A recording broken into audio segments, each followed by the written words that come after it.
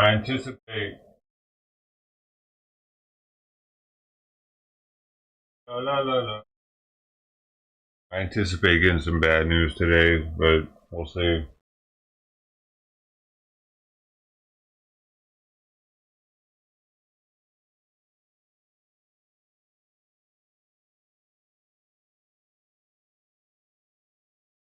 I know Simon's definitely not going to like today because he's going to have his blood drawn. He's going to have probably x-rays done.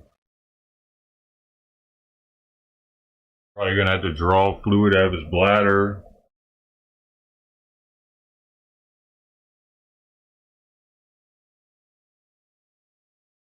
I couldn't get him to eat much this morning. I had to give him a fish food, salmon. But he ate like half a can, maybe 3/4, maybe. About half a can.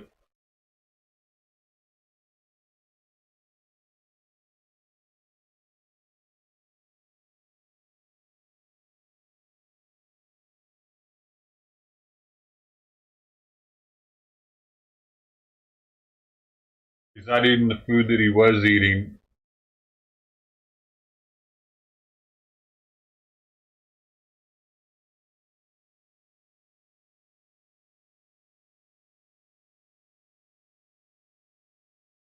Her over whippering.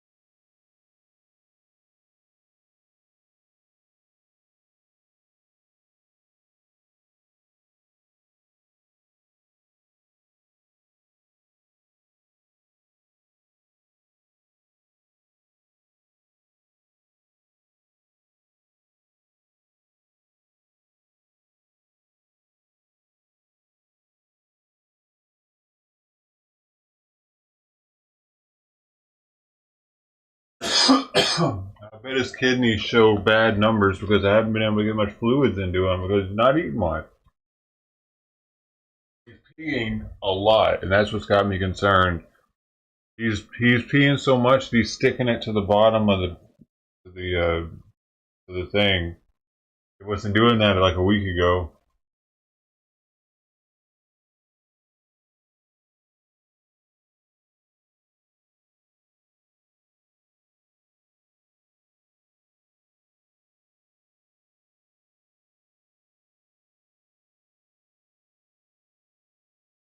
Maybe that flea medication I gave him put his kidneys overboard. But he was already not eating very well before that. That's why I gave it to him.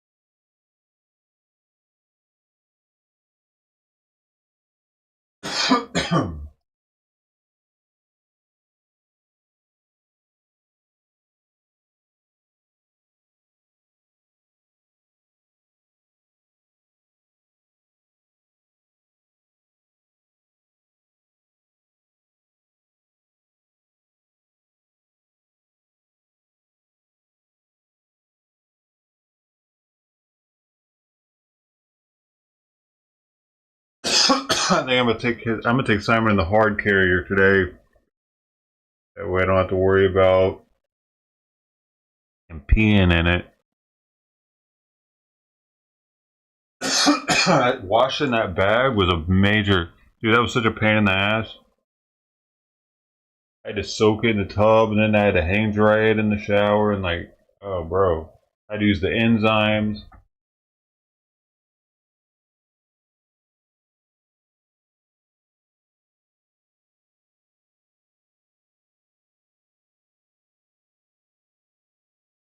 But the carrier is plastic, so much easier cleanup if he has a mess.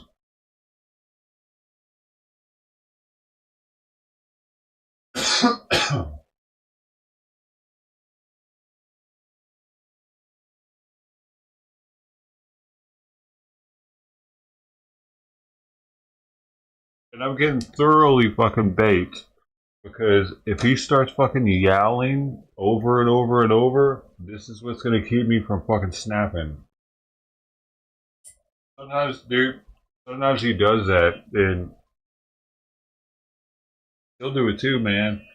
But his is, I don't know, it's different. Like hers is still kind of cute, but his is kind of like, I don't know, man. He's just because he's getting older and shit. I get freaked out with his more than her. Hers, I just think that she's probably gonna shit soon, and I gotta watch out for some turds.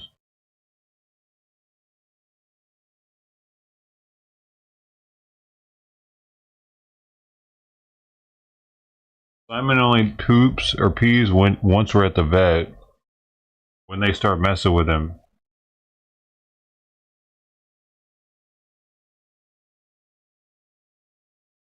But he's much louder with his crying, you know. So in rush hour traffic, it fucking grinds on my mental gears when he's sitting back there yowling at the top of his lungs right next to me. I'm sitting here having to drive a 6 speed manual transmission through very skinny fucking lanes. For some reason, the road I go down, those lanes are skinnier than normal lanes. There's a lot of traffic on it. There's fucking weird shit in the road that's almost like speed bumps in certain areas, but they're not speed bumps. Gotta make sure I remember what lane to be in for those things. So I don't hit them. Multiple different places, way there and the way back. Because all the big rigs that travel that route.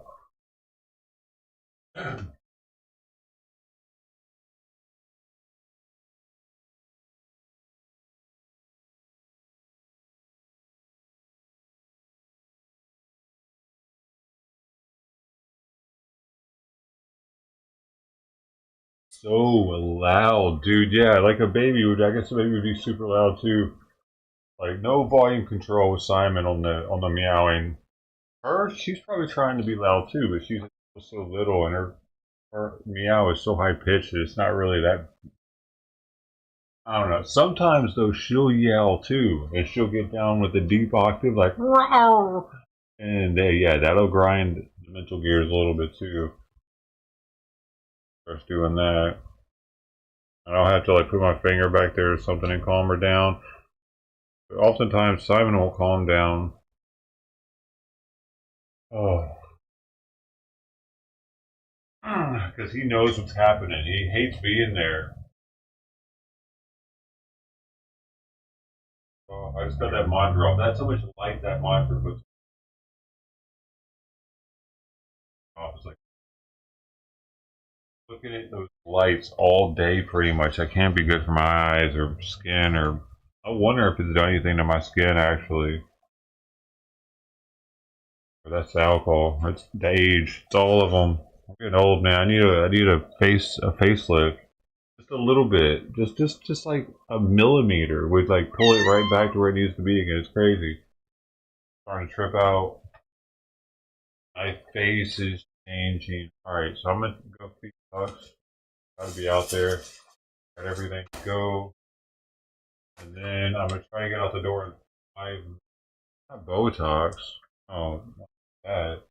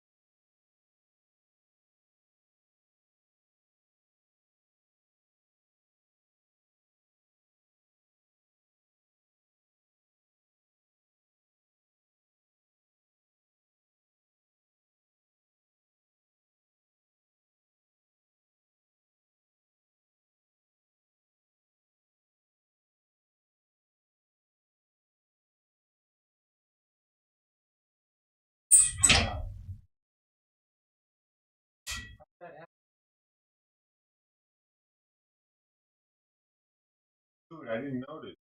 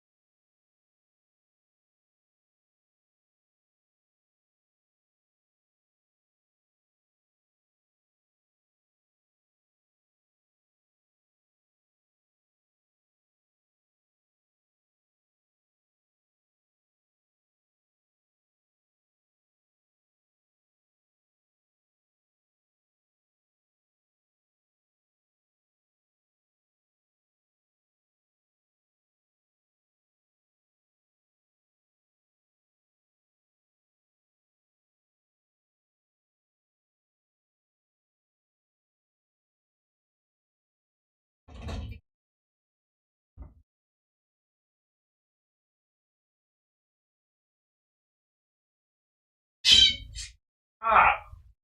Ah! How did she do that? So, am I got to shut? Oh, it's the chair. It's the chair. Ah, damn it.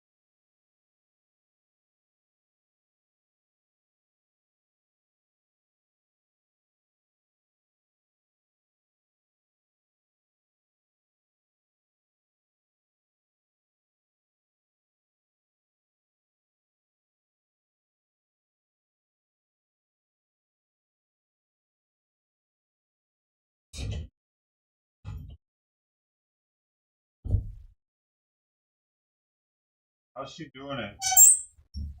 Fuck, this is late right now, dude. Yeah,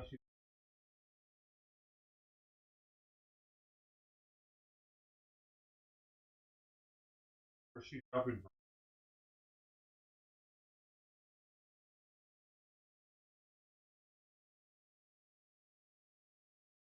I really jumping up it? Yeah, alright. Now this is off limit.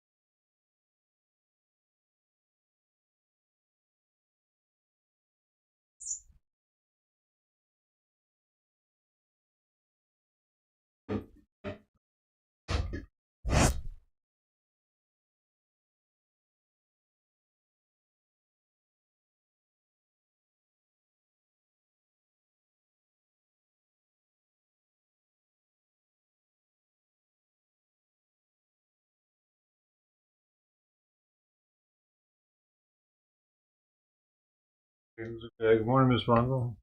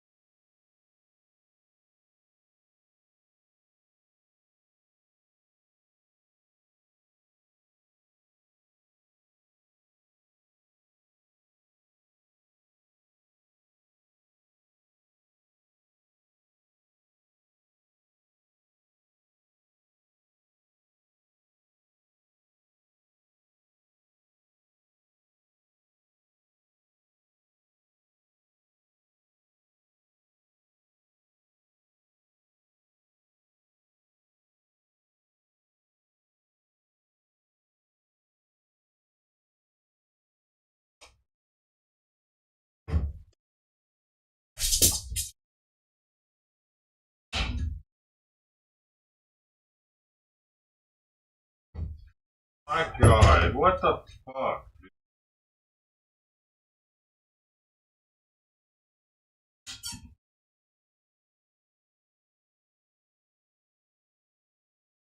What is this, man?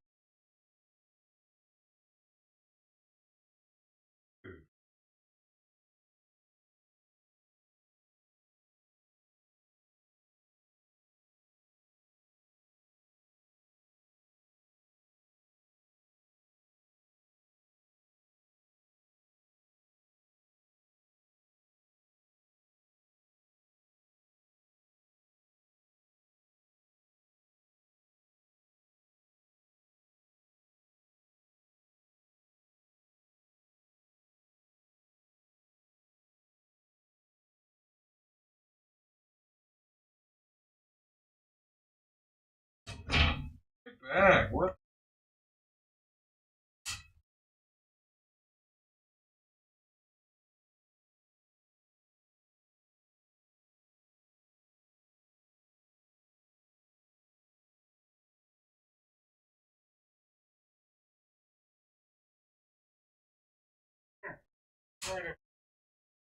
Come on,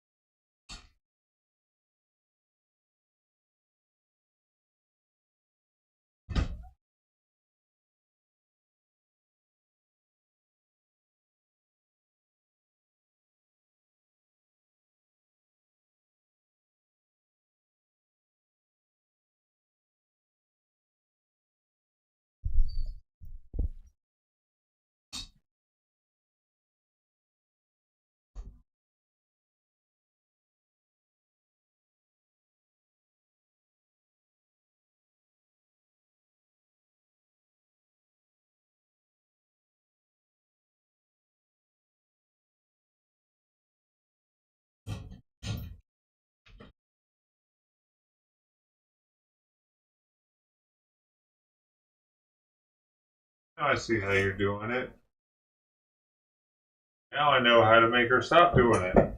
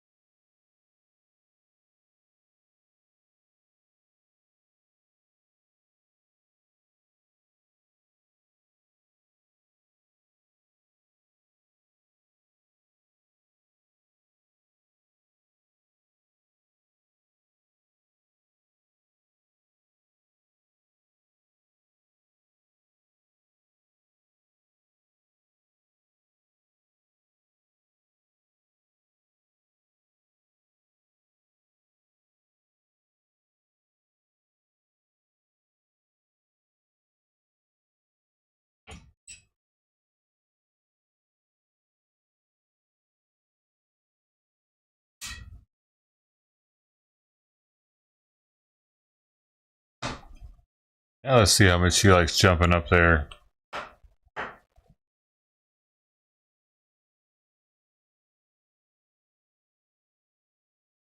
Huh?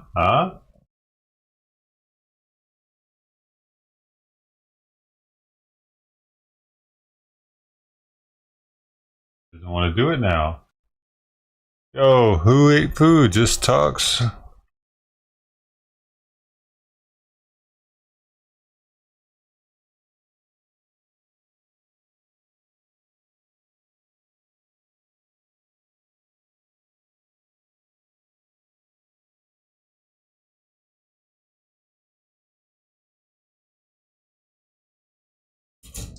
Oh, it didn't work.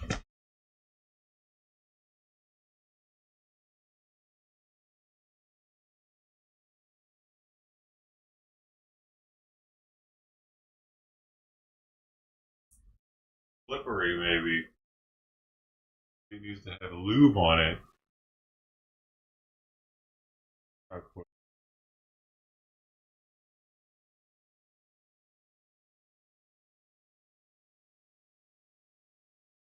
know what I could do.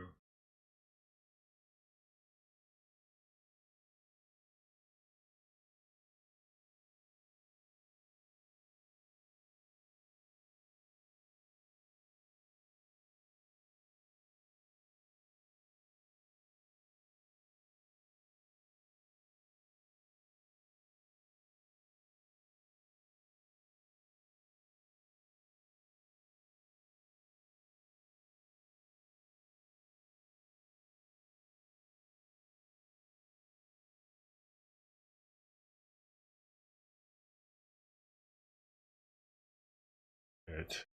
Weird.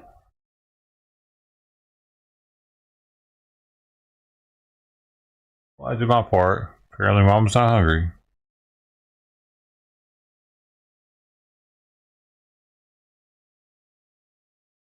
Sometimes medicine.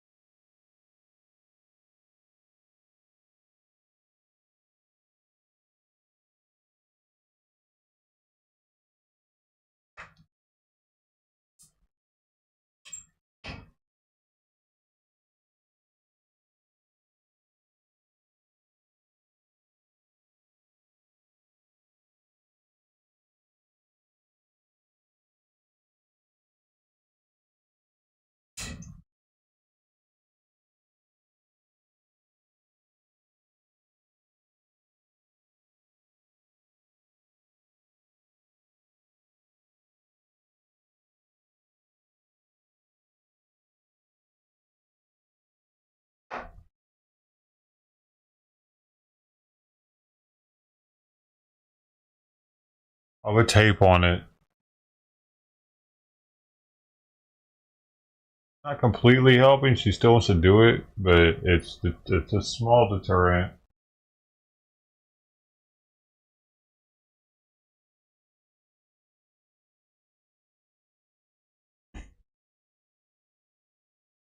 I mean, you want to come in here?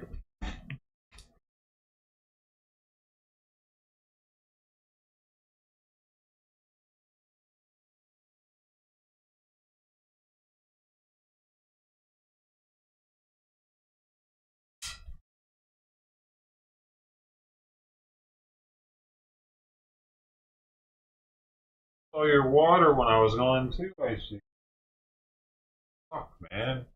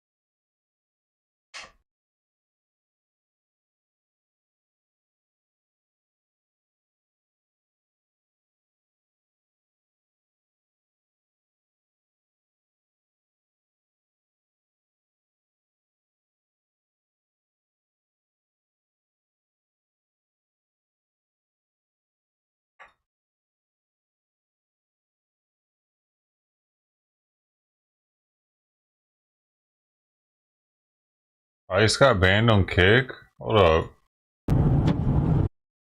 This got ice banned on Kick. I want to see what the hell happened. Is he really banned?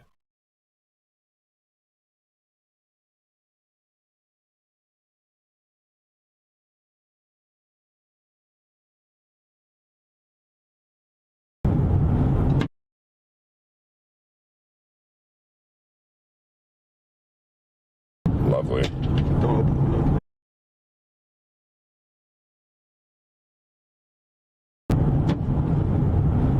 Lovely. Oh wait, give me the eggs. Give me the eggs down there. I have eggs too.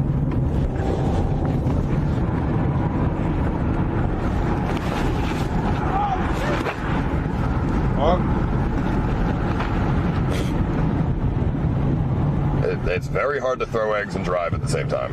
Definitely dangerous. Maybe we should go to a car wash reset. Well, I guess it doesn't matter. You can still skip. Yeah, I mean, what? They hit the backside window. Like, fuck it. Oh, right there. I fucking missed my exit to McDonald's, you assholes. Cocksuckers. Okay. I mean, I got their car twice. I don't know where. I think I hit in the back window and, like, the side window. I don't know. I couldn't fucking aim. I'm holding the wheel, trying to drive, fucking throwing fucking eggs, like. Yeah, they're coming down. Man, let me see some eggs. I mean, there's like fucking. Oh, you always. What the fuck they get Alki doing to help them? That's some cocksucker shit. And there's like cars all around us and shit.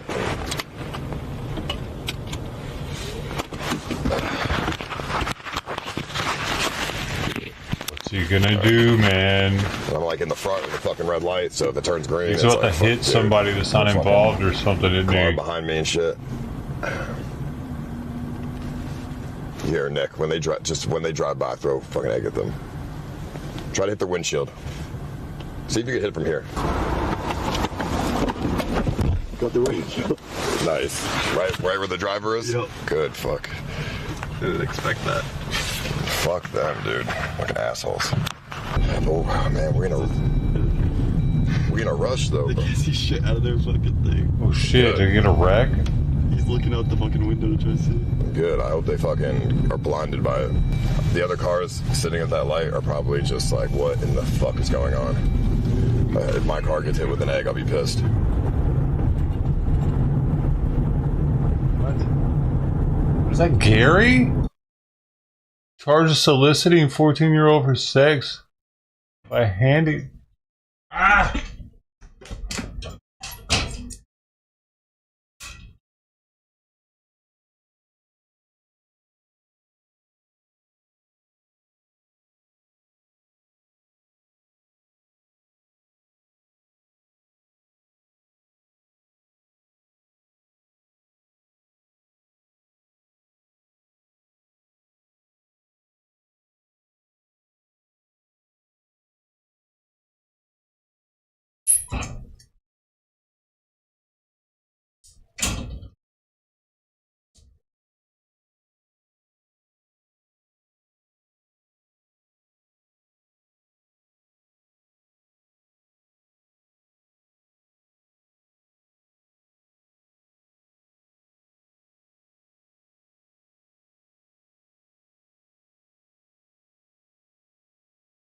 I'm gonna have to get that other piece that it goes on the top.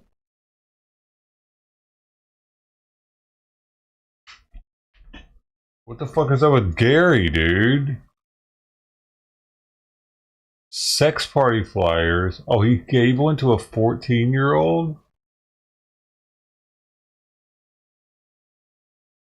Wow, that happened, dude, that happened 5 days ago. Gary the producer, man. Recognize it? That's crazy. That's crazier than Ice getting staying off kick. Gary is charged with soliciting a freaking minor.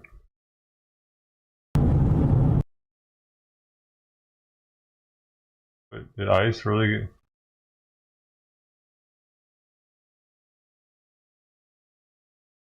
I gotta look in the old Gary.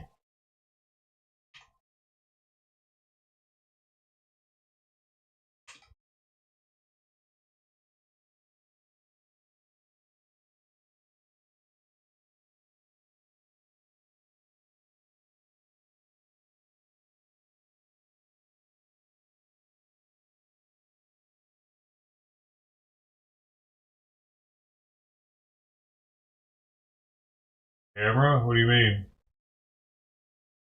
Camera.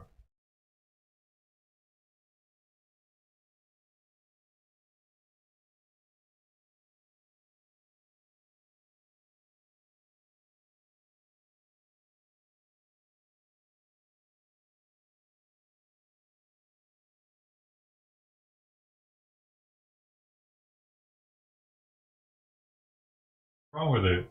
What?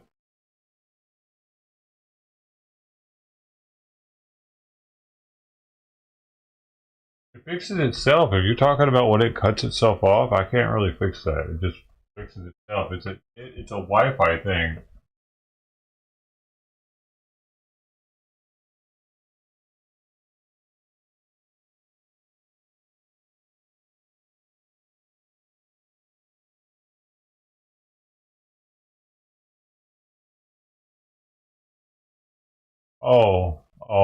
I see. Yeah, there wasn't much to see anyway. Actually, it didn't show any of the destruction or anything. It was just him. Yeah, I know. It was. I know what happened now. Thanks. It really wasn't anything to see. I wish I knew Gary's name though.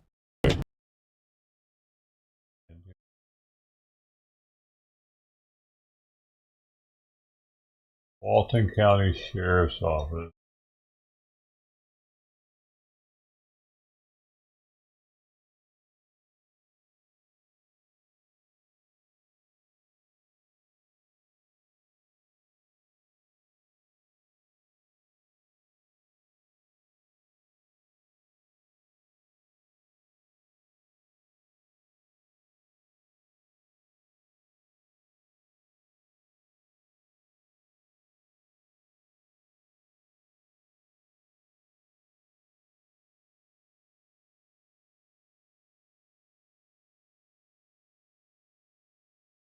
Already Gary's there, though.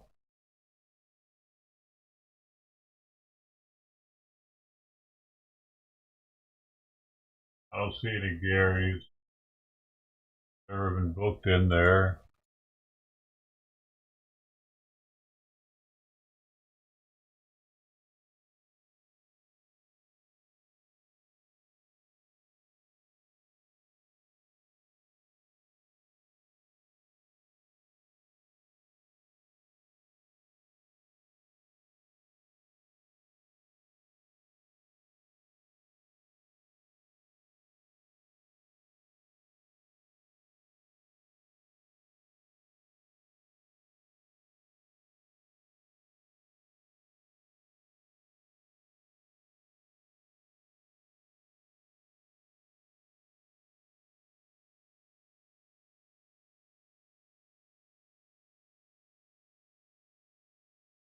I don't know, I can't tell if it's real or not.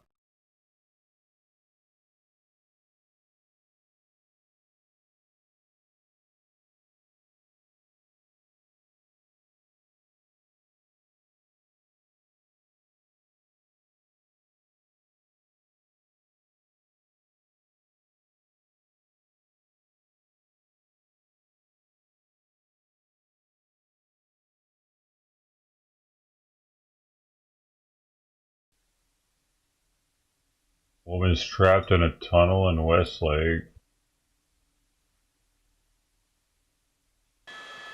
And I'm Skywright Air 7 over the Westlake District in the downtown Los Angeles area. Since about 7:45, we've had a woman that's trapped, actually not really trapped, but she willingly went down into this trench, and now she's refusing to come out. So in the last 45 minutes to an hour or so, we watched them take away all the debris that could fall into this trench, cut away some of the rebar, and make that opening big enough so they could get officers down there to try and get some sort of collar around her and get her to come up. They can see her. We understand she's not physically hurt. She's able, they think, to come up the ladder if she wanted to, but they've made that area bigger. Now there are 3 LAPD officers down on that ladder with her at this point in time. I thought earlier maybe in the next couple of minutes we would see her come up, but it's turning out to be extremely difficult to actually get around her and to get her to come up the ladder. And you can imagine when there's not enough space and you're dealing with someone who's combative and says, leave me alone, just how difficult that can be. So USAR responded here. It's at 5th and Bixel in downtown Los Angeles, actually the Westlake District, right next to the buildings in downtown, a little bit to the west of the 110 freeway. And you can see all the resources that have been dispatched here. Now, this construction crew, we believe, was the ones who called the LAPD and said there was a woman inside the trench. Now, they've had to halt construction here in the meantime, and LAPD officers are down in that trench. It's pretty dark. We can't even see them any longer, but there are 3 LAPD officers down. They have a restraint or a strap, if you will, and we understand she may be coming up right now. So the information we're receiving is they were able to get around her, they were able to get a hold of her, and now it's going to be a struggle to time. If she's combative, if she's struggling with officers, they don't want her to get hurt. It's not easy for someone who's going to struggle with you to get them to come up that ladder, but you can tell, I believe that's her back right there, if I'm not mistaken, Marcel. And they're trying to get her slowly up that ladder and out of the trench. So we understand initially she was not injured. She's just down in this trench, and she's unwilling to come out on her own. LA City Fire, they did all the work around this to open this up. You wanted to live down there, man. That had to go down and actually restrain her. They may have put cuffs on her. They put some sort of collar around her, and now they may just put a strap on her and pull her up if she's unwilling to come up on that ladder on her own. Squatter's rights. This is my hole. Progress in trying to get this over with and to get her up out of this trench. In the meantime, it's a large response.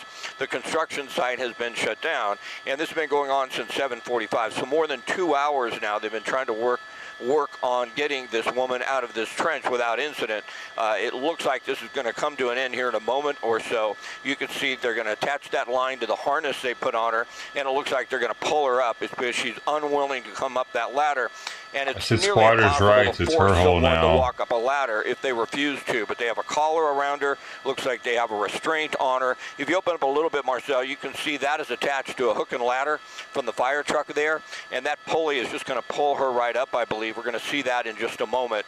If we go back in there, It's got way cooler once I found out she wanted to be there. I believe they pulled the ladder away, if I'm not mistaken, or at least for the most part, they pulled it to the side. And once they have her restrained, woman and they have refuses to that exit line underground attached to her, I believe they're tunnel. just going to pull her straight up. LA's and that wild, could happen man. at any moment. But this shit wouldn't happen where you live. You know, they don't know how she got in there. They say she found an entrance. And then when the construction crews got here, they heard her down in there, supposedly, and she just said, I'm not coming out. I'm just not going to come out. So the police were called initially. They tried to reason with her. She wouldn't come out. Then you saw LA City Fire's Urban Search and Rescue responded. They're the ones who cleared everything out. They got rid of the rebar. They opened up the hole big enough so LAPD Trident's officers going could to get get a down nice in there. And I old believe big right now old they're bowl. attaching the line, and we may see her hoisted out of this at any moment. Again, we don't believe she's injured. We don't believe she's hurt. Trident doesn't like it Not either. physically. Obviously, there's some psych issues they're going to have to deal with, and they'll have medical assistants standing by to try and get her some care. But she's been in that trench now, in this hole, if you will, for over 2 hours, refusing to come out. I think we're on the final stages, but these things are tricky. It's complicated when someone does not want to cooperate, does not want to come out, and they've got to do their best to get her out and not hurt her in the process. They're certainly trying to do their best. They haven't gone to any extreme measures. They didn't put any tear gas into the hole or anything like that to try and urge her to come out. They basically just opened up the trench. They got officers down in there. They got a restraint around her, a collar, and you could tell she's still, it looks to me, that she's combative. She's resisting the officers. It does not appear that she wants to come up, but I believe in a moment they'll have that Hey, line Brody, attached oh really? to the harness, and we will see her pulled rescue up here people? in just Are a you a moment or two. lifesaver? So hopefully she gets out of this situation without being hurt. And again, you know, How's it going, man? medical assistants Welcome. are standing by to get her some care. But we'll keep this shot up. This is right in the heart, really just to the west side of downtown LA. It's the Westlake District, to be specific, at Bixel and 5th. It won't be a big traffic issue for you. I think 5th you can get by. Bixel is shut down, but it's not a major thoroughfare. And I think we can see more and more of her. It looks to me like now they do have the line attached to the harness. They're giving the signal to go ahead and hit the winch and pull her up. And now it appears that she is going to come out, and they're going to get her out of here safely. But boy, it was a technical rescue. It was a huge ordeal. Took more than 2 hours, but finally they have the woman out of this trench here. They'll be able to wrap things up. The construction crew will be able to get back to work.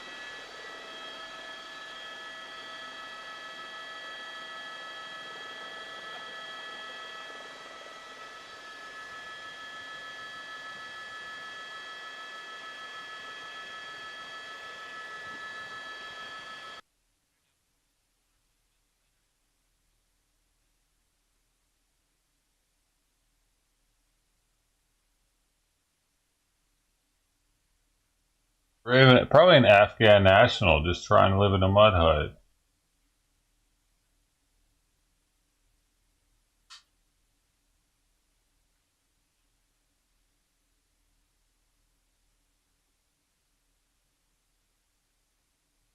Hey, do we have any video of those Ukrainian missiles hitting Russia?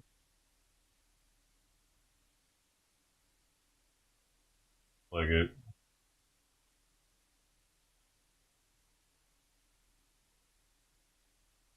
The Russian Defense Ministry said that it defeated a Ukrainian attack that used U.S.-made missiles shortly before the Kremlin updated its nuclear weapons doctrine to allow for nuclear strikes in response to foreign ballistic missile attacks.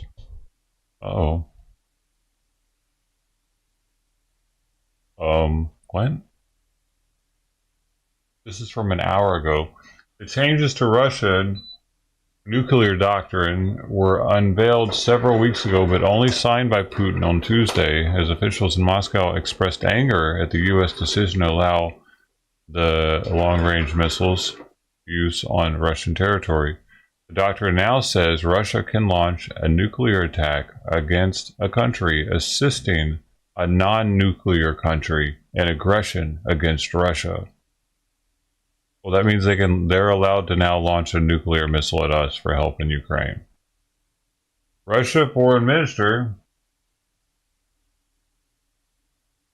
said on Tuesday the fact that the long-range missile was used repeatedly in the Barents region tonight is of course a signal that they want escalation, and it is impossible to use these high-tech missiles without the Americans, as Putin has repeatedly said. So the top comment is Russia. This is the 7th week in a row you've threatened with nukes.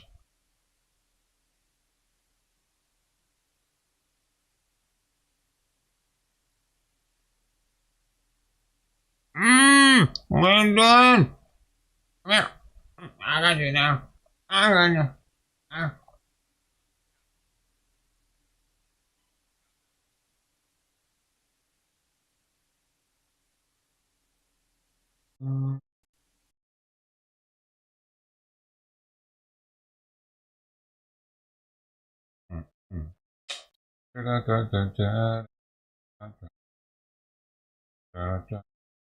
President-elect Trump is expected to choose his transition co-chair, Howard Lutnick, to serve as Secretary of Commerce, according to two sources familiar with the process. Joining us now, NBC's Garrett. Hey, Garrett, what more do we know? Well, Jose, this is an interesting selection, in part because Lutnick does have, I think, what most people would consider sort of an acceptable inside-the-box resume for this job. He's a CEO of Cantor Fitzgerald. He's been in the business community for quite some time. He's, of course, quite close to Trump personally, which led to his role overseeing the transition. And the fact that he is expected to be tapped for this role, and I say expected because all of these decisions, I think, are kind of up in the air to a certain extent until Trump himself announces them, is basically himself finding himself a slot. For the last 2 weeks, we've been talking about the possibility that Lutnick might end up as Trump's Treasury Secretary, a position that he has still not filled to our knowledge yet. So he's been kind of in the mix for one of these key economic roles, and I think commerce will be very important in a second Trump administration, based in some part on how much Trump has made his tariff plan really the central economic plank of his agenda in the next administration. As the Secretary of Commerce, Lutnick would be the face of that plan and someone who'd have to sell it both internally to business interests around the country and externally to his counterparts all over the world. So we are again reporting that he's expected to be picked for this role based on two sources familiar with the transition process, but no formal confirmation from Trump yet. And you'll remember, Jose, with the Marco Rubio selection, I guess just a week ago now, it took several days before Trump world had kind of gotten their ducks in a row to announce something that we and other news organizations were reporting early. We'll see where this Lutnick pick lands and when.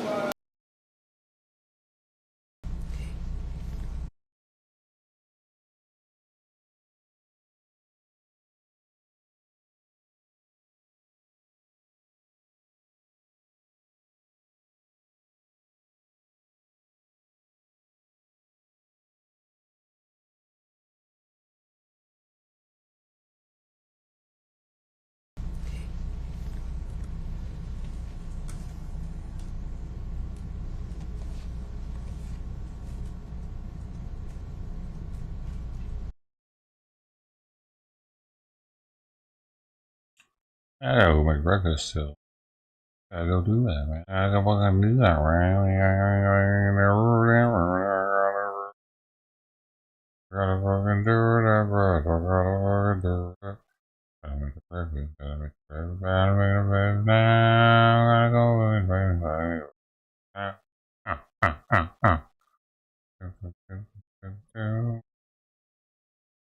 GOP representative introduces bill to ban transgender Congresswoman Nancy Mace has introduced a bill in the House that would ban transgender women from using.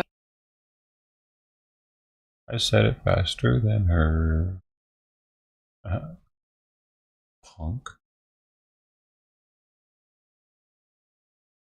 Yeah. Pretty quick, man. I was pretty quick with that one. Wait. Okay, here we go. Here's something I can put it on. These idiots. Let's listen to the idiots talk about how they're pissed off about Trump. Good afternoon, everyone. Earlier why today, try to leave already? The They all House hate that Democratic food. Caucus under the leadership of Chairman Pete Aguilar convened so that we could begin the process of organizing in preparation for the 119th Congress. It's an honor and a privilege to have the opportunity to continue to serve in the position as House Democratic leader and to work with this extraordinary group of public servants who the caucus has entrusted to make sure that in the next Congress we can continue the fight for everyday Americans and push back against any effort at extremism that we see from the House Republican Conference or from the incoming administration. Now, we have made clear repeatedly as House Democrats, we are prepared to work with the incoming administration to find bipartisan common ground on any issue, whenever and wherever possible, in order to make life better for hardworking American families and taxpayers, and to solve problems on behalf of the American people. That's our job. And we look forward to working hard on the issues that the American people have made clear coming out of this election matter to them, like lowering the high cost of living. We are prepared to work hard to find bipartisan common ground with our Republican colleagues and the incoming administration on any issue, whenever and wherever possible, but at the same period of time, we will push back against far-right extremism whenever necessary. We will protect the things that the American people have made clear matter to them. Protect Social Security, protect Medicare, protect the Affordable Care Act, protect the progress that has been made in the context of the climate crisis, protect our veterans, and protect a woman's freedom to make her own reproductive health care decisions. We look forward to the 119th Congress. There's a lot of work ahead to be done. As House Democrats, we will continue to do everything we can, each and every day, each and every week, each and every month, to make life more affordable for the American people, to address the fact decisively that far too many Americans are struggling to live paycheck to paycheck, struggling to get by, and struggling to get ahead. And we're hopeful that the incoming administration is prepared to join us in that effort to truly make the American dream available and accessible to everyone. It's now my honor to yield to my good friend, my classmate, my colleague, and amazing leader in the House Democratic Caucus, Democratic Whip, Catherine Clark.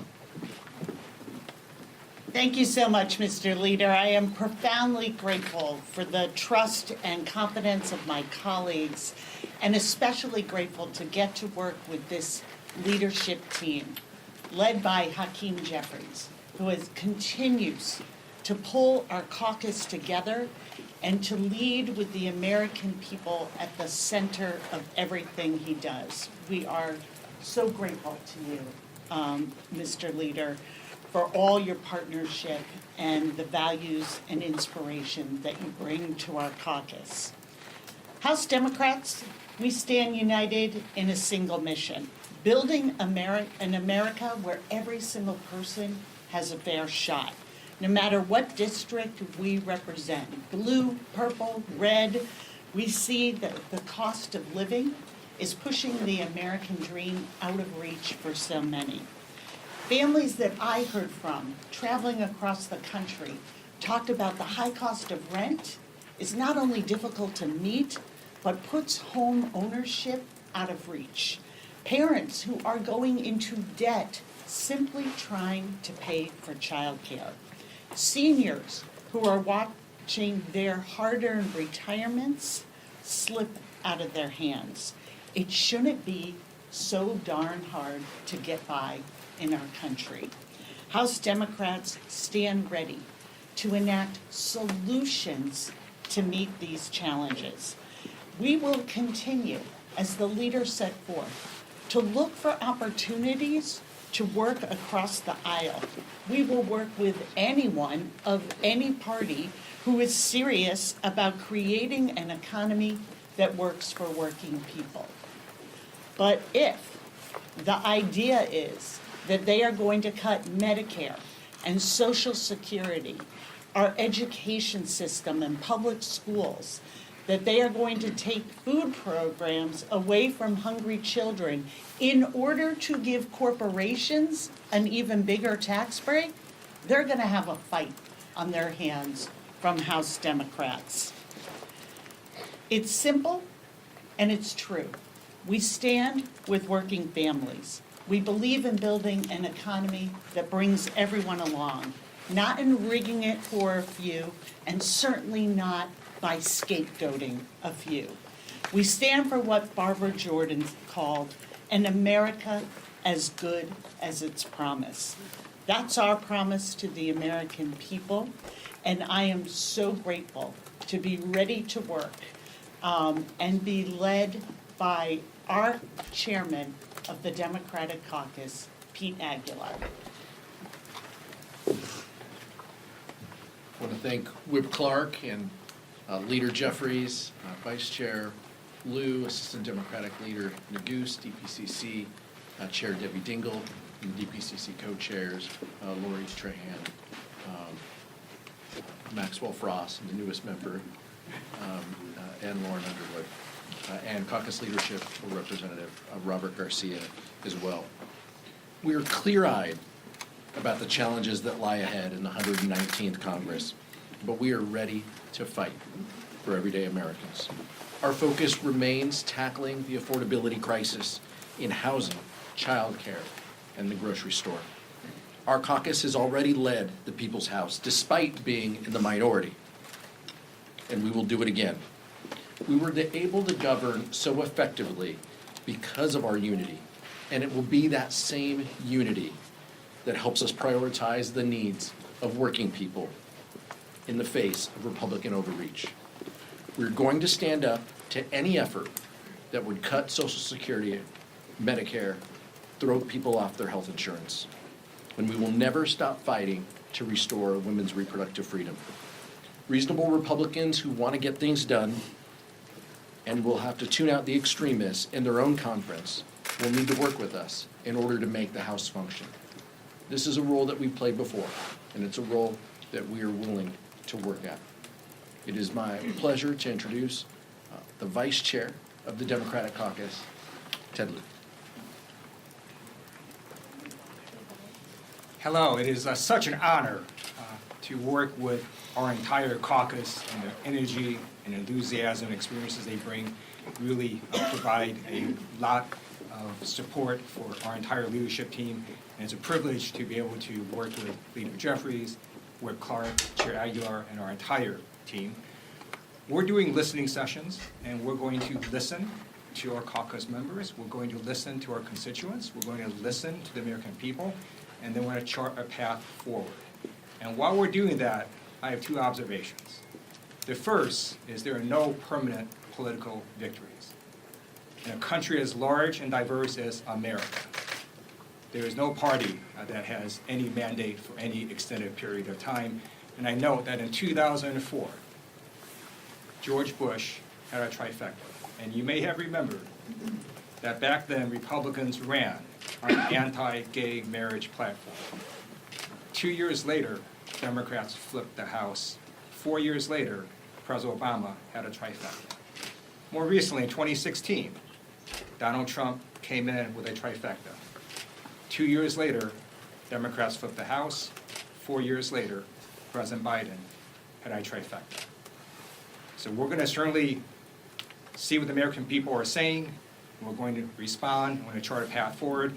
We do know one thing the American people are saying is that inflation is top of mind for many Americans. And we urge that the incoming administration not do things to make inflation worse. Tariffs are going to make inflation worse. The people that pay for tariffs are the American consumer. That is how it works. So if you increase tariffs on any product, that product will go up in price. So not only are Democrats going to listen to the American people, we urge our colleagues across the aisle to also listen to what the American people are saying. And now it's my great honor to recognize and bring up Assistant Leader Joe Neguse. Joe and I served on the DPCC under Joe's leadership and other DPCC members. We helped stem the red wave during the midterms. Joe has done an amazing job as his leader doing a host of new programs for our caucus. He's crisscrossed the country helping our caucus members. It's my honor to now bring up Assistant Leader Joe Neguse. Good morning. Thank you all for being here, and thank you to our Vice Chair for that kind introduction. It's a privilege to be able to serve on this House Democratic leadership team with such a talented and focused and determined group of leaders. Of course, our Vice Chair, Chair Aguilar, with Clark, and Leader Jeffries. Focused, as we always have been, on addressing the priorities of the American people. Lowering costs, growing the middle class, building safer communities, undergirded by our shared values and fighting for the priorities that matter to the people that we represent. Those of you who followed the 118th Congress closely know that it was a particularly dysfunctional one. And if past is prologue, I think the American people can expect perhaps more of the same. But they can also count on House Democrats to do what we've done over the course of this Congress, led by our incredible Democratic leader, Leader Jeffries, to stand in the breach, to deliver results for the American people, as he often says, standing against extremism whenever possible, extending the hand of partnership wherever possible, defending our fundamental freedoms each and every day of the week. That is our charge, that is our cause, and as Chairman Aguilar said, we remain clear-eyed about the work that is required of House Democrats in the coming months and in the 119th Congress. Of course, a big part and component of that work will be sharing and uplifting the stories of House Democrats who each come from different walks of life, every corner of our country, with the American people. And there is no one positioned to do that better than the chairwoman of the Democratic Policy and Communications Committee, Debbie Dingell, of course, with the help of the three co-chairs. And so with that, introduce Chairwoman Debbie Dingell. Thank you, Joe. And I want to tell everyone how great it is to be here and how proud I am to serve with Leader Hakeem Jeffries, Catherine Clark, Pete Aguilar, Ted Lieu, Joe Neguse, and my co-chairs. Lauren Underwood is the most seasoned of the co-chairs. Lori Trahan was elected earlier this year. And the latest, we can't wait, is Maxwell, who is the first Gen Z. And we've got we have a DPCC team that is here ready to support this team of people that you see behind us. Hakeem is our leader with the support of all of us. And we know we've got a lot of work to do.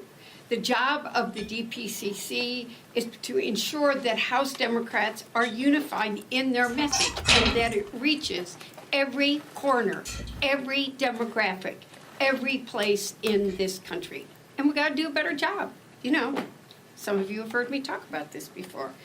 In the aftermath of this month's election, we've got to, this caucus has got to be in a listening mode two ways. Leadership has begun a series of listening sessions with the members. DPCC will have that and institutionalize that as regular, and we got to listen to our constituents.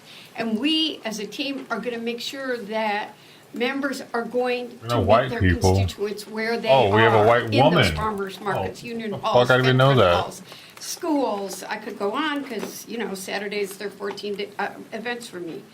We've got to ensure that the American people know that House Democrats are listening to them, that we understand their issues. There's really not one white dude up there? We are the ones that are fighting for them, delivering for them, and are protecting them, that they're getting the facts, and we've got to help address the misinformation that's out there. And finally, we've got to make sure that we're reaching people on places we haven't been. So we're going to be reaching out on those podcasts, meeting with the influentials. Lauren's been trying hard to modernize all of us with the digital media. We're going to make sure every member has the tools, from young to seasoned. There are no old members in this caucus. And it's really an honor. We've got a great team, and I think I'm turning it back to our leader, Hakeem Jeffries. Thank you so much, Chair Dingell, and thank you to all of the extraordinary members of the incoming House Democratic leadership team. Let me also acknowledge Robert Garcia, Fuck him. who was just elected as caucus leadership representative. That's our guy. Now a majority of the caucus that dude's a tool. served or will serve in Congress 5 terms and under. And so I congratulate you, Robert, and we look forward to working together. And certainly to Maxwell, our little gay who Mexican, is the newest, youngest member of the House Democratic Caucus leadership team. People might reasonably ask the question, does he meet the constitutional age requirement? Yes, he does, barely. And we're so thankful for Maxwell and his incredible leadership and the perspective that he will bring to the House Democratic Caucus, the Congress, and of course the country. Questions? Great. The perspective. Looking forward to that one. Gen Z's doing everything right. Have you spoken to him regarding Congressman May's bill targeting McBride, and do you think he'll follow through on that? I have not. Thank you, Leader Jeffries. Neither you nor any of the members of your leadership team in your remarks mentioned border security. Do they don't you give feel a that's shit. not a concern for American voters, number one? And number two, you're in the minority now, and you've been in the minority. What can you reasonably do to thwart President Trump's efforts and Republicans' efforts on Democrats the issue are of the border minorities. security? Well, we look forward to working together whenever and wherever possible on the critically important issue of border security. I'll also yield to our chair, Pete Aguilar, who may have some additional thoughts in this area. We have a broken criminal justice system and broken immigration system, I should say, as well.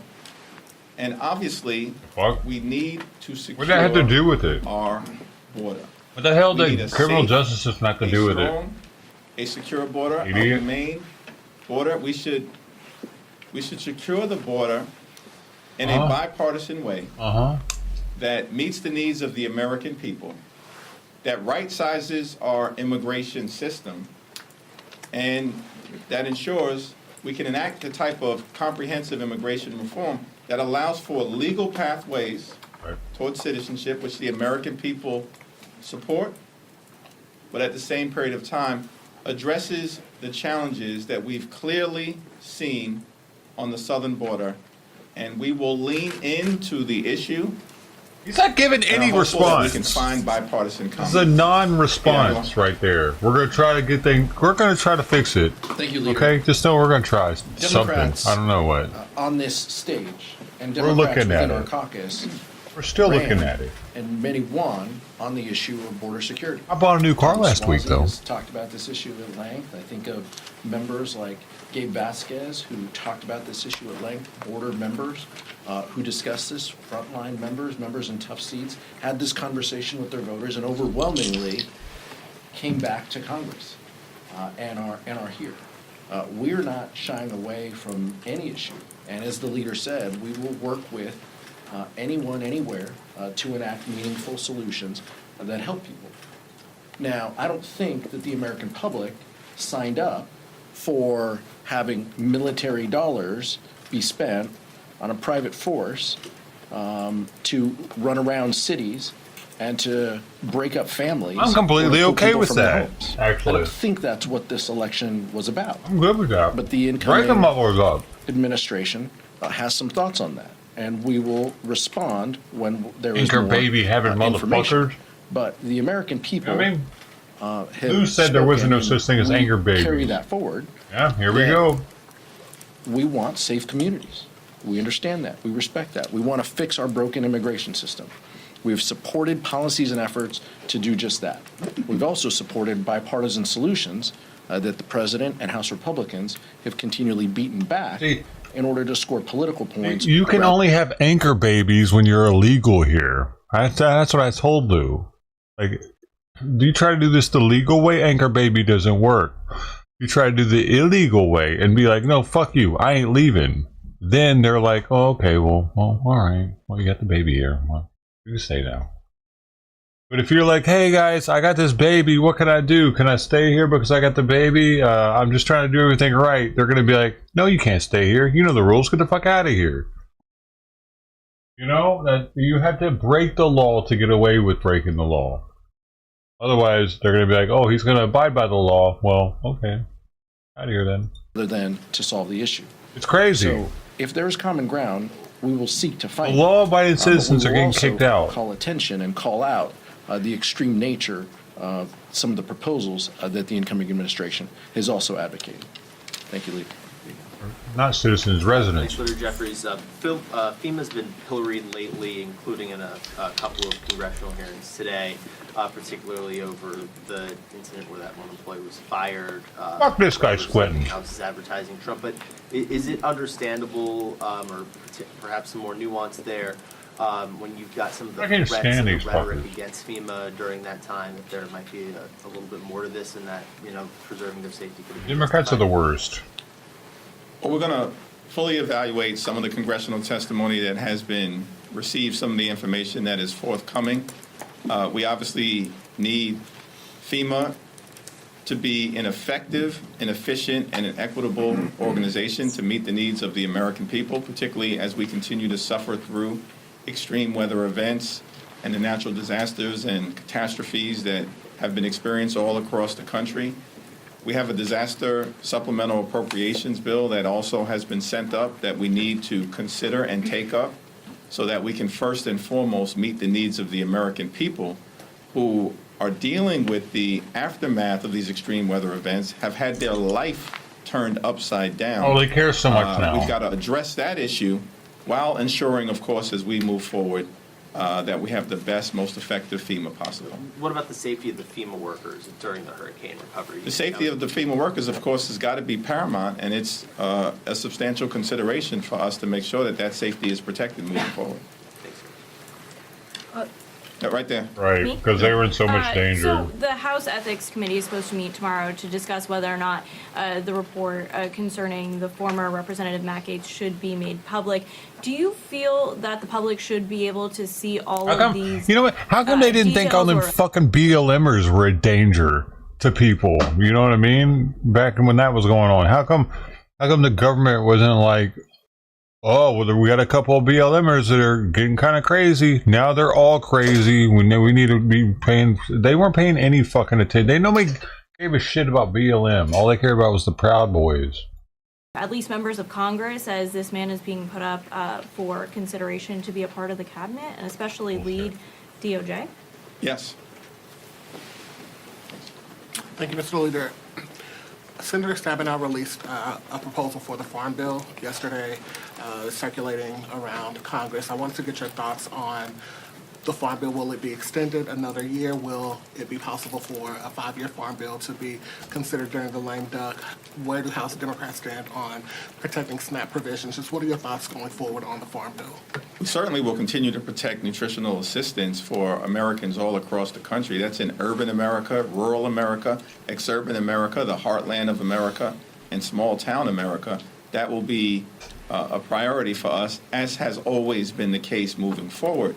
In terms of the so-called lame duck session, there are 3 high priority items that we hope. Can you imagine if FEMA was scared to go into, say, New Orleans after Katrina because, were they? I need to think back on that. Were they because of gang activity and shit? Because New Orleans is like loaded with gangsters, you know, it's like deep down, dirty South. Was FEMA helping those people, or was their excuse, no, there's a lot of dangerous black people down there. We can't go in.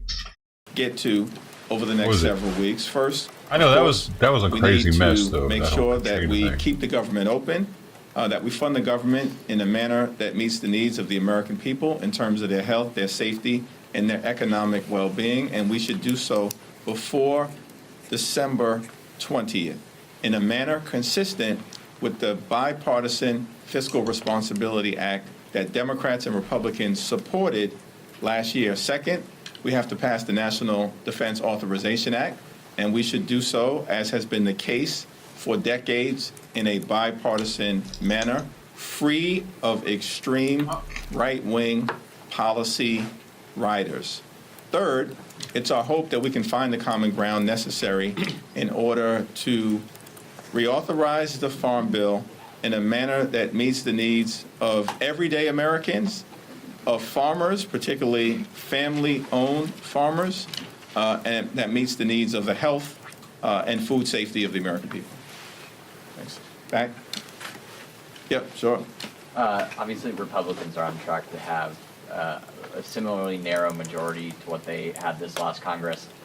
Do you anticipate that there will be a similar dynamic in terms of appropriations and the debt ceiling? There he is, you little shit. Get out of here. President Trump in the White House.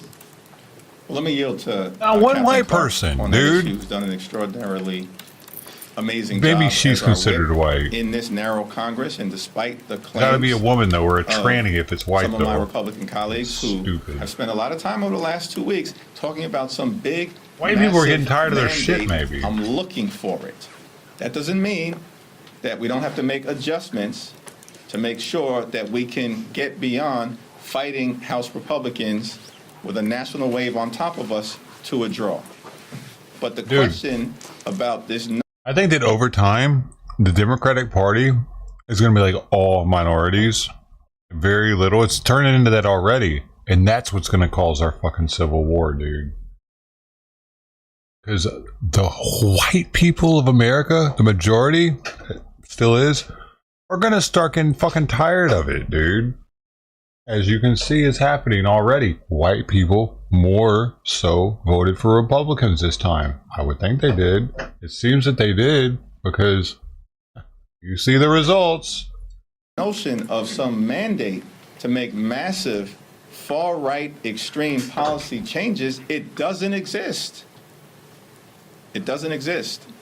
And so in the new Congress, for anything white people are getting happen, tired of being shit on, dude. As it relates to an enlightened spending agreement, roles are fucking or reversing. ensuring that America does not default on our debt and crash the economy and hurt everyday Americans for the first time in our nation's history, it's clear House Republicans cannot do it on their own.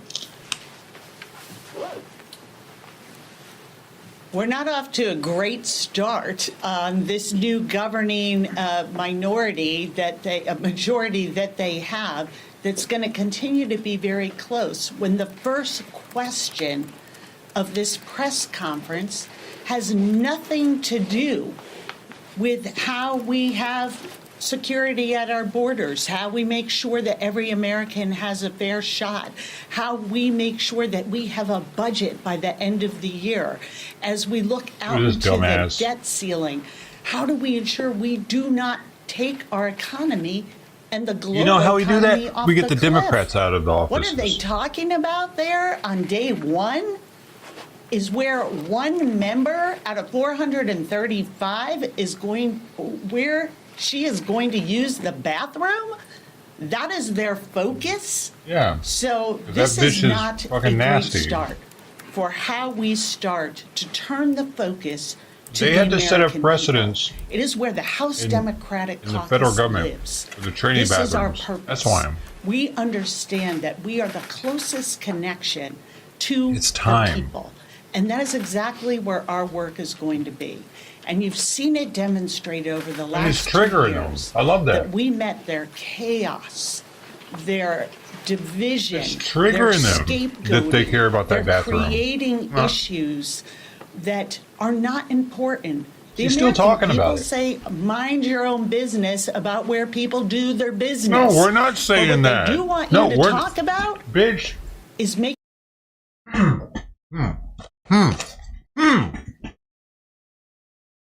If the fucking American people were saying that, they wouldn't have voted for Trump. Now would they? Doesn't that make sense? If the American people didn't care about the fucking bathroom situation, they would have voted for your loser ass candidate, bitch. It's common sense. He even fucking was looking at her like, well, they did vote for Trump though. Making an economy that works for them. Stupid. Affordable housing, child care that people all can important. access. These are the issues that we will continue to push. The the fucking dudes and female restrooms is also important. Women should be able to feel safe in the fucking restroom. Is the governing role that this caucus has taken on because the GOP has remained mired in their own chaos and division. Dumbass. Who is she, though? Anybody Going back remember? to the trans-related issues, you know, we could talk about this legislation all day. What state? Should there be accommodations made for trans members of Congress, and if so, what should they be? Maybe their own fucking McCarthy restroom. indicated, Fucking the go in there notion and that help each other. this incoming small House Republican conference majority is beginning to transition to the new Congress by bullying a member of Congress. This is what we're doing? This is the lesson that you've drawn from the election? Exactly, Sister T. It shouldn't even be up on the, like, they should know better. It should be, you just use the one that look like, if you look like a fucking dude, you definitely should be in the female's restroom. And if you've already transitioned and you have a vagina, you probably look so much like a woman that nobody cares if you use it at that point, I'm thinking. But if you look like a dude, then that's another story. Like that fucking lady that's in office that looks like a man, that could be an issue because you gotta have this high level transition early so that nobody can tell that you are a fucking dude. Because if they can, that opens it up to actual males in wigs being able to get away with being in female restrooms, and that's not cool.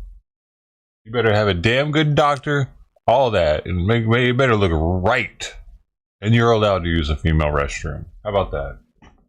In November, this is your priority? No penis allowed. That you want to Yeah. bully a member of Congress as opposed to welcoming her to join this body so that all of us can work together to get things done and deliver real results for the American people?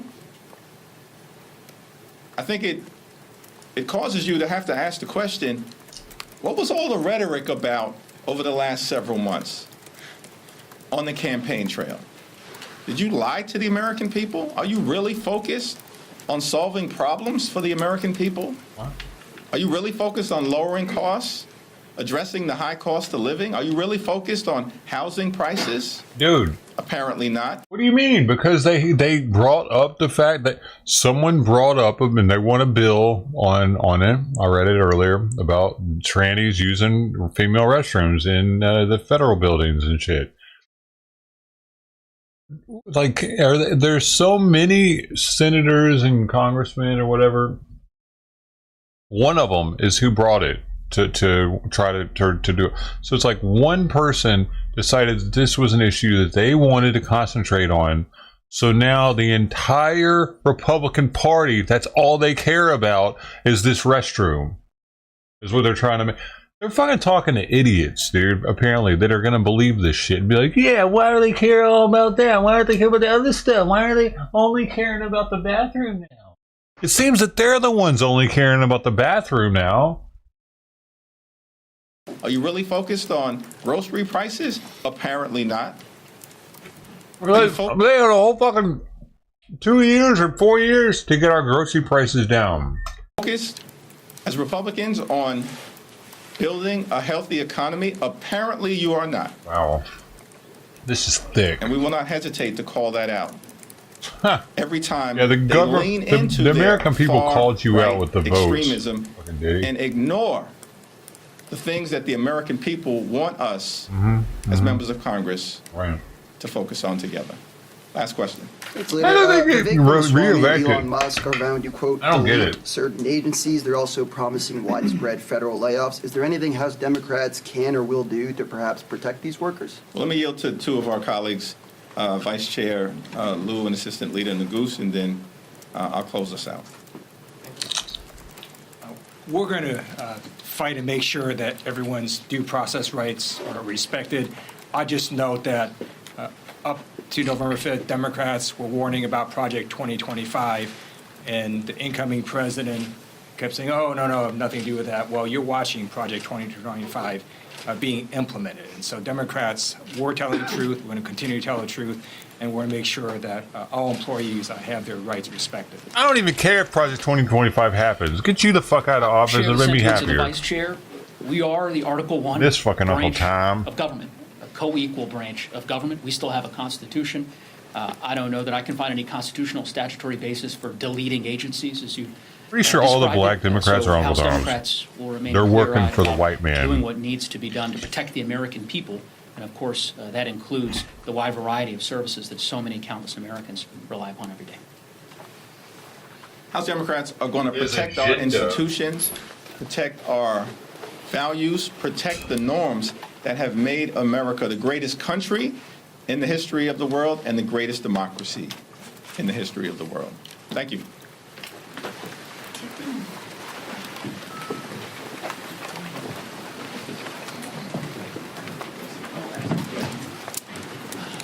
Thank you so much. Thank you for asking that question.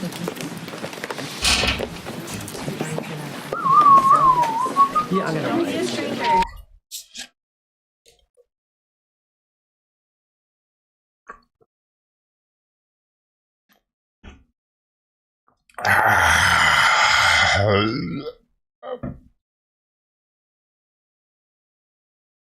Spicy. Dude, the cats hardly eat hardly any of my food lately. They do not like my concoctions. Wasting the food. But if they were super hungry, they'd eat it.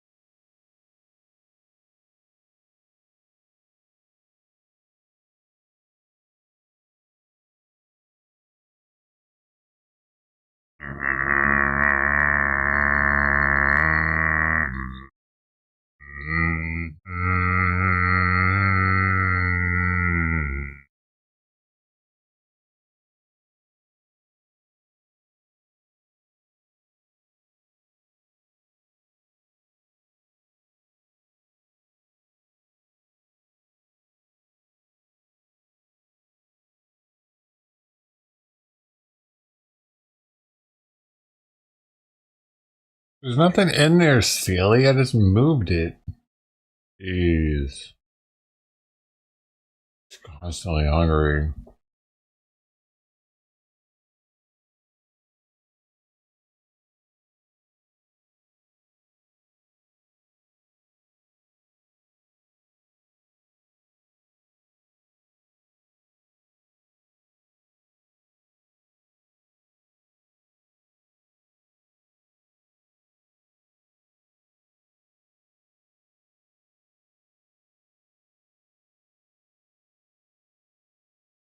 Chicagoans are very alarmed that at a time when Chicago is clearly fighting for its financial survival, that you're out of state campaigning for Kamala Harris.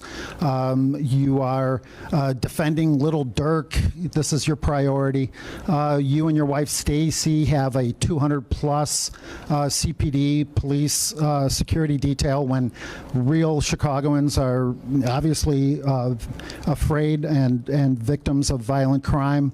And of course, they feel that you are taxing them into financial slavery to pay for migrants. The exact amount of this tax increase that you're proposing is, I think, to the penny what you've already given to one of the migrant vendors. The migrant vendor named Favorite Healthcare Staffing, not to mention all the other migrant vendors. Wouldn't it make more sense for your tax increase to simply be called a migrant tax on Chicagoans? Well, if you could just do me a favor, the next time you refer to my wife, refer to her as the First Lady. I prefer that you not remain so familiar with her that way. Right. Okay. The First Lady, and you have a security detail of I got you. 200 Thank plus. you. I've heard your question. Just saying thank you for respecting fucking crazy my wife that way. Right. As far as that's the main thing he was thinking about throughout that was don't disrespect my fucking wife by not calling her First Lady, like as if he called her out a name or something. Wow, and this bitch has like, dude, if he doesn't get fucking elected or voted out of office, it'll be crazy because his wife did like $80,000 in remodeling to her First Lady office, as if she needs her own special office for some fucking reason. And Lightfoot, for her husband's office, they didn't do any renovations at all for it. And they were like, and when they questioned him about that, they're like, yeah, it's not like that broke the bank here in Chicago, you know? Like, bro, it'll be amazing if this guy doesn't get voted out when it's time. There are 4 mayors. The detail operation reflects and all hopefully of the mayors. For a white person. How about that? Can we try that at Chicago? 2 blacks in a row. Can we do a white this next time? Maybe. Past and present. I mean, can they learn from their mistakes? A particular portion of my detail is not the size in which you've described. I believe it's less than 30 or so. That there are shifts that are ran, and like every other mayor, that detail is appropriated according to again what every other mayor has had. As far as what this budget is about investing in people, and what's clear in this budget is that we are investing in youth and workforce at a time in which, unfortunately, there has been a great deal of real mean-spirited attacks against young black and brown children. When you say mean-spirited attacks against young black youth, so are you talking about the carjackers or the armed robbers? What I mean, or are you just talking about every young black child in the city of Chicago? I'm not sure what you're referring to. You're not? No, I'm not. Oh, okay. Well, there's black and brown children in this city who I'm going to invest in, and that's who I'm referring dying to. in larger. They're being shot and murdered. I'm sorry. And thank you for your question. Why aren't you worried about their safety? Thank you for your question. Have you? Are you enjoying your raise? Any chance of giving us a comment? Mr. Kelly, please. What? Please. What? Mr. Kelly. Well, it seems like there's a real pattern in the Johnson administration of members of his administration making outrageous comments. This bitch like has a fucking fuck the pigs comment. Do you see this shit? She's got a fucking eyebrow ring. And she's like this. Is she this person? The sergeant?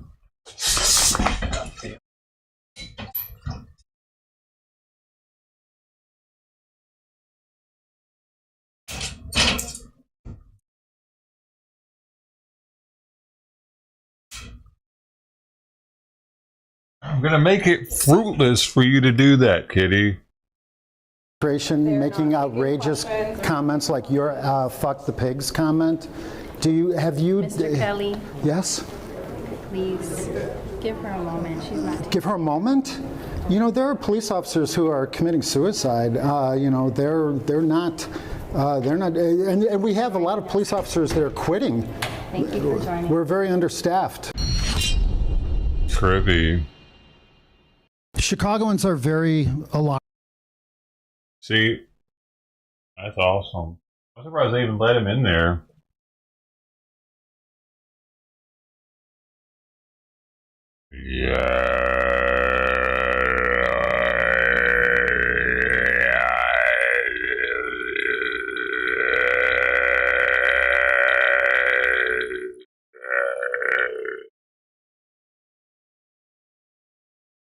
Sunny. Yeah, it's a little chilly. These cats will eat this food instead of going to waste. Fucking ungrateful scrubs. Yeah. Yeah. Yeah,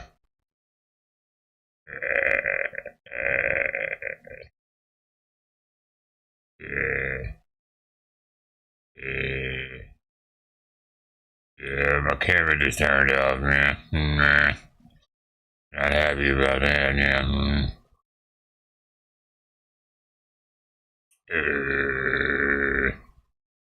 What? Whoa. Everyone here to Live Now from Fox. We do have some breaking news that we want to bring to you here. New York Times reporting that a hacker has said that they have identified and claimed some files, gaining access with testimony, damaging testimony against Matt Gaetz. We want to just play out just a little bit of some file video here of Matt Gaetz. But according to the New York Times, an unidentified hacker gained access to a file shared in a secure link among lawyers with clients who have given damaging testimony related to Matt Gaetz, President-elect Donald J. Trump's choice to be Attorney General. A person with knowledge of the activity has said the file is said to include sworn testimony by a woman who said that she had sex with Mr. Gaetz back in 2017 when she was 17 years old, in addition to testimony by a second woman who said that she had witnessed the encounter. The material does not appear to have been made public by the hacker. The revelation came as Donald Trump was rolling out initial details of his domestic policy agenda, and as he continues to consider candidates for several high-level positions critical to why I know I could never be in office. Boy, they would. There. So we'll keep an eye on this one again. Being reported by the New York Times here with a hacker that gaining some very, very private information right now and testimony that could be damaging against Matt Gaetz there. And of course, Matt Gaetz will have to go up against the Senate confirmation here for to become Attorney General. So we'll be keeping an eye on that for you, as always, on Live Now from Fox. We are going to take another 2-minute break. Stay right here with us. Always more to come on Live Now from Fox. Dude, look at this bucket hat. Professional. You can't read it. It says professional hash smoker.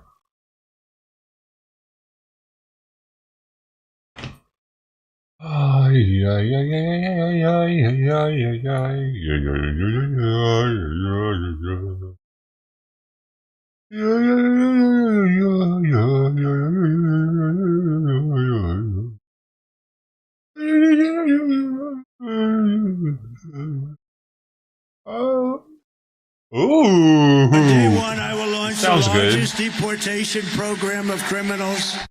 Hold up. Well, today we're learning more about President-elect Donald Trump's strategy I live in LA. for the mass I deportations. live in LA, man. Trump confirmed on his platform Truth Fucking Social cool. that he plans to use an Yes, I live in emergency LA declaration County. and the military Does that to count? deport millions of undocumented immigrants. But many sanctuary states and local leaders plan to oppose those efforts and are unlikely to cooperate with federal officials. One of the cities coming out strongly against the planned crackdown is Los Angeles. And today the city council expected to take up a sanctuary city ordinance. Mario Ramirez is live at City Hall with more on details of today's vote. Good morning, Mario. Thank you all for being here. Good morning. And dozens are rallying check in it out. support. If you haven't rubbed one out this morning, just know there's still time. Well, it's 10:52 West Coast. If you're on the East Coast, better let next time. Hey, get at it. That sanctuary city ordinance that council's considering, and you can see the group here behind me chanting, what do we want? Sanctuary, when do we want it? Now. We're expecting to hear from pro-immigration groups like the California Immigrant Policy Center and TRLA. They say this ordinance, beyond symbolism, sends a clear message that the city won't contribute to the separation of immigrant families and won't use resources for mass deportations. And that's exactly what LA City Council is set to vote on in about an hour or so. Yeah, we won't need them to, though. Like personnel, property, or data from being used in federal immigration enforcement. Oh my God, it's going to become a fucking safe haven for them. Federal authorities from taking action, and that could set up a likely battle and legal challenges with Trump's promises to crack down on undocumented immigrants with plans to use the military for mass deportations. And now let's talk about the LA Unified School District, the nation's second largest school district, taking a strong stance on this. The LA Unified statewide school board considering 4 emergency resolutions introduced by Board President Jackie Goldberg in her last regular public board meeting. The school board is set to reaffirm the school system as a sanctuary for immigrants. And I do want to bring in Shu Ming. She's with the California Immigrant Policy Center. Ahead of today's 10 o'clock meeting, I know you're going to be in there for public comment. What is your biggest concern with this vote? Well, we want to make sure that the policy gets passed. It's long overdue that the city of Los Angeles takes definitive steps to protect immigrants, and this sanctuary ordinance is a way to do so. So we want to see the broadest possible support amongst all the council members to show that LA is willing to stand up against mass deportations. Thank you so much for talking to us. So you can hear it is getting loud out here on the west side of City Hall. The ordinance, according to the council members we spoke to, is expected to pass. We'll be back at 10 o'clock for now, live downtown. We'll send it back to you. Why the fuck do they do this, though? Why do they feel the need to help these scrubs?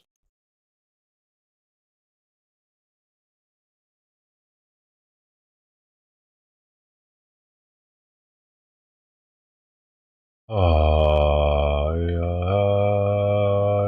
feel the need to help these scrubs.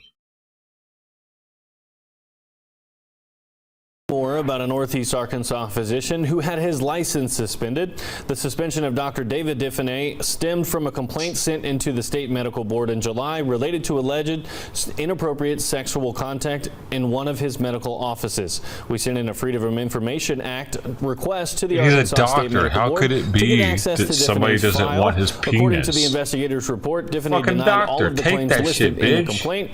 Macy Davis joins us now, breaking down what we learned. The board received the complaint on July 17th. It included multiple video files, and we do want to warn you the video is graphic. We have censored it due to the explicit content. Anyone who might be sensitive to this content may want to change the channel. According to board documents, this video was taken in 2019 at Diffenay Family Practice in Blytheville. In it, Dr. David Diffenay can be seen walking around naked, including in the hallway between patient rooms. Another video clip sent in shows him in the receptionist area walking around 3 women and performing a sex act directly in front of one of the women. The clip ends with him ejaculating on her. According to the documents we received, not only did the woman work in Diffenay's office as a lab tech for another company, she was one of his patients. According to the person who sent the board the videos, this all happened during business hours. They also claimed Diffenay used his, quote, position of power, sexual grooming, salary increases to groom employees and patients into repulsive acts. At least one person agrees. Dr. Bradley Diner with the Arkansas Medical Foundation wrote, quote, the pervasive behavior leads to concerns about a sexual compulsive disorder of paraphilia, which may in fact cross boundaries with his delivery of medical care. An investigator with the Arkansas Department of Health interviewed Dr. Diffenay in September. According to the report from that interview, Dr. Diffenay was informed there were video clips of his actions. Dr. Diffenay said, quote, I don't know anything about that at all. I'd have to see those things to have any idea what you're talking about, end quote. K8 News attempted to call Diffenay at his various offices for a comment. We also called his personal phone number and left a voicemail. We received no response. So we went to his home to see if he would answer our questions. I'm going to ring one more time. We noticed a vehicle near his home at the time. No one came to the door. I also reached out to his cell phone through text after we stopped by, but we did not get a response back. This isn't the first time Diffenay has been investigated by the medical board. Earlier this year, someone complained about what Diffenay calls his naturist activities. In the January complaint, the board was informed that Diffenay was posting nude photos of himself on his social media accounts. The complainant included screenshots from Diffenay's Instagram account, Naked Dr. Dave. In his response to the board, Diffenay said he is a naturist, and his accounts were well known to the naturist community. He cited the practice as promoting acceptance and body positivity, adding, quote, we do not shame, sexualize, fear, or negatively stigmatize the naked body. He added that there was, quote, no crossover whatsoever with my professionalism while practicing medicine and my naturist activities, end quote. During During its June meeting, the board chose not to take any action and decided to save the documentation as information only and add it to his file for future reference. Diffenay has also been investigated in the past for allegations surrounding illegally distributing pain medications. His Arkansas medical license was temporarily suspended in 2017 while the board investigated those claims of overprescribing. The board sent Diffenay a letter saying they found no evidence of a violation of the Arkansas Medical Practices Act and closed the investigation. In Missouri in 2011, Diffenay entered into a deferred prosecution agreement after he was investigated by the medical board and criminally charged for allegedly illegally distributing pain medications. Criminal charges were dropped, and Diffenay agreed not to practice medicine in Missouri for 3 years. In 2013, the Missouri State Board of Registration for the Healing Arts closed the matter before the medical board and took no action. On October 14th, the Arkansas State Medical Board suspended Diffenay's license related to the videos submitted in July. His hearing is set for December 6th. We will be there to provide further updates. In studio, Macy Davis, K8 News. Diffenay's hearing will be at 4 p.m., as Macy said, on December 6th.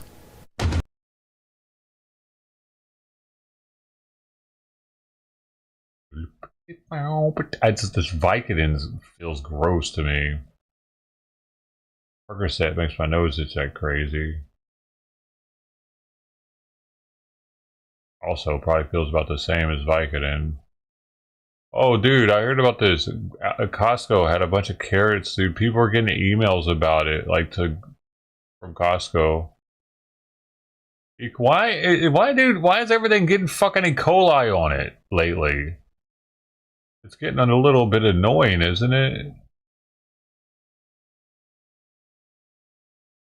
Trafficked, exploited, and missing migrant children victims of the Biden-Harris administration.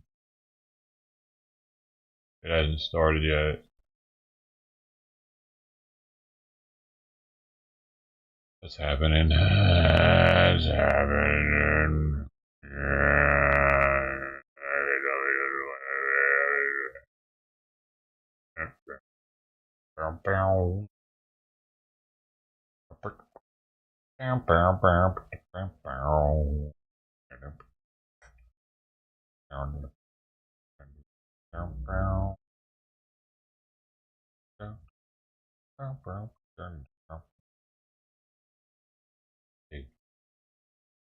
What are we doing here?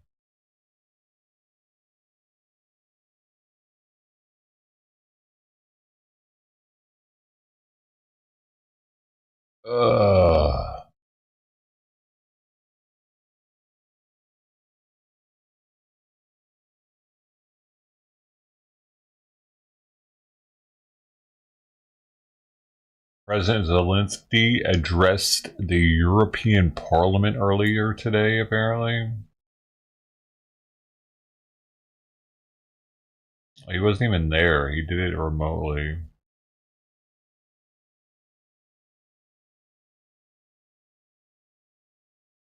No,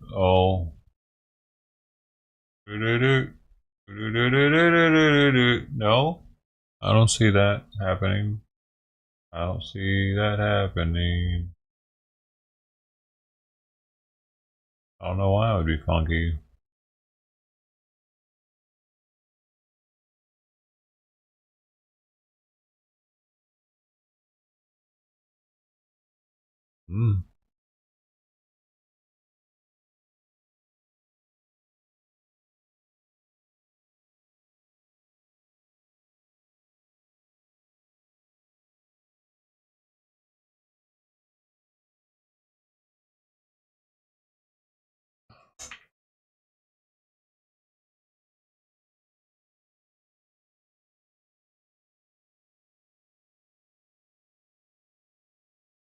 Nicaragua is active in 16 U.S. states, says Fox.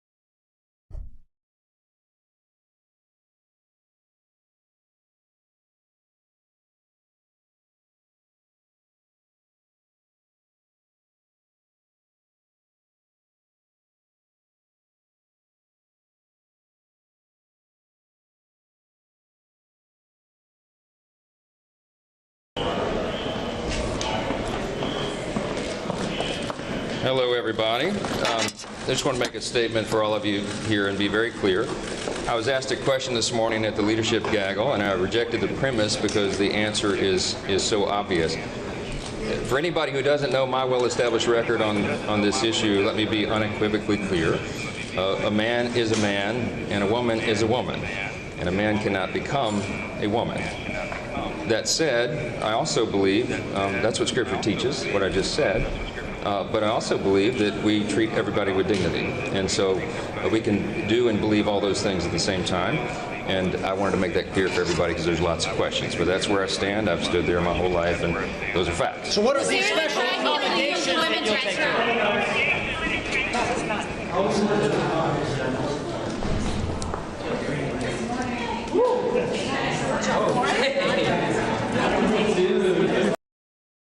Well, there you go.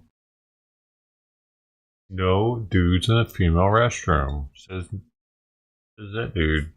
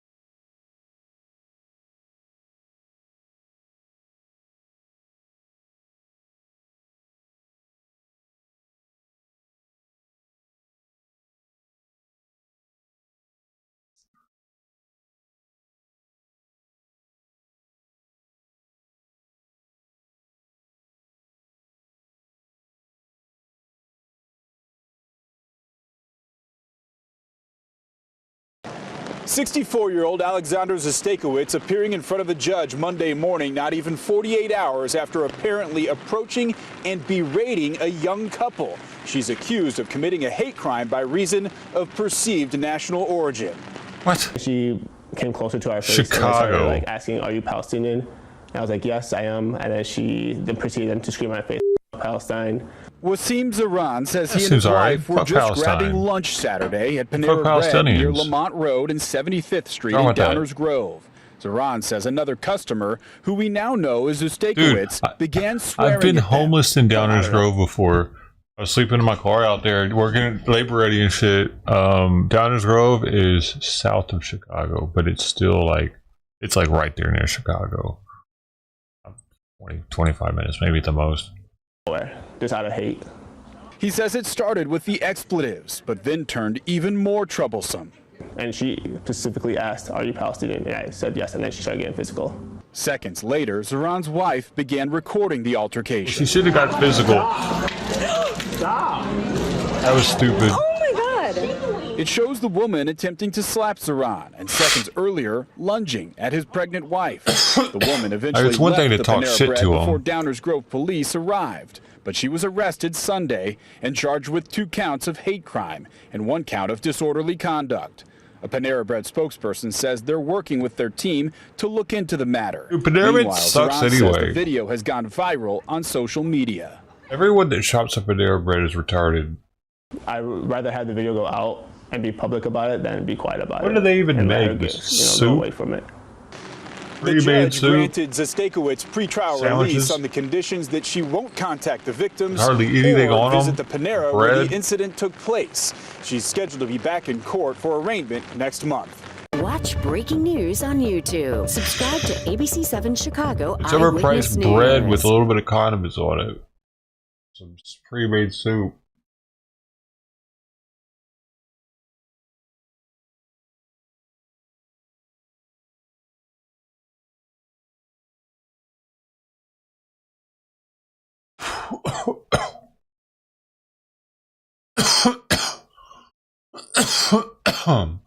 You know, we used to be able to like dislike terrorists. Not anymore. It's a hate crime. I think Palestinians are terrorists.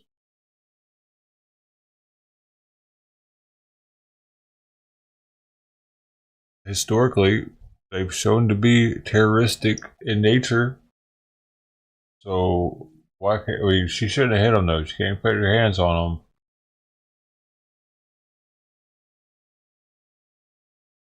In our show coming up on Thursday at 11 a.m., The Road to 47.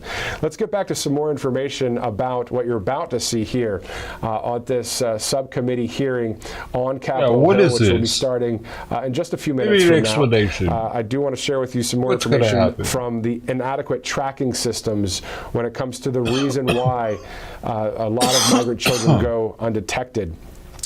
We're told overwhelmed systems. This is a pretty big deal hearing numbers, if they're the covering dramatic it. increase in unaccompanied minors at the border overwhelmed the systems designed to process and place them. A lack of resources.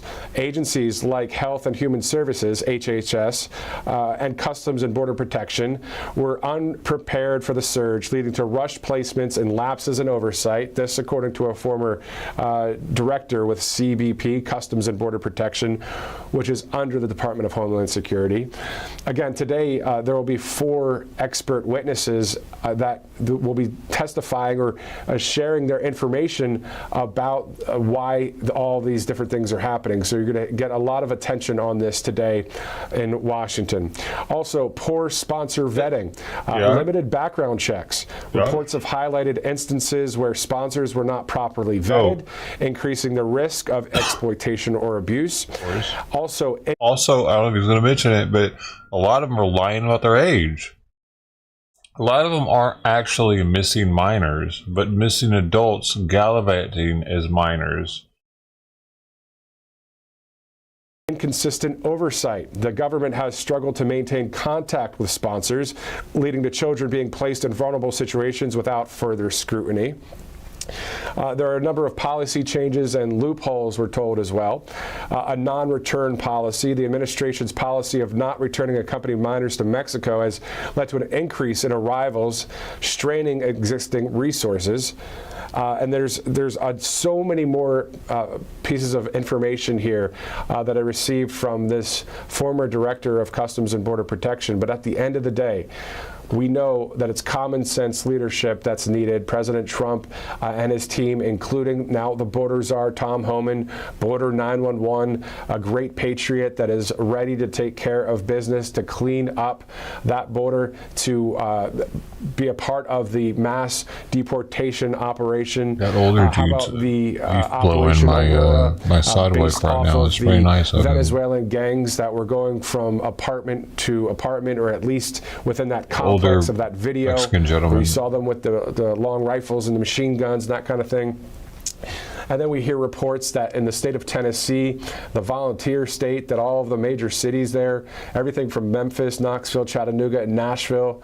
I used to live in that beautiful state. I love Tennessee. I love all the states out there. But having lived there, you know, obviously a little bit biased to it. But the point is that Trey de Aragua, that Venezuelan gang there, being a part of Tennessee now. So there's a lot of issues that are happening that President Trump and I believe state and local government, when it comes to law enforcement, they want to do their job, and so do the federal government when it comes to Customs and Border Protection agents. Guarantee. That's why else would they get hired at a position like that? Why would they apply for that? Because they want to serve our country. They want to protect our borders. So yeah, so that's what we're looking to see happen under the second Trump administration, and we know it's going to happen because President Trump, when he says things, they happen, and we saw that in the first administration. He talked about the border wall and immigration a little bit, of course, talking about building the wall and the chance of build the wall from all of us, we the people out there, all of you guys watching, you know. And so he wasn't really going to talk too much about it because he said the border was looking good when he was running in 2020.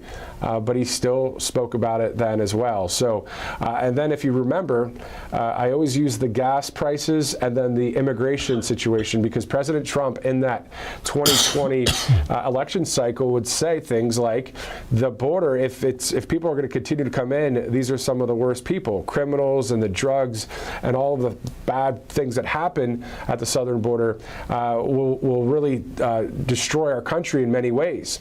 Well, we saw that happen, and we're seeing that happen still to this day.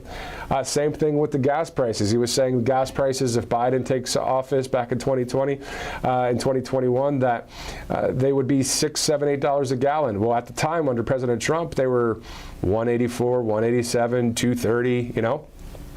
He spoke, and it happened exactly the way he called it. So he called the shots there, and so now he wants to reverse all of the things that have been done wrong to our country under Biden and Harris. Even blew inside of my spot here a little bit. How the next 60 some odd days go until he is officially sworn in as the 47th president.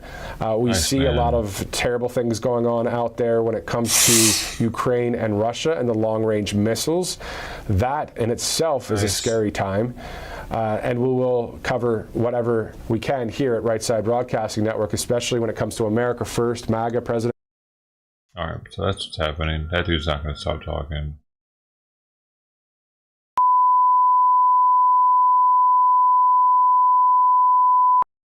I pulled him off there.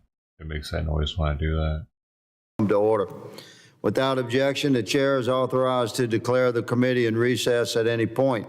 Without objection, this is what they're going to be Texas, covering. Mr. Pfluger I got is the permitted direct to sit on the feed from dais and Homeland ask questions Security of the Committee witnesses. events. The purpose of this hearing is to examine how the Biden-Harris administration's crisis at the border has led to increased numbers of trafficked, missing, and exploited children. I now recognize myself for an opening statement. I dig it, though. Well, good afternoon, ladies and gentlemen. Welcome to the Subcommittee on Border Security and Enforcement and the Subcommittee on Oversight, Investigations, and Accountability. This is a joint hearing on the trafficking, exploitation, and missing unaccompanied children of the southwest border. We're here today to examine how the Biden-Harris administration's border policies have allowed dangerous cartels, criminals, and human traffickers to prey upon the world's most vulnerable people, unaccompanied children that come to our country. He gets a better chair. Our committee has been actively engaged in addressing this important issue. In August, I, along with Chairman Green and Bishop, sent a letter to the Deputy Assistant Secretary for Humanitarian Services and Director of the Health and Human Services Office of Refugee Resettlement, Robin Dunn Marcos, requesting critical information on the screening and vetting of potential sponsors. In September, Chairman Bishop and I held a member briefing with officials from the Department of Homeland Security and Health and Human Services to better understand how DHS encounters, screens, and transfers unaccompanied children to HHS, and how HHS subsequently places those children with potential sponsors. As the administration's border crisis continues to spiral out of control, the number of unaccompanied minors arriving at the southwest borders has increased greatly, turning the situation at the border into a devastating humanitarian catastrophe. In fact, the Biden-Harris administration has encountered nearly 530,000 alien children at the border to date. In comparison, the Trump administration had less than half that number over the same period of time. It's I think still America, alive. Shit. we should ask ourselves, why are so many children arriving at the border alone and afraid, sometimes in the hands of an unconfirmed relative with no apparent indications of family connection? These children show up with arbitrary phone numbers and addresses scribbled on their arms as if they're like packaging arriving at someone's warehouse or doorstep. Some children arrive at the border, appear to be drugged, preventing law enforcement authorities from properly questioning them about those they're traveling with. This is outrageous, and it's an affront to the very core principles that form the morality of any decent nation. Certainly, Americans should not accept this moving forward. The purpose of this hearing is to put some hard facts on the table so that we can work together on both sides of the aisle and address actual solutions. The Biden-Harris administration has stated that they have the most humanitarian border policies in history, yet we witness these horrors that are happening, and there's nothing humanitarian about enabling criminal cartels to exploit, abuse, and profit from vulnerable children. Once the children enter the United States, Customs and Border Protection, the CBP, and Immigration and Customs Enforcement, ICE, and Health and Human Services, HHS, are tasked with their well-being and safety. Initially, CBP works to process and screen those children once they're encountered at the border. Next, HHS works to identify and place them with a potential sponsor. Finally, ICE works to ensure they follow through with their immigration court proceedings. That's how it's supposed to work. However, those agencies do not have the capacity or resources to handle the sheer number of children who've crossed the border in the last 4 years. Compounding this crisis, the administration is not thoroughly vetting potential sponsors. This is a serious weak link in the chain. According to information leaked to the media, Health and Human Services reportedly lost contact with more than 85,000 unaccompanied children between 2021 and 2023. Now think about that. It's the size of major cities in America. In my district, that would be about the size of Lake Charles, Louisiana. 85,000 children that are stated and known to be lost. A woman's there. And this was smiling a year and a half ago. We are appalled that our government has neglected its primary duty to protect the safety and well-being of those children placed in our care. It's entirely unacceptable that the current administration has allowed human traffickers to take advantage of this ongoing border crisis.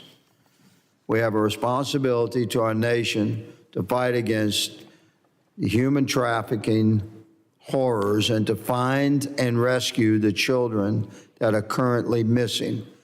I'd like to express my gratitude to our witnesses for appearing before the committee today. Before I yield to the ranking member of the Border Security Subcommittee, Mr. Correa, I'd first like to thank my good friend and colleague, Representative Dan Bishop from the great state of North Carolina, for joining me one last time as we work together to bring awareness to this Why is she so fucking topic. giggly? After winning a special election in 2019, Representative Bishop was appointed the seat on the House Homeland Security Committee. He later became chairman of the Subcommittee on Oversight, Investigations, and Accountability in 2023. known for his tenacious questioning of None of this is hostile time to smile bureaucrats or laugh. who've come to testify before both this committee and the She's House just Judiciary back there. Committee, where he also Fucking serves. up the mood, bro. Dan has devoted himself to combating the abuse of weaponized government. If this Dan were a is an Trump rally, extraordinary they would champion cut of to the right next to free camera, speech, and she'd be defending gone the once homeland they through cut strong back. border security and enforcing the immigration laws passed by Congress. Agree or disagree with him on policy, Dan Bishop's intellectual rigor and command of the law are indisputable and have earned him the respect of colleagues I on can't be the both only one sides of the seeing aisle. that shit, dude. There's never any doubt about where Why Representative is she Dan still Bishop smiling? stands. It's been an honor to serve with him on this committee, and I'm sure that he will continue to use his God-given talents to serve our country. With that, I yield the balance of my time, and I recognize my friend and colleague, Mr. Correa. So happy to Good be afternoon, there or and thank something. you to Chairman Higgins and Chairman Bishop for holding this most important hearing today on unaccompanied children. And I want to thank our witnesses again for being here. Thank you for your time and interest. I'm going to listen to your testimony from you, the witnesses, very closely, not just as a ranking member of this committee, but as a father, as an individual that I think all of us in this country care about children. We want to find some good solutions to these challenges. And I hope that this hearing will also generate some good bipartisan, across the aisle solutions that all of us can work on moving forward. Oh, yes, bipartisan. Let me be clear, Democrats. at the onset, that it's everyone's responsibility to make sure all our children, as many children as we can put in safety, that we put them there.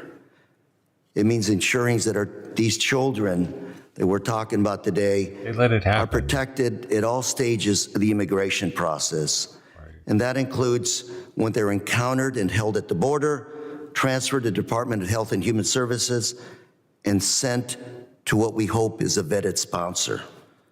All of us want to stop human trafficking, child trafficking, and other horrible, unspeakable crimes against children. Human traffickers are not going to be waiting for us or our permission. They're going to keep doing what they do. It's a waste of time I'm talking right now. But again, I'm interested in hearing solutions today from our witnesses, and also how you believe we can implement those solutions. All of us can give advice and counsel, but I want to hear, how do we implement them based on the constraints that we have? And of course, Mr. Chairman, we all need to address the root causes of this problem of immigrants approaching the border. You know, earlier hearings, we discovered that 80% of the women, by the time they reach the southern border, are either raped or sexually abused. It's a long, expensive, and dangerous journey. So the question is, what would prompt people to undertake that journey? What would prompt parents to let their children go on this very dangerous journey?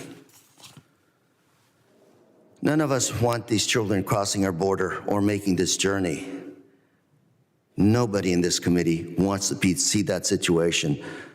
So we have to ask ourselves, what is it that prompted these individuals to undertake this journey? A lot of young children I've spoken to in other countries have said, either I leave or I join a gang.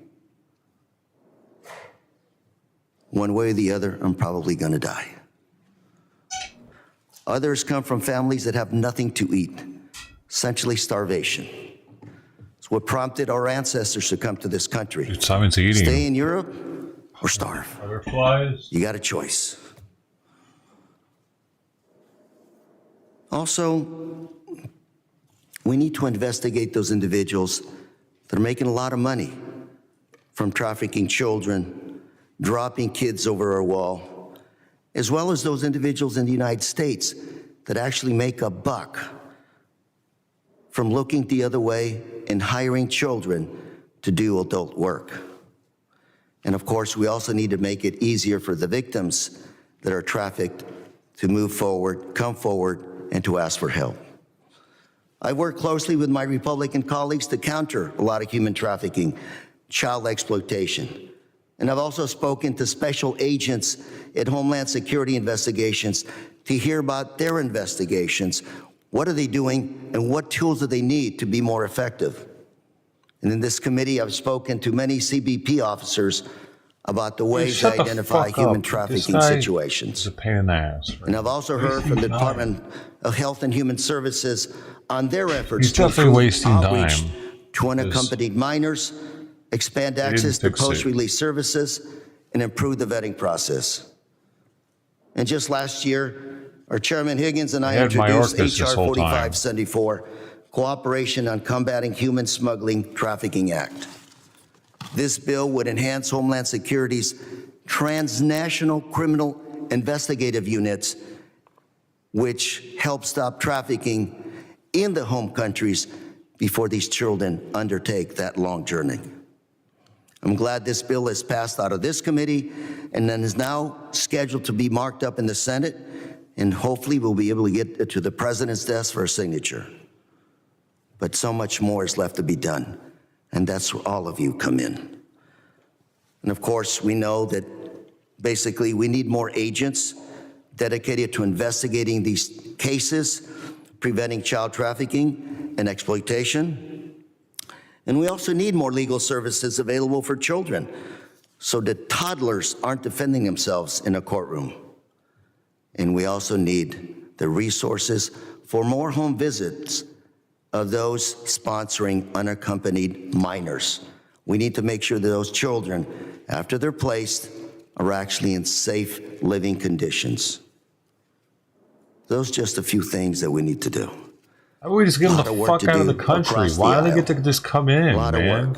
Unaccompanied kid, come on in. All right, Mr. come on. Carroll, Unaccompanied kid, I want to know get your ass in here. Saw your prepared remarks, and they don't conform to the rules of the committee. Here in Congress, we don't accuse sitting presidents, vice presidents, We gotta take all the kids, or members of Congress of treason. But you are even if invited they by don't the have chairman. a passport. And in this hearing, I'm going to respect that. not I'll make sure we move ahead Have a and hear your passport. testimony, sir. We want to be productive here and move forward. And with that, I want to thank our witnesses for being here. And finally, I also want to turn to Mr. we Bishop, got Chairman here. Bishop. Tux is like, Sir. fuck that shit. Every once in a while, you and I have disagreed on issues. Just once in a while. But I've enjoyed the debates, the discussions, the intellect that you brought to the House of Congress. And like the chairman has said, I don't think you're done. I think you're taking a reprieve and going to recharge the batteries, and God knows where we'll find you in a couple of years. I still don't want my food, man. You see that? That hurts, man. Thank you, sir. I made that, friend. That's a concoction of different things.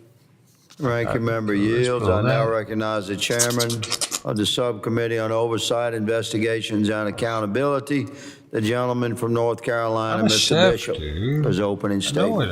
Thank you, Mr. Chairman. Thank you, Chairman Correa, both of you for your very kind words. My passing from this place Why is she doesn't hold back? a candle to the seriousness of the subject that is before us today.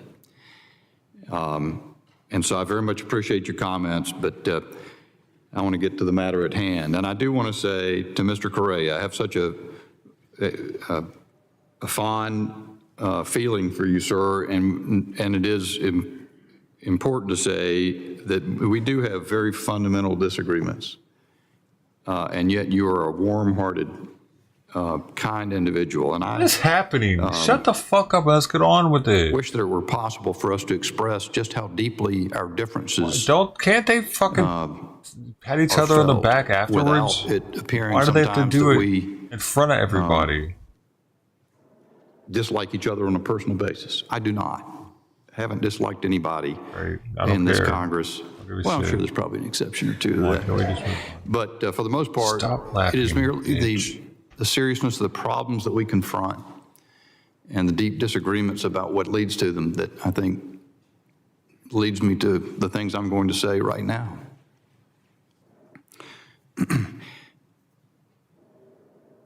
When you say that we need more resources for rescuing children from these circumstances, when we say that we need more resources to crack down on employers who would employ vulnerable children in the country, when you say you need more resources to ferret out and child sex trafficking and the most horrendous sorts of victimization that you can imagine, sheer hell on earth. I don't know how you can talk about that need without reckoning with whether or not decisions that each of us made gave rise to the need that is articulated. There you go. Why did the people come? Because there you go. It was declared that the border was open. Let's face it, that's what was. That's why you saw a sudden, dramatic change. He's a Republican talking shit right now. You saw a massive, complete 180-degree reversal of policy that had attenuated the flow most successfully in history. It was 100% reversed. And so we see the horrific circumstances that you now want to articulate more burdens on the American taxpayer to attempt to solve. You want to impose more burdens on the men and women of law enforcement who are already overburdened with the problems we have in society in the United States that will now be increasingly neglected because you have chosen to recreate in the United States to a substantial degree the horrific circumstances that are causing people to flee elsewhere. Yes, exactly. This guy's on point. I too want to thank our witnesses for joining us today to examine this tragic crisis enabled by one of the major parties in politics in the American political system, and the Biden-Harris administration's gross mismanagement of caring for unaccompanied migrant children. And I think it also bears noting at the beginning, what we're examining here today are the unaccompanied children who went into the care of the Office of Refugee Resettlement and were supposedly cared for to the best of the capability of the overtaxed resources of the United States of America. Oh, wow. And it overlooks every other migrant child who came in, many of them purportedly with family units to which they may not have been genuinely attached. And what has happened to them? We won't even see that in the numbers, upwards of 100,000 that we say have gone missing. We don't even know, those people aren't even represented in those stats. So under the Biden administration, over 526,000 unaccompanied alien children crossed the southwest border. Unprecedented number. Each year, from 2021 to 2023, CBP encountered over 130,000 unaccompanied children, more than twice the levels seen under the Obama and Trump administrations. While CBP is usually the first point of contact for unaccompanied children who cross the border, the Health and Human Services Department's Office of Refugee Resettlement is primarily responsible for the care and placement of these children. Much of this work is done in partnership with non-governmental organizations that provide shelter and services, usually under contract. Under the Biden-Harris administration, these NGOs received a windfall of taxpayer money through ORR, whose budget for its unaccompanied children program was $6.9 billion in fiscal year 2023. We throw these terms around, these numbers up here, like they don't matter. $6.9 billion, and my good friend and colleague in California is up here talking about we got to get a lot more. We need a lot more. Southwest Key Programs, the largest housing provider of unaccompanied children, one contractor, received more than $2.5 billion in taxpayer funding over the past 3 years. This summer, the federal government sued Southwest Key, alleging that employees engaged in a pattern of sexual abuse and harassment against children in its shelters and failed to take sufficient action to protect the children in its care. Do you see how the dominoes fall? This is what happens when you begin with one ill-considered, ideologically bound decision that did not take account of the realities on the ground or the circumstances that would certainly ensue, and they have ensued. Another company deployed resources has had a contract for a migrant facility in Greensboro, North Carolina, my state, since May 2022.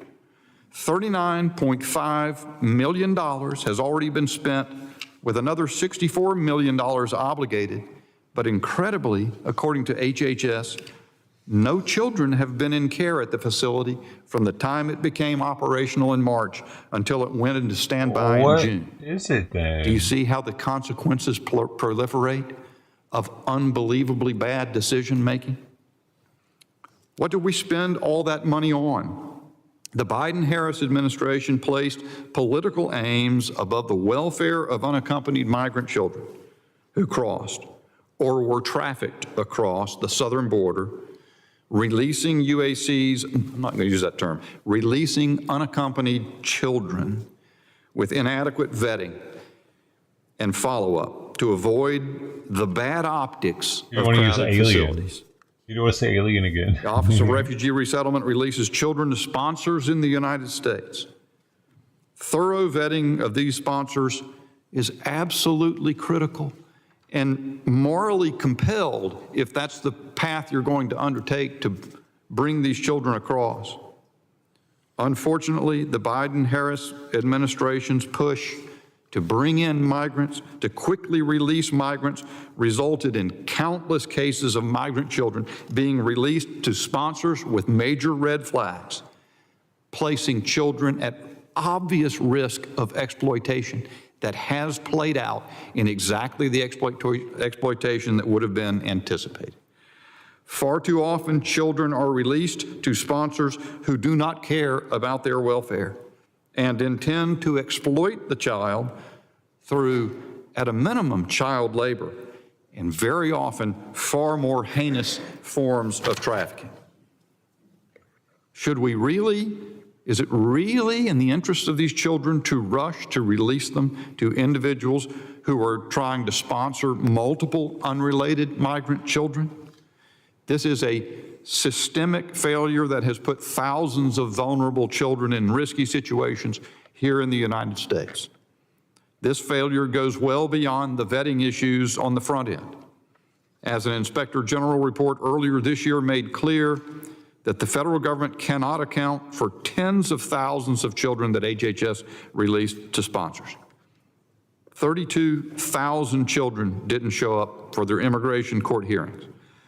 Those hearing dates are one of the only opportunities that ICE must engage with unaccompanied children and observe signs of trafficking or exploitation. What happened to those? What happened not just to 32,000, each one of them? What happened to that child? We do not know. They cannot be reached. This is just the tip of the iceberg. Over 290,000 have been released by HHS without a notice to appear for an immigration court date at all. So there will be no such opportunity to observe signs of trafficking or exploitation. There's no way for ICE to monitor their location, the status of these children, or verify their safety. We've asked and even subpoenaed HHS for information about the screening of potential sponsors and the children that they've lost contact with. In many cases, documented by investigative journalists with the New York Times, children released to sponsors who may not even be related to the child ended up working dangerous jobs to pay off debts or send money back home, often working night shifts or dropping out of school. Mr. Chairman, I request unanimous consent to enter into the record 3 articles. Alone and exploited migrant children work brutal jobs across the United States. That's February 28, 2023.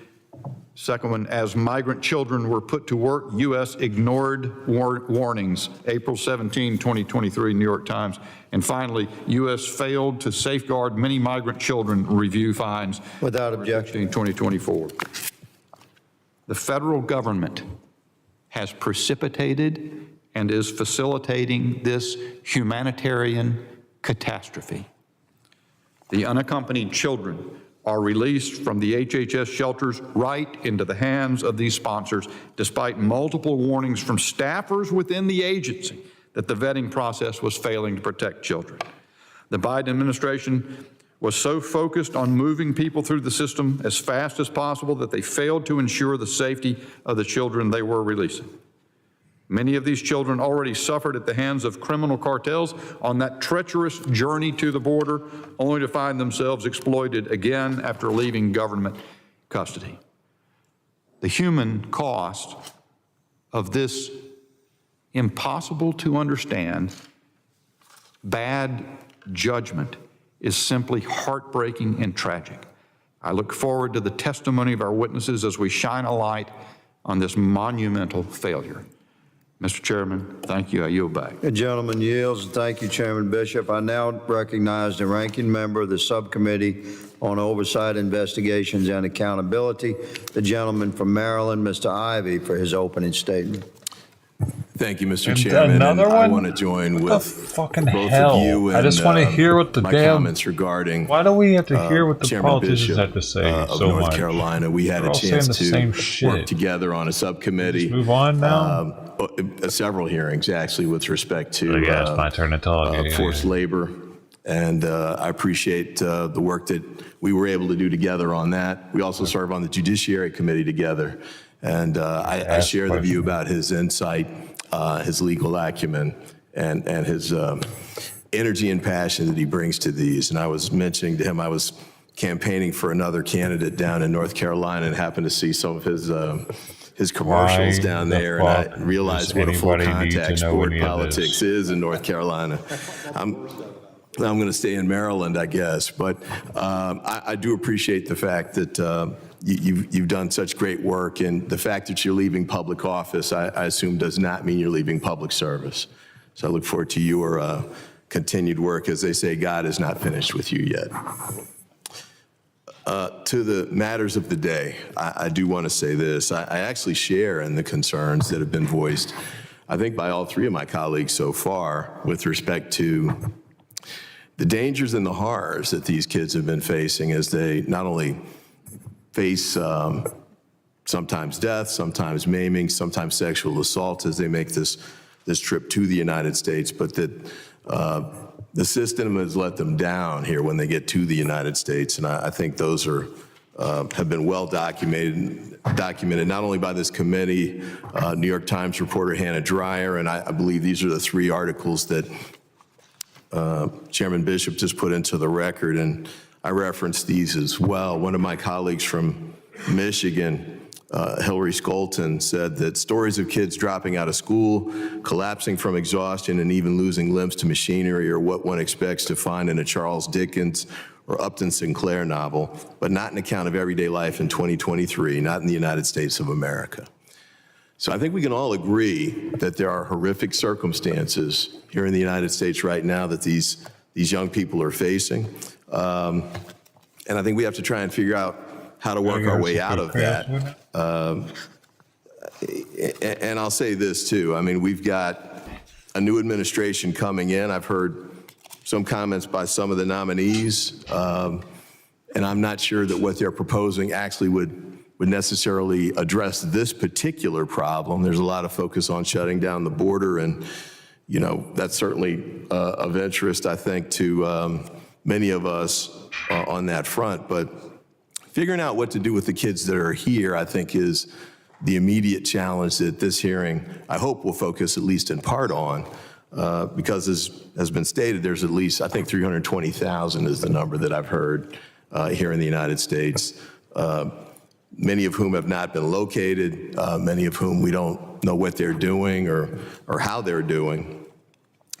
And I do want to make sure we figure out how to touch base with them and help get them on the right track.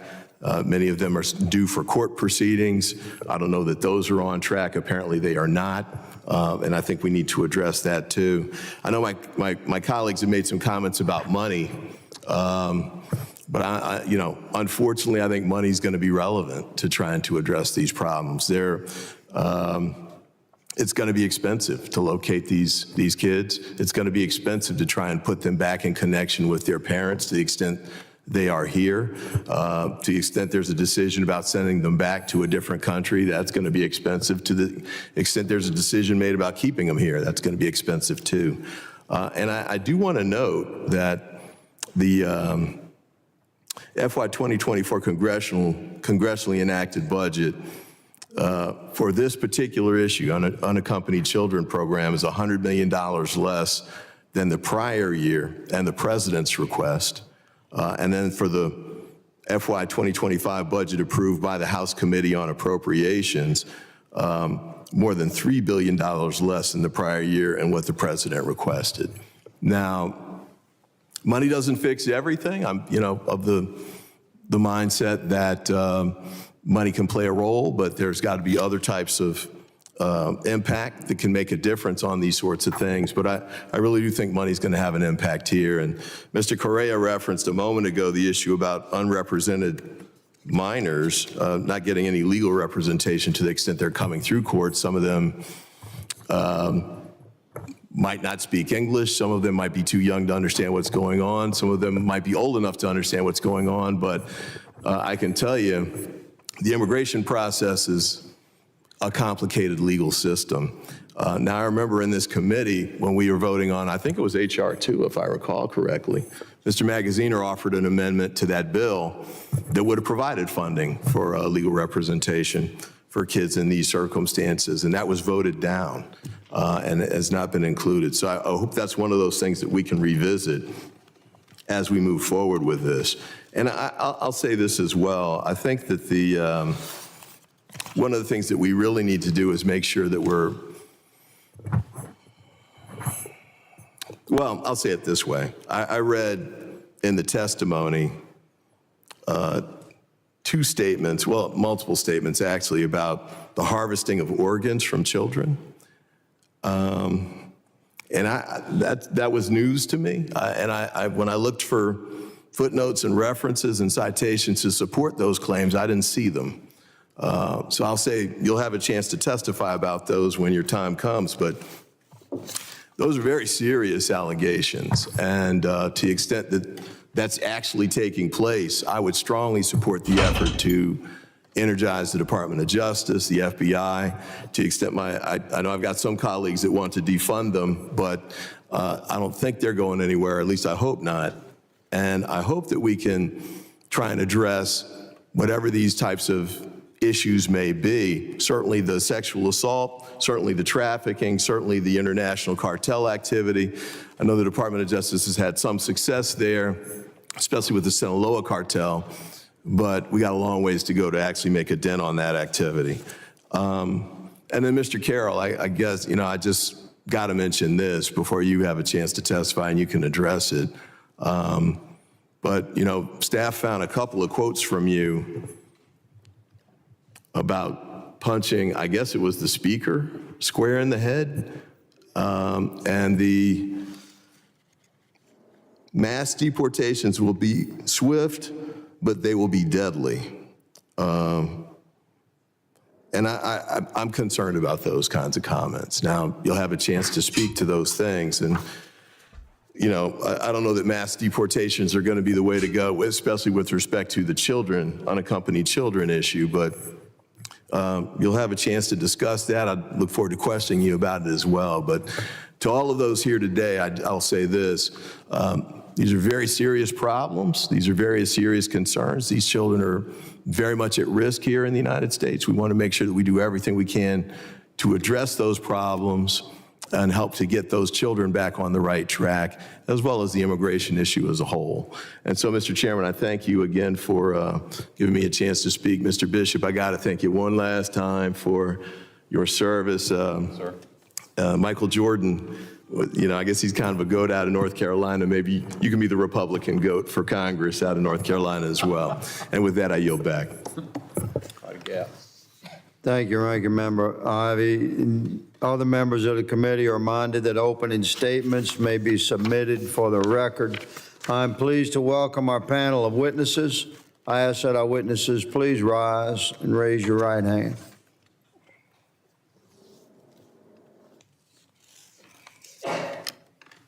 Do you solemnly swear that the testimony you will give before the Committee on Homeland Security of the United States House of Representatives will be the truth, the whole truth, and nothing but the truth, so help you God? Let the record reflect that the witnesses have answered in the affirmative.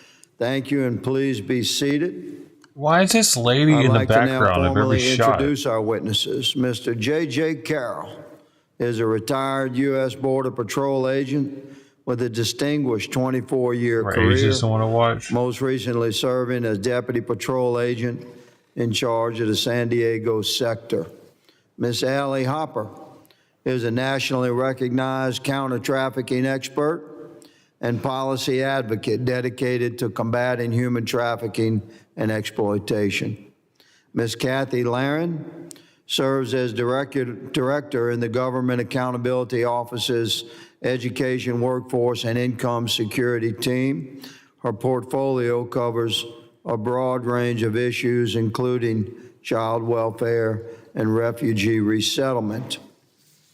Ms. Tara Rodas, how do you say your last name, ma'am? Rodas. Ms. Tara Rodas is testifying in her personal capacity as an anti-human trafficking advocate, but professionally, Ms. Tara is an 18-year veteran of the Federal Inspector General community. In 2021, Ms. Rodas was detailed to the United States Department of Health and Human Services Office of Refugee Resettlement. As a detailee, she blew the whistle on the failures of the Unaccompanied Children program and was threatened with retaliation and investigation. I thank the witnesses for being here today.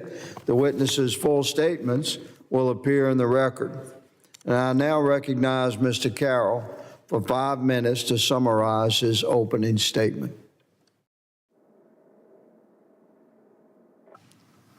Chairman Higgins, Ranking Member Correa, Chairman Bishop, Ranking Member Ivey, and the members of the subcommittee, I appreciate the opportunity to speak about the evil of child trafficking caused by the open border policies under President Joe Biden and his administration.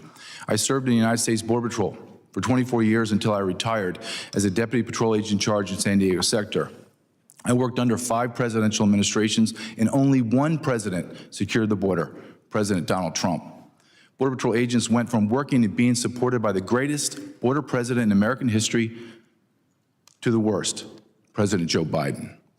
My last year in the Border Patrol was Joe Biden's first year in office. On his first day in office, I watched in disbelief as 94 executive orders cascaded down from Washington, D.C., obliterating every immigration policy that had been provided the most secure border in America's history. Border Patrol agents were forced to carry out unconstitutional orders that violated every law in the Immigration Nationality Act. President Biden, through Department of Homeland Security Secretary Alejandro Mayorkas, created policy out of thin air, ignored federal immigration law, and facilitated the largest mass invasion into America that the world has ever seen. The United States of America will have spent hundreds of billions of dollars in 4 years to fund the needs of over 50 million illegal aliens that populate our nation. Between 1 in 6 and 1 in 7 residents in America is an illegal alien. America has suffered the greatest demographic shift in modern history. After serving in the United States Border Patrol for 24 years, spending a year researching and writing a best-selling book entitled Invaded, The Intentional Destruction of the American Immigration System, and filming 2 documentaries, I state with complete certainty that Biden, Harris, and Mayorkas intentionally, strategically, and purposely weaponized illegal immigration and used it as a tool to fundamentally transform America. Inside this invasion, the unspoken evil of child trafficking, and more specifically child sex trafficking, has flourished. At the end of this current administration, the number of children trafficked will have grown to over 550,000 unaccompanied alien children known as UACs. This horrific number of children will have been arrested, released into America, and then lost. To put this into context, during President Trump's last year in office, Customs and Border Protection arrested 30,557 UACs who were accounted for and not lost. Conversely, in the first year of Biden's presidency, CBP arrested 147,975 UACs, most of which are unaccompanied for and lost. In 2023, Correctional Hearings Health and Human Services Javier Becerra and Director of Office of Refugee Resettlement Robin Marcos forced to admit that their agency had no contact with over 85,000 UACs. They were lost. What did DHS, HHS, and ORR do to correct this humanitarian disaster? Nothing. In fact, all three agencies created further policies and procedures to increase the efficiency of moving UACs from the border to the interior of the United States to unknown and unvetted sponsors. Unaccompanied alien children were being handed off to total strangers. Then they disappeared into the darkness of labor and sex trafficking. In fact, a year later in August of 2024, the Inspector General with oversight over DHS issued a report stating the number lost UACs was not 85,000, it was over 320,000. My business partner Ryan Matt and I spent 6 months traveling across America, filming a documentary titled What is Treason Trafficked? The evil of child sex trafficking is difficult to digest and understand. I got you. However, after conducting numerous interviews with officers, agents, and whistleblowers from every alphabet agency and department, it was made clear to us that the federal government knowingly and actively facilitated these criminal acts. After several exhaustive months of filming, interviewing, and then editing this documentary, I state without reservation that the United States federal government is the world's largest child sex trafficking organization in modern history. The probability that thousands of these UACs are being raped at this very moment is 100%. The call to action has 3 parts, my call to action, and they're swift, and they happen at the same time. Every means necessary is to be taken to ensure all 4 borders of the United States of America are sealed shut. 2, there's a national law enforcement emergency to locate and rescue every single one of the 550,000 unaccompanied alien children that are lost. 3, a full-scale investigation of every U.S. department, agency, and every NGO participating in this criminal act shall be launched, and every person involved shall be arrested. Finally, the intentional opening of our borders is an act of treason. I encourage questions, so I may further articulate this allegation. Thank you. Oh my God. Thank you, Mr. Carroll. I recognize Ms. Hopper for 5 minutes to summarize her opening statement.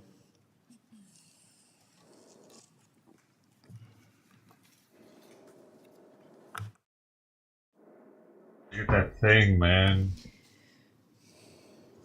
Chairman Higgins, Chairman Bishop, Ranking Member Carrera, and Ranking Member Ivey, and the distinguished members of the committees. Thank you for the opportunity to testify and for prioritizing this important issue. Human trafficking is one of the greatest humanitarian crises of our lifetime.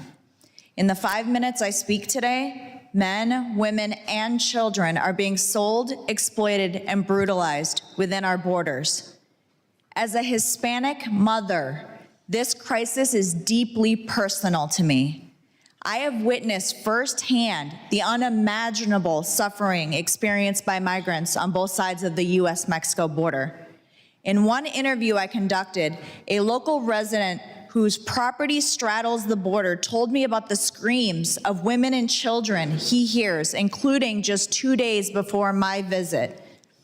I walked these very paths, and I found discarded clothing, personal belongings, and chilling evidence of brutal assaults, all under the control of ruthless cartels like the Jalisco New Generation Cartel.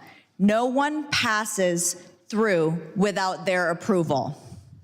Among the discarded items, I found IDs, many belonging to children, some real, others forged or burned. One was the passport of a 5-year-old Colombian girl. A haunting reminder of the dangers these children face. Traffickers erase migrant identities to smuggle them in under false names. In an interview with a former Sinaloa cartel affiliate, he revealed how cartels use advanced technology to forge documents and erase children's identities before crossing into the U.S.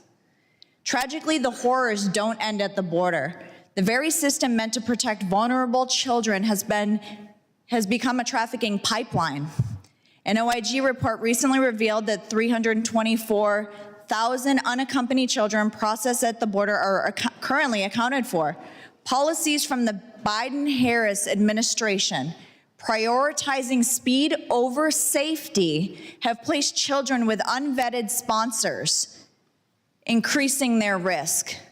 Furthermore, this administration's decision to eliminate DNA testing to verify familial relationships has created dangerous loopholes which traffickers are now currently aware of and actively exploiting. A young girl who arrived at the border in the custody of individuals claiming to be her family was bruised, disoriented, and in pain. Medical examinations revealed that she had been raped, yet she was sent back to her abusers because no verification was done to confirm her guardianship. This is not an isolated case, but a glaring failure of the system, leaving children in the hands of those who exploit them. The failure extends beyond the government to NGOs contracted by ORR to care for these children. During my research, I interviewed auditors tasked with inspecting an NGO-run facility in Pecos, Texas, and it exposed a lack of oversight with critical information filtered to mask abuse, neglect, and trafficking, as seen in the DOJ lawsuit against Southwest Key for sexual abuse of children in those shelters. Meanwhile, taxpayer dollars fund no-bid contracts for these NGOs whose CEOs have tripled their salaries, hire staff teaching migrant girls to dance provocatively, and continue receiving payments for undelivered services. The crisis does not end there. Trafficking extends beyond sexual exploitation and forced labor to organ harvesting. During a recent interview I conducted in a Central American prison, the convicted trafficker described organs being harvested in places like veterinary clinics in Merida, Mexico, recounting the removal of 3 livers, often sold to U.S. buyers. Another trafficker revealed that migrant children are the frequent targets. My colleague, Dr. Jared Sadolsky, testified last year about a 12-year-old boy whose eye was harvested in Mexico for $15,000. We need rigorous oversight, strong accountability, and where necessary, criminal prosecution of those who fail to protect these children. We must designate cartels as terrorist organizations, reinstate DNA testing, and demand accountabilities from NGOs and government agencies responsible for these children. With this new administration, the American people have issued a clear and urgent mandate, one that now rests in your hands. With top-down support, the trust of the American people, and the eyes of the world upon you, you have a profound opportunity to lead with decisive action. Today, over 324,000 children are unaccounted for, each one a life in desperate need of our protection. We cannot afford to wait any longer. These children's future depends on what we do today. Thank you for your time, and I look forward to your questions. Thank you, Ms. Hopper. I now recognize Ms. Laren for 5 minutes to summarize her opening statement. Chairman Higgins, Chairman Bishop, Ranking Member Correa, Ranking Member Ivey, and members of the subcommittees. Thank you for inviting me here today to discuss GAO's work on the Department of Health and Human Services Office of Refugee Resettlement and its role in the care and release of unaccompanied children. In reports we issued in 2016 and 2020, we called on the agency to better ensure that those who provide care to unaccompanied children are qualified, to strengthen its oversight and monitoring of facilities housing these children, and to better track services that are provided to children after they're released to sponsors. HHS has made significant progress in addressing our recommendations, but as I will discuss today, more can be done to safeguard unaccompanied children. Every year, thousands of children enter the United States without a parent or guardian and without lawful immigration status. And the number of unaccompanied children has increased substantially over time, from about 14,000 in 2012 to around 119,000 in 2023. Many of these children have been exposed to trauma and violence, and they're at increased risk of becoming victims of child trafficking. The Office of Refugee Resettlement, or ORR, is the primary agency responsible for ensuring the safety and well-being of children that enter the country unaccompanied. ORR awards grants to providers that care for children in shelters, foster homes, treatment facilities, and other types of facilities until the children are placed with sponsors. Both state licensing agencies and ORR play a role in overseeing the facilities to ensure the health and safety of children in their care. Reports we issued in 2016 and 2020 identified several significant lapses in ORR's implementation of policies and procedures affecting the quality of care provided to these children. Since that time, ORR has taken action to address all 9 of our recommendations, and we've closed 5 recommendations as implemented. Specifically, with regard to ensuring that care providers are qualified to provide care, we found that ORR did not have up-to-date and accurate information about whether applicants were licensed, and as a result, awarded grants to providers who did not have a license to operate or who were unable to obtain one. We also found that ORR either did not have information or did not consider information that they did have about past allegations and concerns when awarding grants, including concerns that providers were not meeting standards to protect the health and safety of children. As a result, grants were renewed even when there were significant outstanding child safety concerns uncovered during monitoring. We made 3 recommendations to address these gaps, and ORR has fully or partially addressed all 3. With regard to oversight and monitoring of facilities, we also found significant gaps. These ranged from providers not consistently notifying ORR about issues that could affect their state license, to ORR and state licensing agencies failing to share information about their activities and findings, which could hamper effective oversight. We made 4 recommendations to address these deficiencies, and ORR has taken action on all 4 and fully addressed 2. In addition, we found that ORR was not meeting its own monitoring goals. For example, they weren't always notifying providers right away when they found a compliance issue, and they weren't following up to ensure that issues were resolved in a timely way. Our recommendation in this area was fully addressed. I'd like to turn now to the question of what happens to children after they're released from ORR care.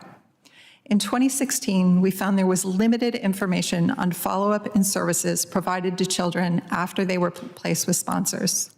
At that time, only a small percentage of children were eligible for post-release services. But as of November 2023, all children and sponsors are to have 3 virtual check-ins to confirm that children are residing with their sponsors, enrolled in and attending school, aware of upcoming court dates, and are healthy and safe.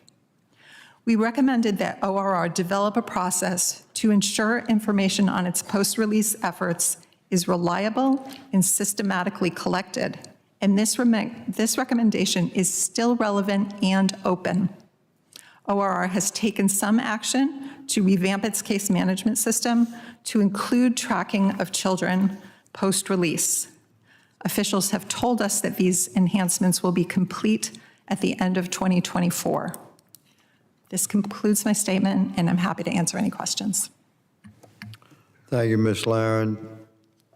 I now recognize Ms. Rodas for 5 minutes to summarize her opening statement. Good afternoon, Chairman Higgins, Chairman Bishop, Ranking Member Correa, Ranking Member Ivey, and distinguished members of the committees. I thank you for inviting me to testify at this critical hearing on the crisis of trafficked, exploited, and the staggering 320,000 missing migrant children. Today, my goal is to spark action to rescue children, prosecute traffickers, and dismantle trafficking infrastructure. We must prevent children from being lost into slave labor, commercial sex, organ harvesting, and other unspeakable evils.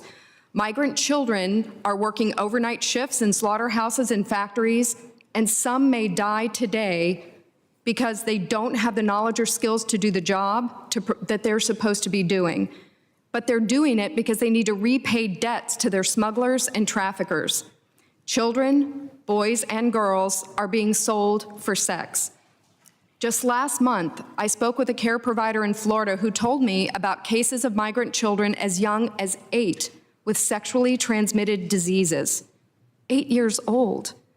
Last week, I spoke with a private investigator in Texas who shared challenges trying to find an emergency shelter for this one girl. She's only 12, an unaccompanied minor who was 9 months pregnant and about to go into labor. How did we get here? How did we get here? For over a decade, the United States Department of Health and Human Services has been responsible for the suffering of countless children. HHS has a 10-year demonstrated record of losing children to sponsors who abuse, exploit, traffic, and harm children in unthinkable ways. Now, to be fair to HHS, they are not an investigative or law enforcement agency. HHS simply does not have the knowledge, skills, ability, or the tradecraft to protect children from traffickers. Child trafficking has evolved into an international syndicate of gangs and cartels. It's highly organized and efficient. It mirrors the tactics and operations of terrorist organizations. Smugglers and traffickers have moved more than 500,000 children. They flooded across our borders, and we have delivered them to criminals and traffickers and members of transnational criminal organizations who are using the UC program as a white glove delivery service of children. Criminal sponsors are defrauding the U.S. government by using this government program as a logistical chain in their trafficking operation. These children are not merely victims, they are hostage of transnational criminals and the financial backbone of material support for organizations seeking to profit off of the lives of children. This simply must change. Now, there is hope if we act with urgency. Let's implement simple safety measures like DNA testing for children and their sponsors. Let's implement stringent penalties like prison for sponsors who are unable to produce the children they are in charge of. And again, there's hope if we act, but action must include oversight, transparency, and accountability. Now, according to oversight conducted by Senator Grassley, who's been a true champion of these endangered children, HHS failed to fully comply with subpoenas that were issued by DHS to investigate evidence of child exploitation the senator referred to law enforcement earlier this year. That's just simply unacceptable. HHS should be commanded to comply with the Inspector General Empowerment Act to enable cross-agency data sharing. And let's treat child trafficking as the national security threat that it truly is. Let's mobilize the full power of our intelligence and law enforcement communities to dismantle these criminal networks. One, we can elevate the activity of child trafficking on the NIPIF, which is the National Intelligence Priority Framework. Number two, we can designate child trafficking as a terrorist activity so that centers like the National Counterterrorism Center, the Terrorist Screening Center, the National Targeting Center can provide the manpower, the tradecraft, and immediate implementation of targeting these trafficking networks. Every child lost to the current system is a tragedy. We cannot be a nation that looks the other way. We have a moral imperative to care for children that the government takes into custody. And the time to act is now. Children are in need now. Children are depending on you now. And I thank you for your time and your attention to this crisis of this trafficked, exploited, and missing children. And I am happy to answer any questions that you may have. Thank you, Ms. Rodas.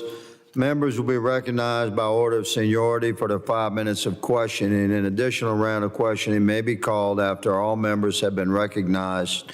I need to advise members we have votes scheduled for 4 o'clock. So I'm going to be strict about 5 minutes. Please watch the clock. Keep your questioning to 5 minutes. I now recognize myself for 5 minutes of questioning. America needs to understand that the historical model of the cartel operations has changed quite drastically in the last 4 years. We had always envisioned that criminal cartels, essentially born in their modern form in the 80s and 90s, have taken control of the criminal operations and the pipelines for drugs and human beings across Central America and Mexico up to our entire southern border, which is 1,954 miles of sovereign border. And as Americans, we envision that cartels operate south of that border. They traffic drugs and human beings to the border. They make a lot of money doing it. It's all criminal. They're brutal.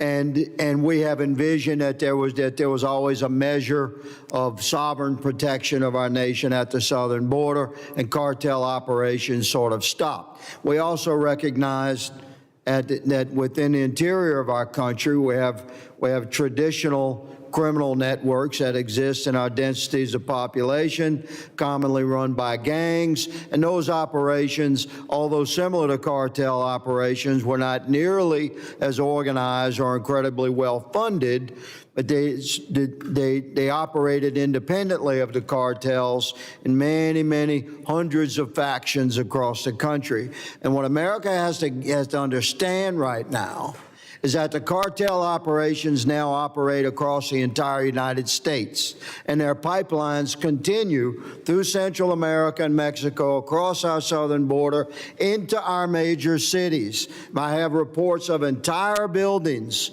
held by cartels, old hotels and apartment complexes. And cartels are buying for cash, taking possession of for cash. They're running their operations out of there. Not one, but several buildings like that, in a density of population, a network of sexual slavery operations and drug distribution operations, each easy to walk away from on short notice of a pending raid by law enforcement. America has to understand that this has happened, that historically the cartels would bring their product, human beings and drugs, to the southern border. It'd be some level of interaction by CBP, by federal law enforcement, state and local law enforcement, and then unaccompanied children would be processed through HHS and turned over to non-government organizations, where they would be turned over to family sponsors, either family or non-family, but sponsors that were vetted in some manner. This is a memorandum of understanding that operated for a long time. It was quite significant, between the Office of Refugee Resettlement and the United States Department of Health and Human Services, the beginning process by which unaccompanied children were delivered to sponsors that were vetted.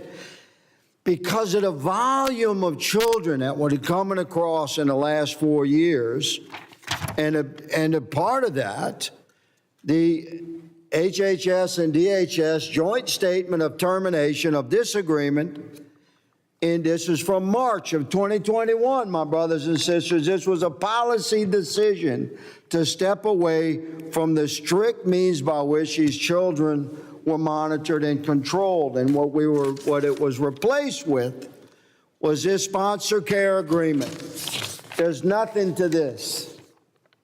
It's 3.5 pages, 2 pages of nothing that the criminal networks can easily take advantage of. So we have now delivered hundreds of thousands of unaccompanied children to unvetted sponsors that have enslaved them across our country.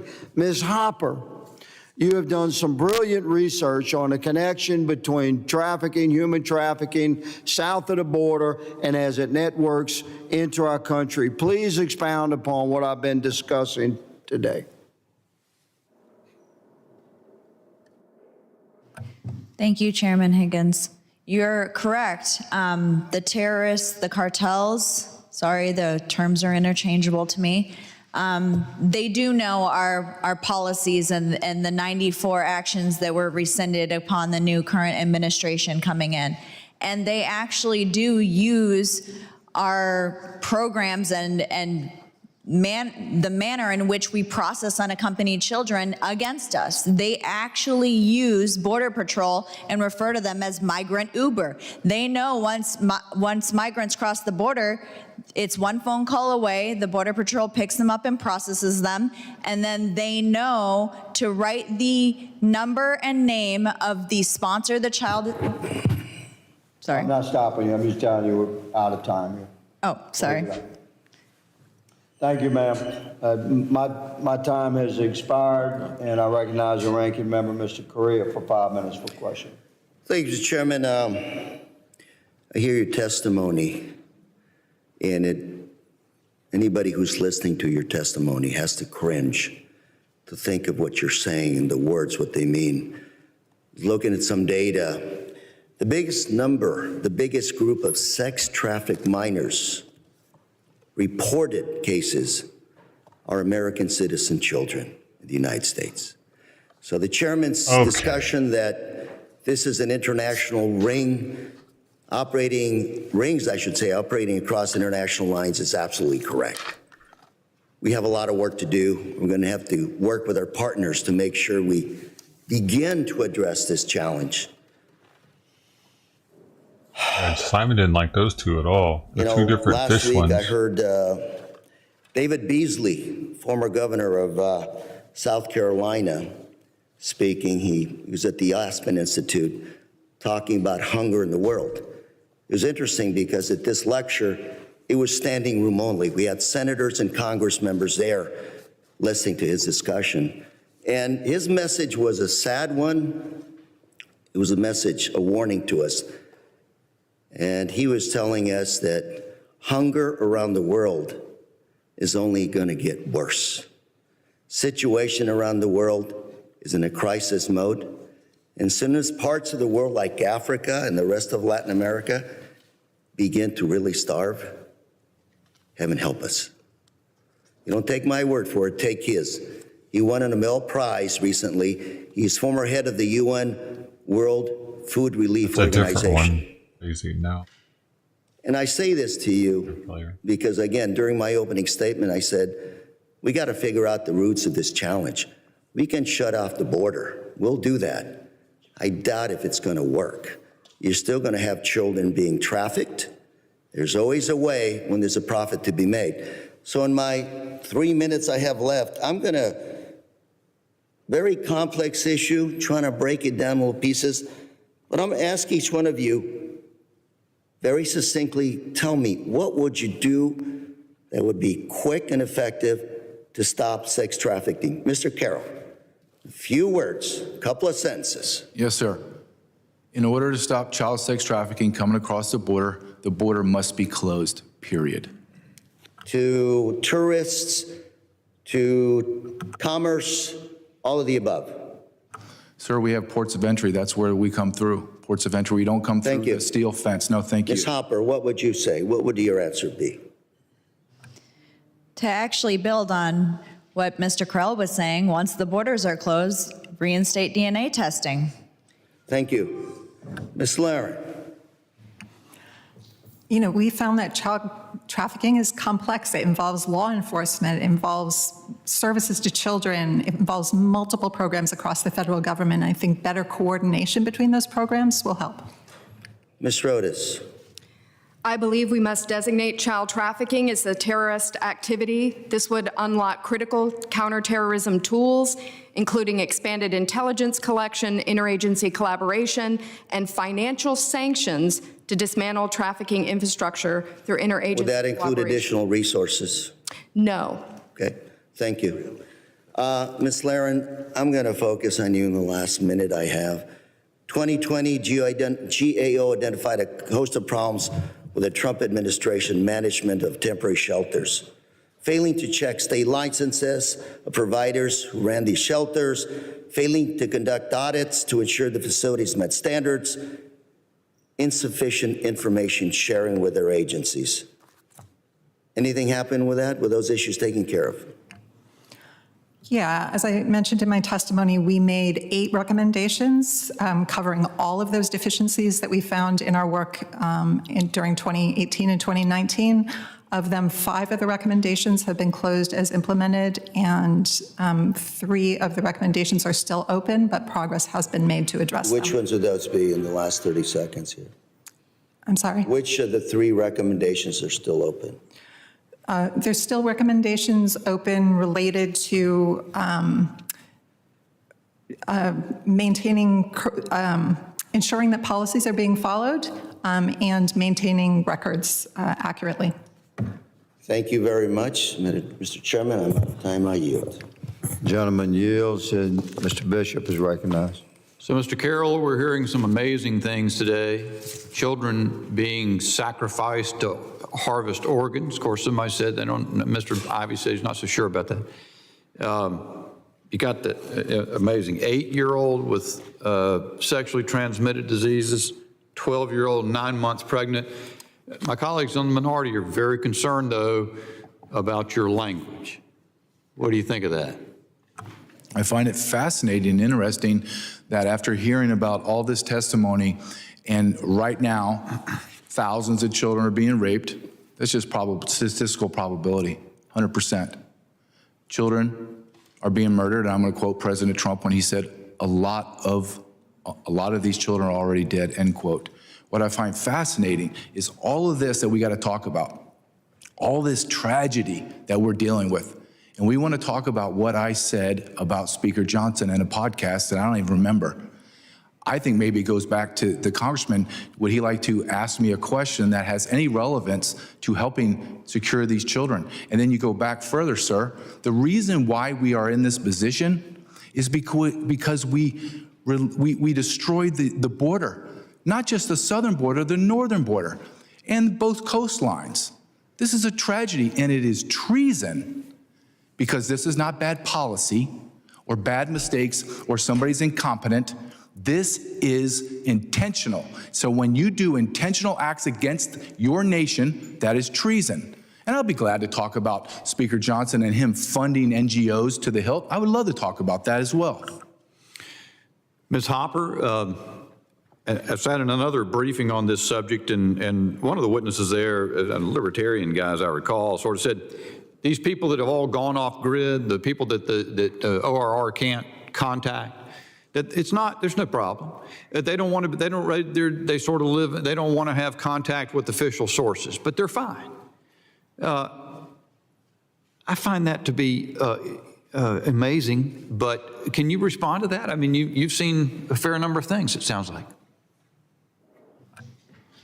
So if American citizens can't deflect from agencies like CPS and just respond and say, oh, these children are fine, you don't need to do a home check or foster care checks or welfare checks on American citizens, and you don't take American citizens' words that the children are fine, why would you take the word of a sponsor who you don't know, don't have accurate background records, and if they are an illegal migrant, many background checks haven't been done on them. So we are handing kids over to known MS-13 members and known pedophiles. So I'm sorry, I'm not willing to take someone's word that the child is okay. Isn't that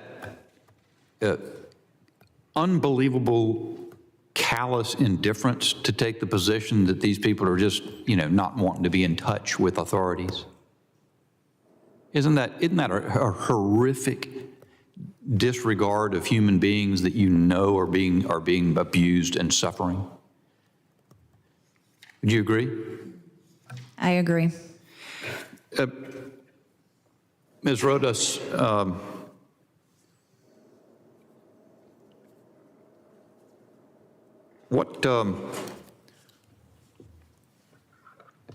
Mr. Correa, I believe, just made the point that the United States is already I think he said, the leading location of sex trafficking in the United States. We've been having whatever resources are in law enforcement already sorely tested.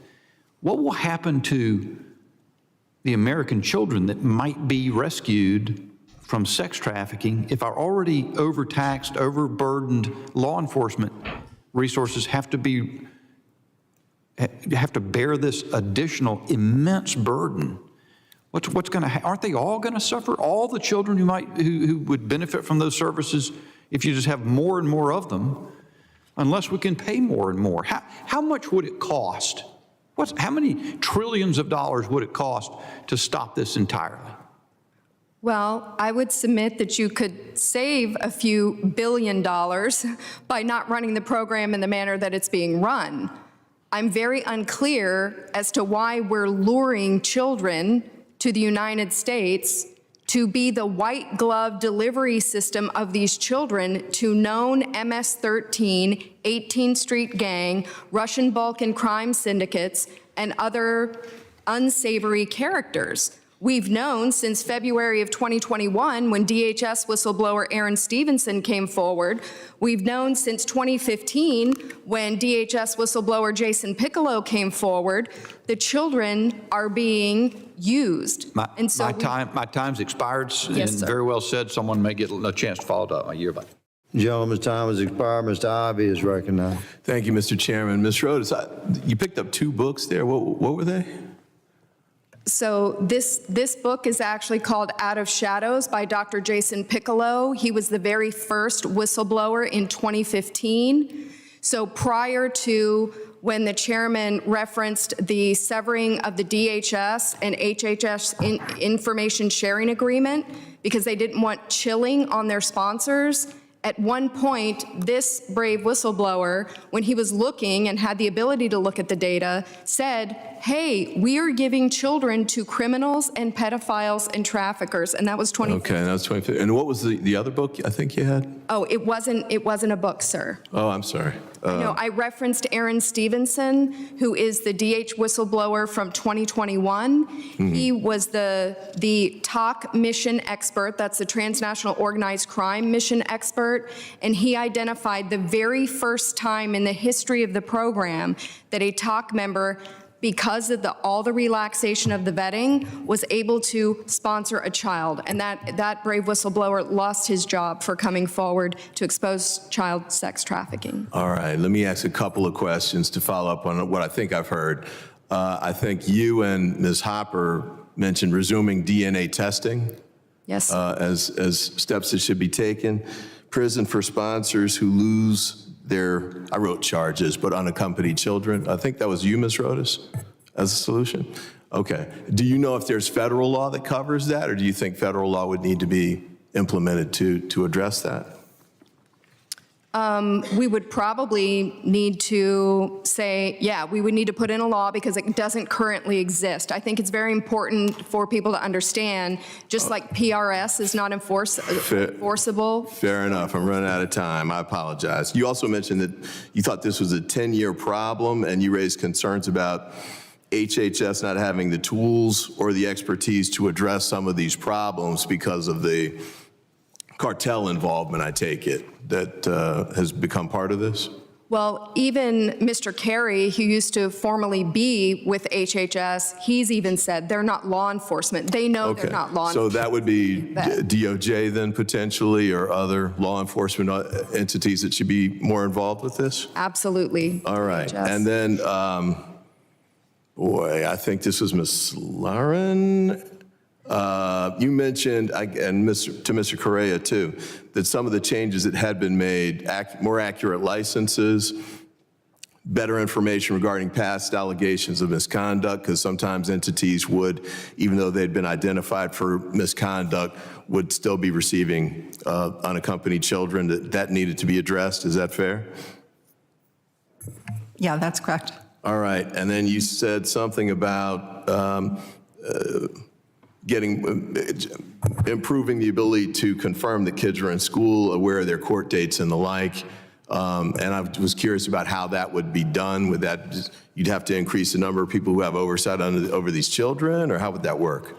I mean, what we're really asking for is documentation. We're asking that when they reach out and children receive post-release services, HHS keeps a record of that so that they can show which kids have gotten the services, which haven't. And that's what they have been able to do. The kids reach out, if they call, for example, that would be tracked. No, it's exactly. Okay, and then Mr. Carroll, I apologize, I'm running out of time. You had 3 points. Well, first of all, let's begin with the organ harvesting issue. So, Ms. Hopper, I think you identified issues, but I think the ones you mentioned were in Mexico. Are there any you're pointing to in the United States? Not that that makes it better, but I just want to make sure we know what we're talking about here. You are correct. You had mentioned that there were no footnotes. I was not going to put a incarcerated cartel member's information out there, but that would be the footnote. However, they were harvested for buyers that were in the U.S. looking for those organs. For footnotes, what I would mean in that instance would be, for example, if there are cases that have been brought to prosecute, you could cite those. But, but the fact that I just want to nail down they're not in the United States. Mr. Carroll, you made an allegation about organ harvesting as well. Are you saying that's taking place in the United States or somewhere else? In my documentary, I interviewed multiple people. Please give me the quick answer. Yes, this happened in America, and to deny that is... I'm not asking you to deny it, but have any charges been brought against anyone for doing that? I don't know that right now, sir. Okay. And then you mentioned that as your three parts of your solution, every single one of the 550,000 unaccompanied children should be identified. After they are identified, what's the next step in the process that would happen there? What happens to those kids after we identify them? We make sure they're safe. In what way? What do you have in mind? I don't understand the question. By what way? I don't understand. The gentleman's time has expired. Mr. Guest is recognized for 5 minutes for questioning. Thank you, Mr. Chairman. Mr. Carroll, first I want to thank you for your 24 years of service to your country and for all that you are doing to call attention to the crisis along our southwest border. Ms. Hopper, I also want to thank you as well, direct my questions first to you, Ms. Hopper. You state in your written testimony, you talk about this not being a political issue, that this is in fact a humanitarian crisis that has costed the lives of countless children.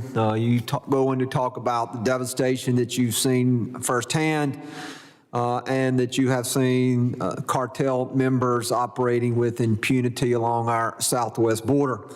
We are well aware of human trafficking and the number of individuals who are brought into the country illegally, both children and adults. Some of those forced into modern-day slavery to pay back the cost of their safe travel across the border. We're also very well aware of sex trafficking. We're aware that individuals are brought into the country and they're sex trafficked once they've entered the country. And you do a great job in your report talking about issues of sexual violence that occur during transit. You talk about that, you say here that there's a disturbing aspect of cartel operations and the sexual exploitation that occurs at specific points along the smuggling route. And you even refer to those as what are known as rape trees, where young women and in some cases possibly young men are sexually assaulted by those individuals that are giving them passage across the border. And so while we as a committee are well aware of those allegations, you also bring up another disturbing, shocking new category, I guess, if you will. And I think, Mr. Carroll, you may have addressed that briefly as well, involving the harvesting of organs. And that drug cartels are now moved into this new category of activity involving organ harvesting. In many cases, it seems like from reading your testimony, I'm going to ask you to expand on that in just a minute, that these are migrants who are attempting to travel into the United States, that drug cartels are in cases harvesting organs of those individuals. You said that this is a common practice that occurs at both veterinarian clinics and hospitals, I'm assuming there in Mexico. And you even talk about a report from August of 2024 where there were 2 American college students who were there in Mexico who were drugged with the belief that they were to be apprehended so that their organs could be harvested. And so as we move into this, I just want to give you a minute to enlighten our committee about what you have found as it relates specifically to drug cartels, which are now moving into this disturbing new arena of harvesting organs of individuals attempting to come to the United States. Thank you for the opportunity to expand on that. During the interview with the former Sinaloa cartel affiliate,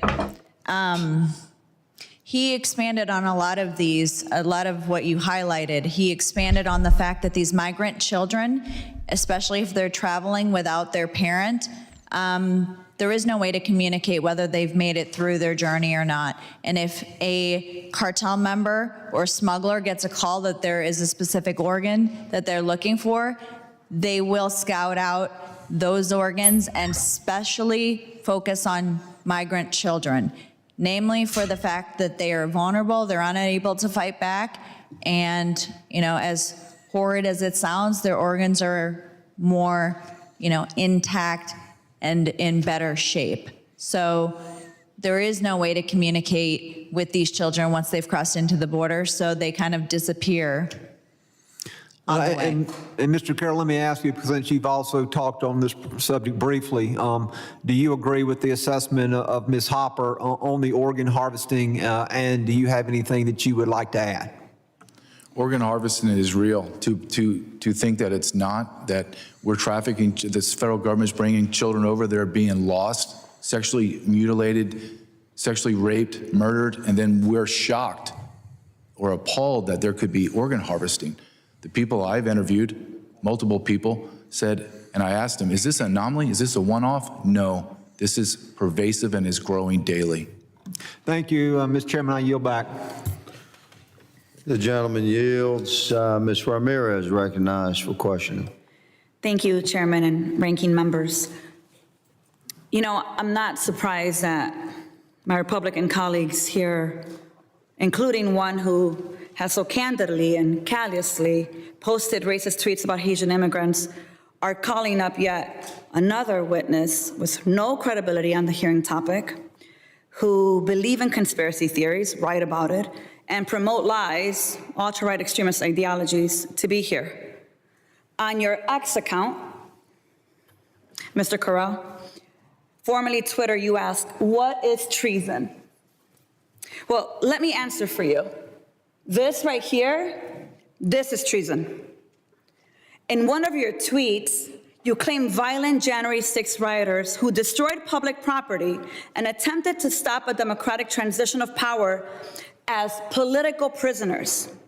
I find it to be shameful that a former law enforcement agent would defend a mob who beat law enforcement officers protecting this very building. In another post, you write, mass deportations will be swift, but they will be deadly. Actually, I agree with you on that. They will be deadly. So I find it unforgivable that you, Trump, and Republican members of this committee would even advocate for it. In another post, you say we should destroy the federal government and that the federal government is the enemy. I find that odd considering you were once a federal employee and you've been begging to come back into the incoming Trump administration for a new job. Lastly, you posted that the federal government is the epicenter of pedophilia, an outright falsehood with perhaps the exception of Trump's stellar attorney general pick. I have no questions for you. No one serious about our role here should be asking you questions. Your misleading statements are counterproductive. And this committee tomorrow is supposed to be having, although I'm hearing we may not have, a committee hearing on worldwide threats. To me and so many others, the fear-mongering, the racist invasion rhetoric that you and extremist Republicans spread, in my opinion, is probably the truest threat to our homeland. So, Ms. Laren, I want to ask you a question. And first, let me start by saying more than 4,000 children were forcibly separated from their parents under Trump's family separation policy, including infants who were literally removed from their mother's arms. Because of that administration's cruelty and incompetence, more than 1,400 of these children still have not been reunited with their parents, more than 6 years later. They may never be reunited with their parents. Trump has said that he will do it again. He will deport and separate families. Ms. Laren, can you tell us why it's been so difficult to reunite children separated under President Trump? There are several reasons. First, there was no planning before the separation policy was put in place. So DHS and ORR didn't have an opportunity to procedures in place to track the children. There was no database that both agencies could access and share to track the whereabouts of the children. And in HHS's database, ORR's database, there was no field to indicate even whether the child had been separated from a parent.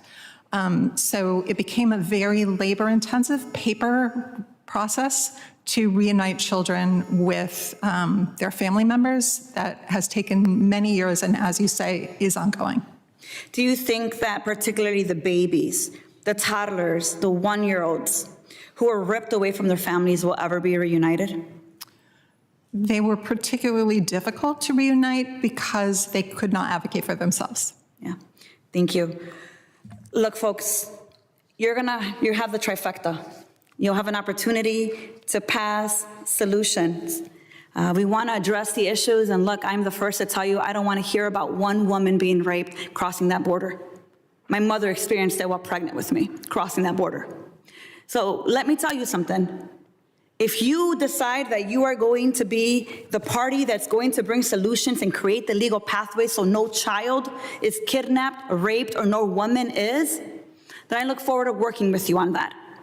But if all we're going to continue to do in this committee is bring people here who continue to dehumanize children and families who are risking everything because they have lost everything crossing that border, then I'm going to continue to push back and fight back because I actually understand what's happening in these countries. I have visited these countries. I want to get to the root cause of migration. I want to get to solutions. You've been talking about policy solutions. You're going to have the opportunity to do it. The gentlewoman from Georgia, Ms. Green, is recognized for 5 minutes. Thank you, Mr. Chairman. The root cause of migration is a federal government that has legalized an invasion into this country. That's the root cause. And you talk about treason, I can tell you right now, I consider that treason against American citizens. This has been an invasion in this country, and the cartels have benefited by tens of billions of dollars. Mass deportations cannot happen fast enough. Not fast enough. Not for the cartels, terrorists, gangs, and criminals that have made billions and billions of dollars, and children have been the biggest victims of it. Human trafficking is a $150 billion a year industry. In 2021, Georgia had one of the highest number of cases per capita that were reported through trafficking hotlines. Approximately 1/3 of all human trafficking victims are children. The United States is one of the top destinations for human trafficking and is among the largest consumers of child sex. That is sick. The average age of entry into the commercial sex market is 12 years old. Joe Biden and Kamala Harris have been complicit, just as you testified, Mr. Carroll, in making the United States federal government the world's largest child sex trafficking organization in modern history. My God, what has happened to our country? This administration has adhered to our enemies and allowed cartels and coyotes to make around $13 billion a year in human trafficking alone. Joe Biden, Kamala Harris, and Mayorkas have allowed over 500,000 unaccompanied alien children to cross our border. As Mr. Carroll testified, the probability that thousands of these alien children are being raped at this very moment is 100%.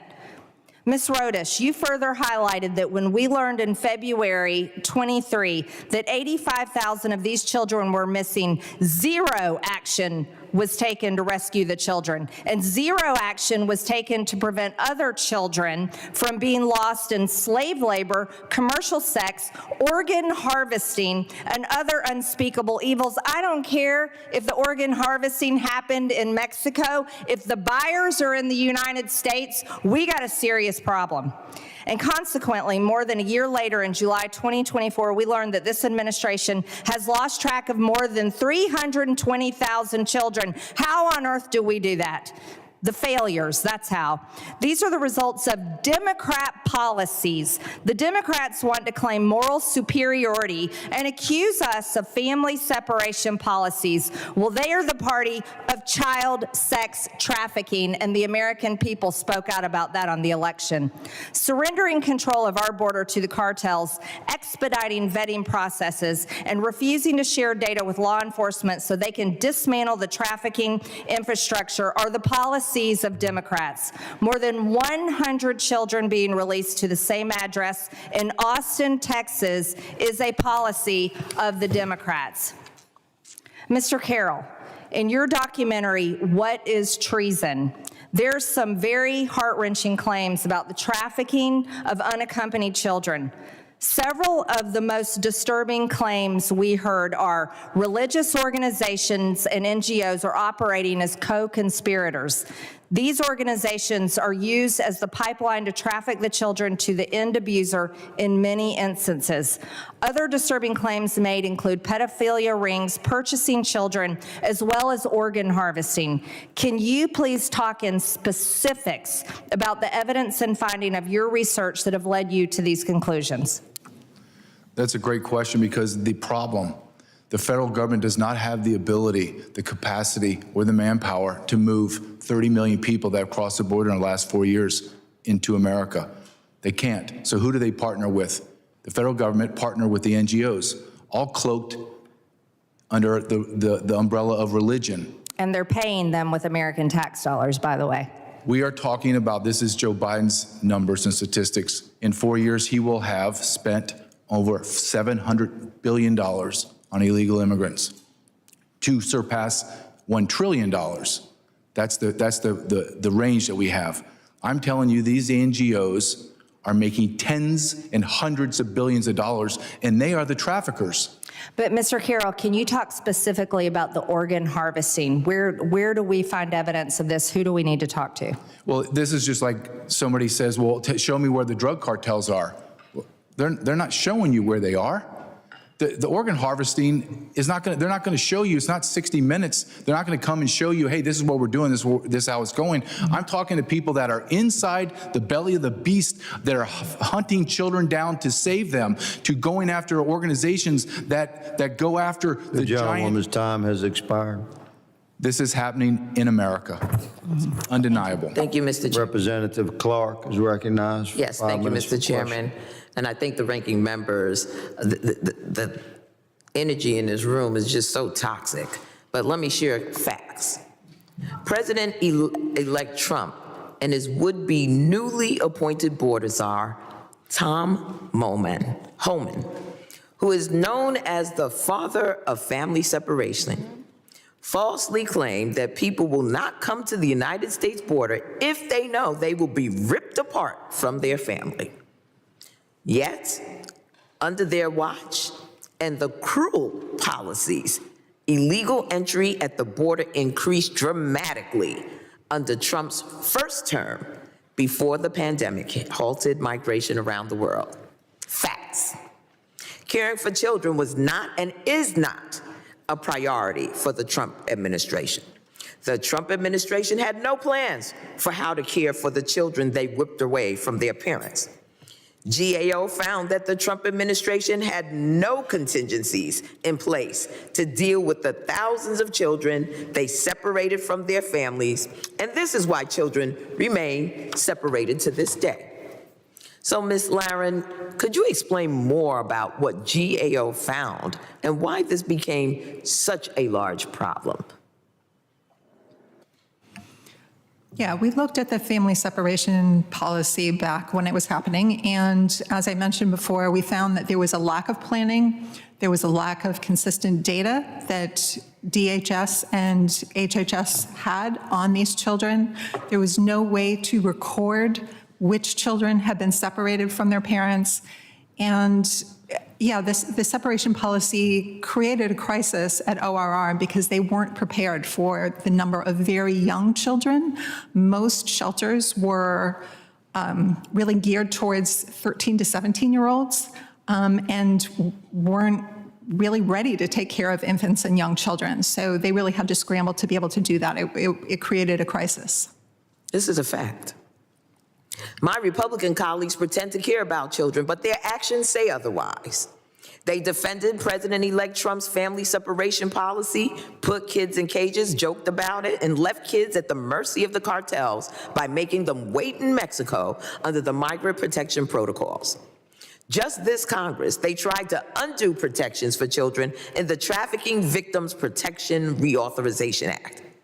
Why don't we hear Republicans talk about the harm that those policies do to children? When they have full control of the government next Congress, I hope to see my colleagues take actions to make children safer. Director Laron, your agency completed a report in December of 2023 that analyzed federal efforts to counter child trafficking and made several recommendations. Ms. Laron, can you speak to those recommendations and how the Biden administration has made efforts to resolve them?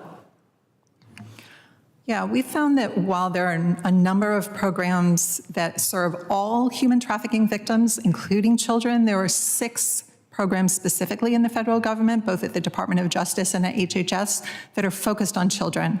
And what we recommended is that an interagency task force be formed to ensure that those efforts are coordinated so that children who are victims receive the services that they are entitled to. And that recommendation to both DOJ and HHS has been implemented. There is an interagency task force to coordinate. Very well. And are you aware of whether concerns about the lack of contingencies and appropriate planning were raised before family separation was implemented?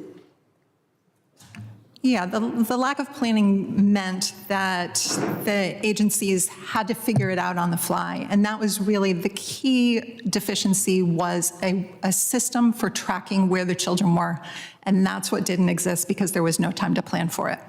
Well, I thank you very much for your response. Mr. Chairman, I think that, this is a very serious issue. But the way that this committee has conducted this hearing, bringing entertainment to the table to share with us their opinions and opine without facts, this committee has never done that. And I see that that's the rabbit hole we're going down. Mr. Chairman, we need to put this in check before it gets out of hand, and I yield back. The gentlelady yields. The gentleman from Mississippi, Mr. Ezell. Thank you, Mr. Chairman. It's pretty obvious today that we have a lot of differences of opinions. I've spent my entire life until coming to Congress as a police officer, a sheriff, a chief of police, and I have seen firsthand, I have held the victim's hand who has been violently raped and abused. And let me tell you something, it is the worst thing you will ever witness in your life to see a victim of rape and terrible abuse. There's nothing that can compare to it except for murder. And that victim is no longer able to speak. But what I have seen firsthand, just how terrible it is. It's no secret here that the border's wide open. It's no secret that everything has been going on for the last 3.5 years. And what I've heard today, Ms. Laron, with all due respect, I've heard you answer questions several times about lack of planning on the Trump administration for whatever failures they had. So tell me what some of the planning, successful planning, that we have seen over the last 3.5 years out of this Biden administration to stop some of these hundreds of thousands of people coming across this border. What have this Biden administration done in the last 3.5 years to plan and to stop what we have seen? Yeah, I can't speak to border control issues. Mm-hmm. Okay, but what I've heard you say multiple times, a lack of planning, a lack of planning. I hadn't seen very much planning coming out of this administration.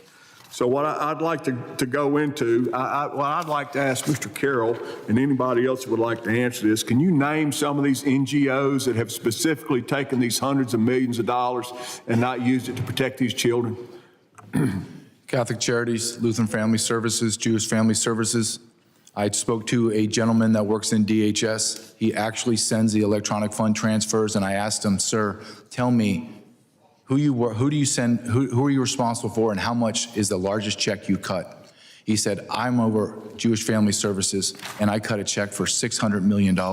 And I said, Is that for like 3 years? And he told me, JJ, get in the game. That's 2 or 3 months, and it's renewable. That's one NGO. And I said, well, Catholic Charities is bigger than Jewish Family Services. Yes, they get the same or more. You're talking about billions upon billions of dollars given to NGOs to further the trafficking of everyone crossing the border, to include children.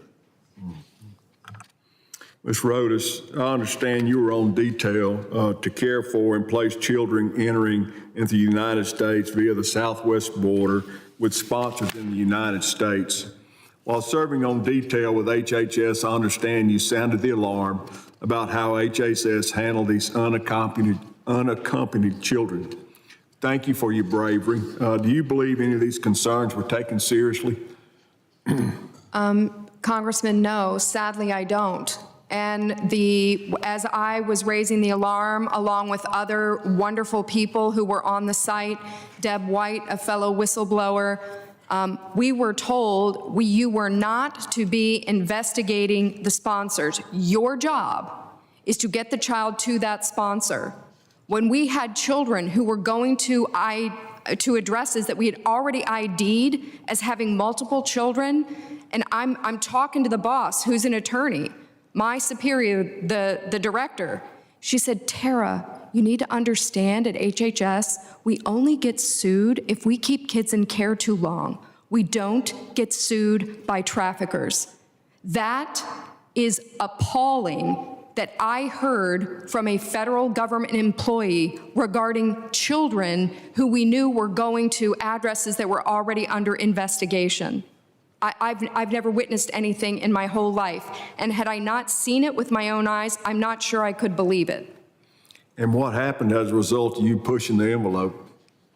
Well, I wasn't the most popular person on the site, but when DHS whistleblower Aaron Stevenson sounded the alarm and went public in August of 2021, and I saw that they were MS-13 and 18th Street gang. My husband is from El Salvador, so I know that this is not a good thing to be giving children to MS-13.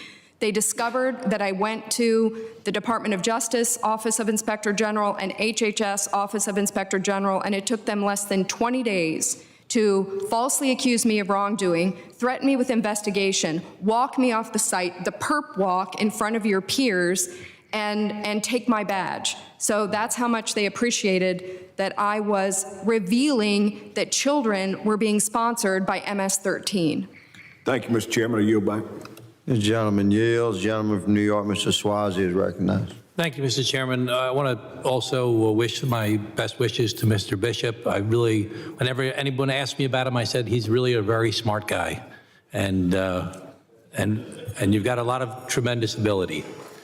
I want to thank the witnesses for being here today. I have to tell you, I'm very sad. The whole thing's very sad.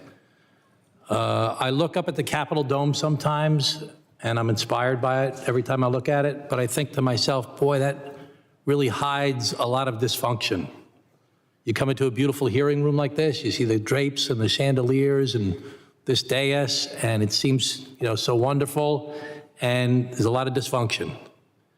And it's sad, the stories everybody's telling here today about kids being raped, people being trafficked, organs being harvested, families being separated, kids in cages, parents worried about their children, people trying to make money off of other people's misery. And all we do is I heard a lot of stuff I agree with here today, but all we're doing is pointing fingers at each other. Ms. Rodas, you talked about a whistleblower in 2015 talking about sex trafficking. It didn't start all of a sudden one day on January 20th of 2021. It's been going on for decades. And we spend all of our time blaming each other and trying to point at boogeymen instead of doing our jobs in the United States Congress to try and find agreement with each other. I've got great friends on the other side of the aisle. Been talking about what can we do to find some common ground, to secure the border, to fix the broken asylum system, to treat people like human beings and address some of the thorny problems related to DACA and TPS and farm workers and healthcare workers and Afghan readjustment. And we've got a lot of common ground agreement. But people are terrified on both sides of the aisle of speaking up because they're afraid that the extremists in their party are going to cut their legs off if they dare try to work with the other side. And the toxicity that we hear in this hearing room and in the media constantly, instead of trying to actually solve the problem where these kids are suffering every day, where families are suffering. Blame, blame, blame, blame. We got to do our jobs to find common ground, to help people that are suffering. We can find clever things for us to say about you guys and for you to say about us. I got them. I showed them. Look what I got you on. I got you on one. Let's do our jobs. Let's solve the problem. So thank you to the witnesses for being here today. I know many of you have devoted your lives to trying to address these problems. I appreciate it. I've only got a minute and a half left, but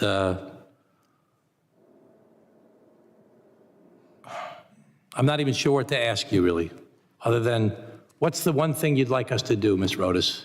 What's the one main thing you want us to do? Try and do it quick so I can give everybody a chance to shot to speak. For me, I'm going to stick with that we need to designate child trafficking as a terrorist activity. I think this would unlock critical counterterrorism tools, expanded intelligence, interagency collaboration. All complicated things. These are so complicated to deal with these problems. And you cannot solve complicated problems in an environment of fear and anger and blame. You can only do it when people who are reasonable are willing to sit down across from each other and say, I think this, well, I think that, well, how about this, well, how about that, and find common ground. So thank you, Ms. Rudas. Ms. Laren, do you want to say anything?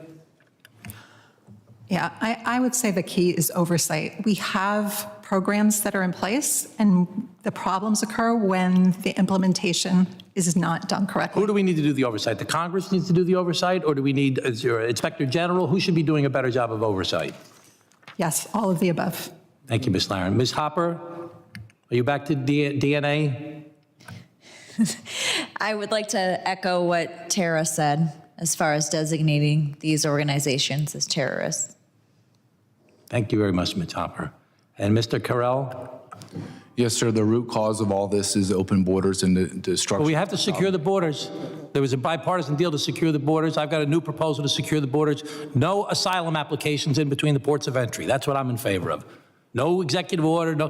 Congress says no asylum applications in between the ports of entry. Let's create safe mobility offices. You want to do remain in Mexico? I don't want you to remain in Mexico. I want you to remain in other countries all throughout the world and apply there. And if you apply there and you get denied, you don't come in. If you get accepted, you come in. Safe mobility offices throughout the country. Thank you, Mr. Gentleman's time has expired. Ms. McIver is recognized for 5 minutes for questioning. Votes have been called. We're trying to close out quickly. Thank you, Mr. Chairman and ranking members and our witnesses for joining us today. Homeland security extends beyond protecting our borders and points of entry. It's about ensuring that these protections are implemented fairly and equitably. The pathway to citizenship is thought to unlock prosperity, but not everyone has the same key. I commend the Biden-Harris administration for taking significant steps to improve the care and safety of unaccompanied children, including addressing the harm caused by family separations during the Trump administration. However, more must be done. And like my colleague from New York, the fine gentleman from New York stated, we must talk about what we should be doing to address the problem. We know that the Biden administration has also come to Congress for help with the resources needed to do more. My question is to Ms. Laren. Can you also describe some of the assistance that the Biden administration has asked for from Congress? Have you received that help yet? Yeah, I actually can't speak to that. I'm not familiar with the Biden administration's requests. Okay, that's interesting. All right. My closing, because I know we have to rush to votes, is that Congress has a responsibility to come together to fund and support these critical efforts. Our conversation today is vital, even though it's a little toxic, to advancing fair and equitable practices that protect all children within our borders and those seeking safety and refuge here. With that, Mr. Chairman, I yield back my time. The gentlelady yields. I thank the witnesses for their testimony today and members for questions. Mr. Grady, you need to be... Yeah, I'd like to submit a statement for the record at the right time, Mr. Chairman. Yes, so let's do that now. I'd like to submit a statement for the record from the Kids in Need of Defense, some recommendations on how the government can protect some of these children. Without objection. Thank you, Mr. Chairman. I again thank the witnesses for your testimony today and the members for the questioning. The members of the subcommittees both may have additional questions for the witnesses, and we would ask the witnesses respond to these in writing. Pursuant to Committee Rule 7 Delta, the hearing record will be open for 10 days. Without objection, the subcommittees both stand adjourned.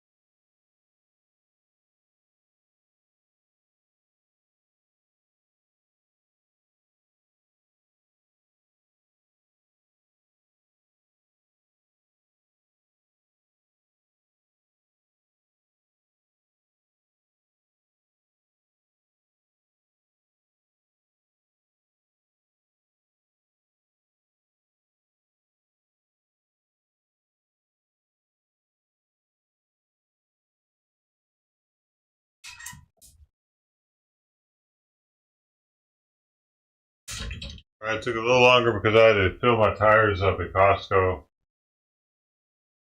How long has this been done? Oh, like 20 minutes.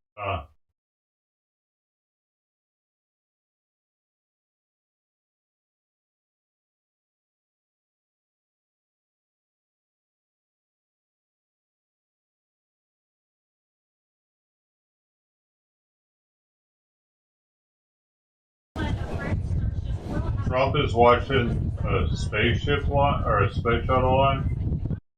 Yes, you actually have a building that has like glass glass.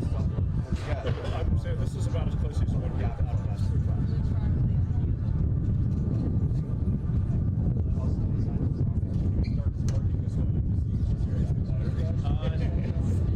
That is extremely unlikely, but if it does land on us,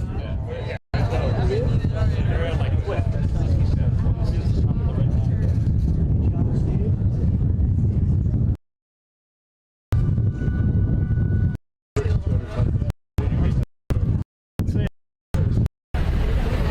Already done it? Mr. Wickle. These are envoys to the Middle East, we have to take good care of. So, when it's coming in, Good to see you. counterintuitive how it flies. It's tight. So it's going. Come to your left, your right. You okay? So it's way faster than that. You're trying to use the atmosphere to brake as much as possible, so you're kind of going like this. So if the floor is serves the earth, it's going like this. It's literally trying to use its entire body as a brake, and then it's using these flaps to just control its position. You try to achieve roughly a 70-degree angle to drag. How hot is it?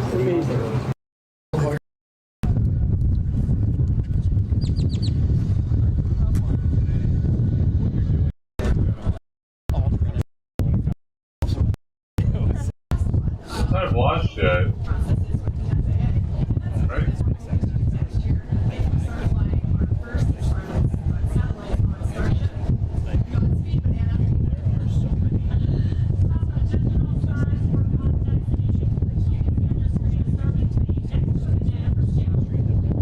With the FAA, and that's something that we're hoping to do next year if we start flying our first Starlink satellites on Starship. Godspeed, Banana. Some additional size for context, you can see on your screen a Starlink Mini next to a banana for scale.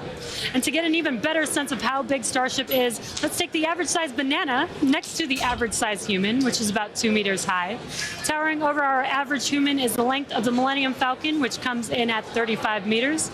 Our Falcon 9 rocket with the payload fairing attached is double the size of the Millennium Falcon at 70 meters, and nearly twice the size of that is the fully integrated Starship at 121 meters tall.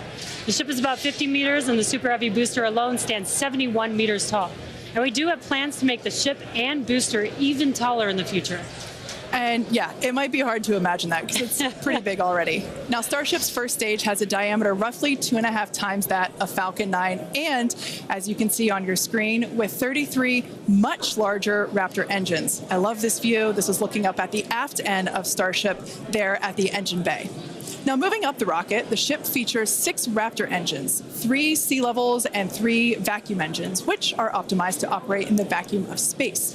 The ship is designed for vertical takeoff and landing on any hard surface, like the surface of the moon, for example.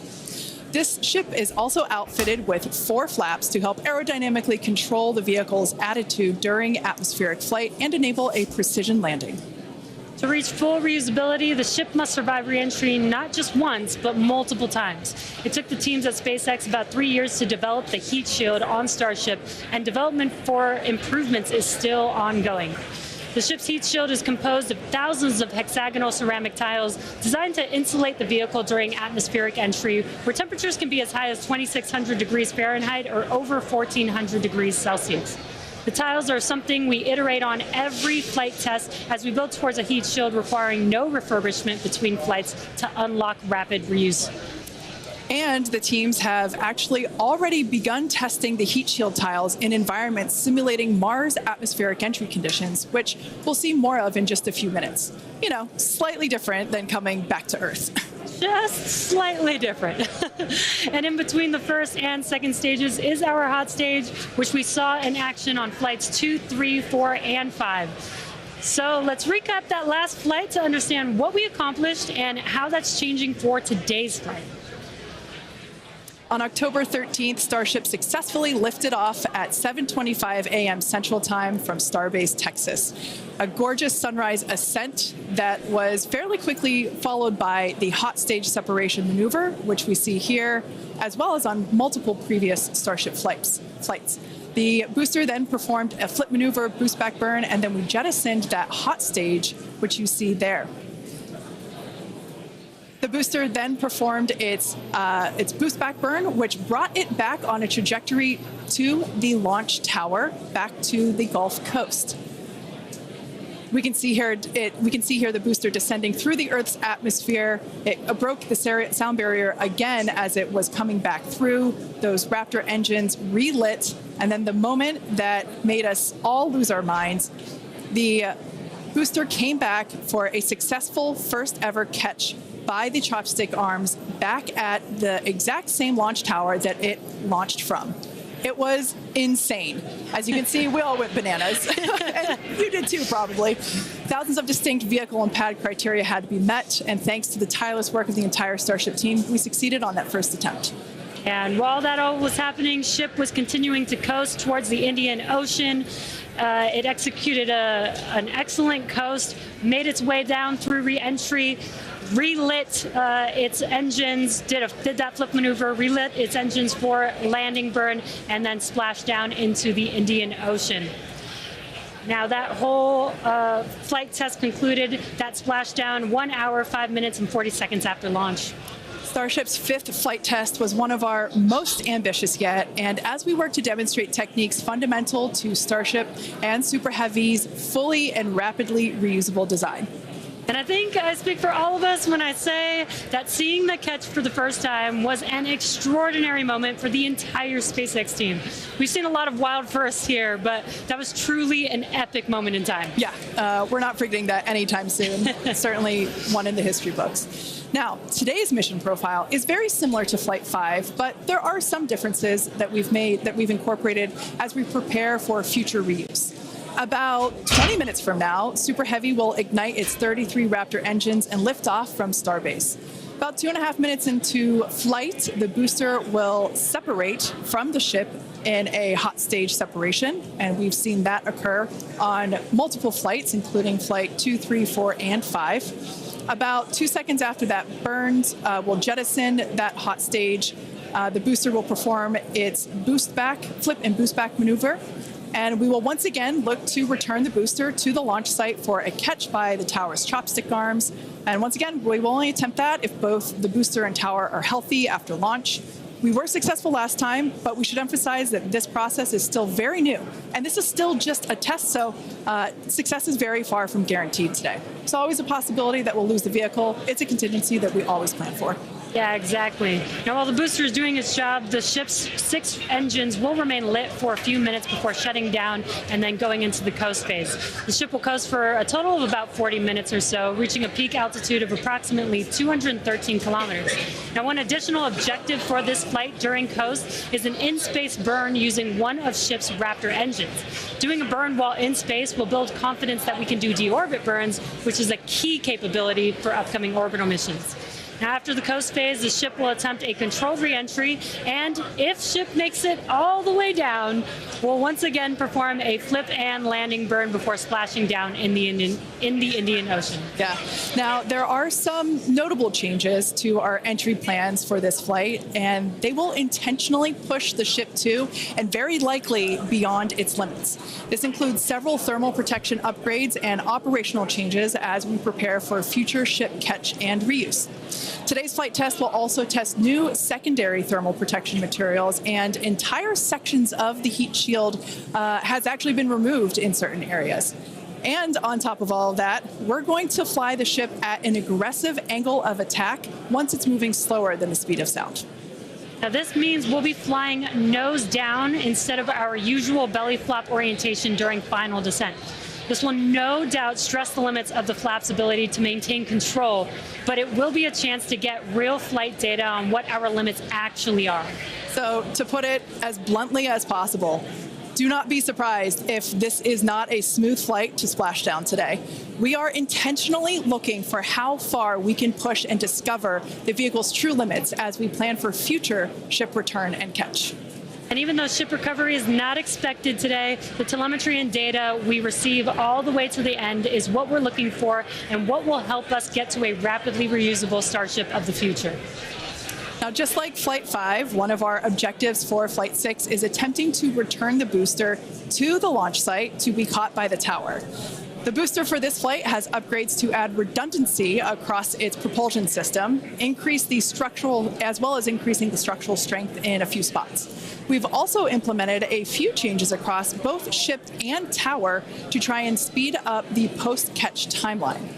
Returning vehicles to the launch site leverages the same hardware that we use for stacking ahead of flight, making our infrastructure multi-purpose. And in order for us to achieve that rapid reusability that we keep talking about, we need a quick turnaround. And you can't get much faster than returning the launch vehicle right back there to where it needs to launch from again.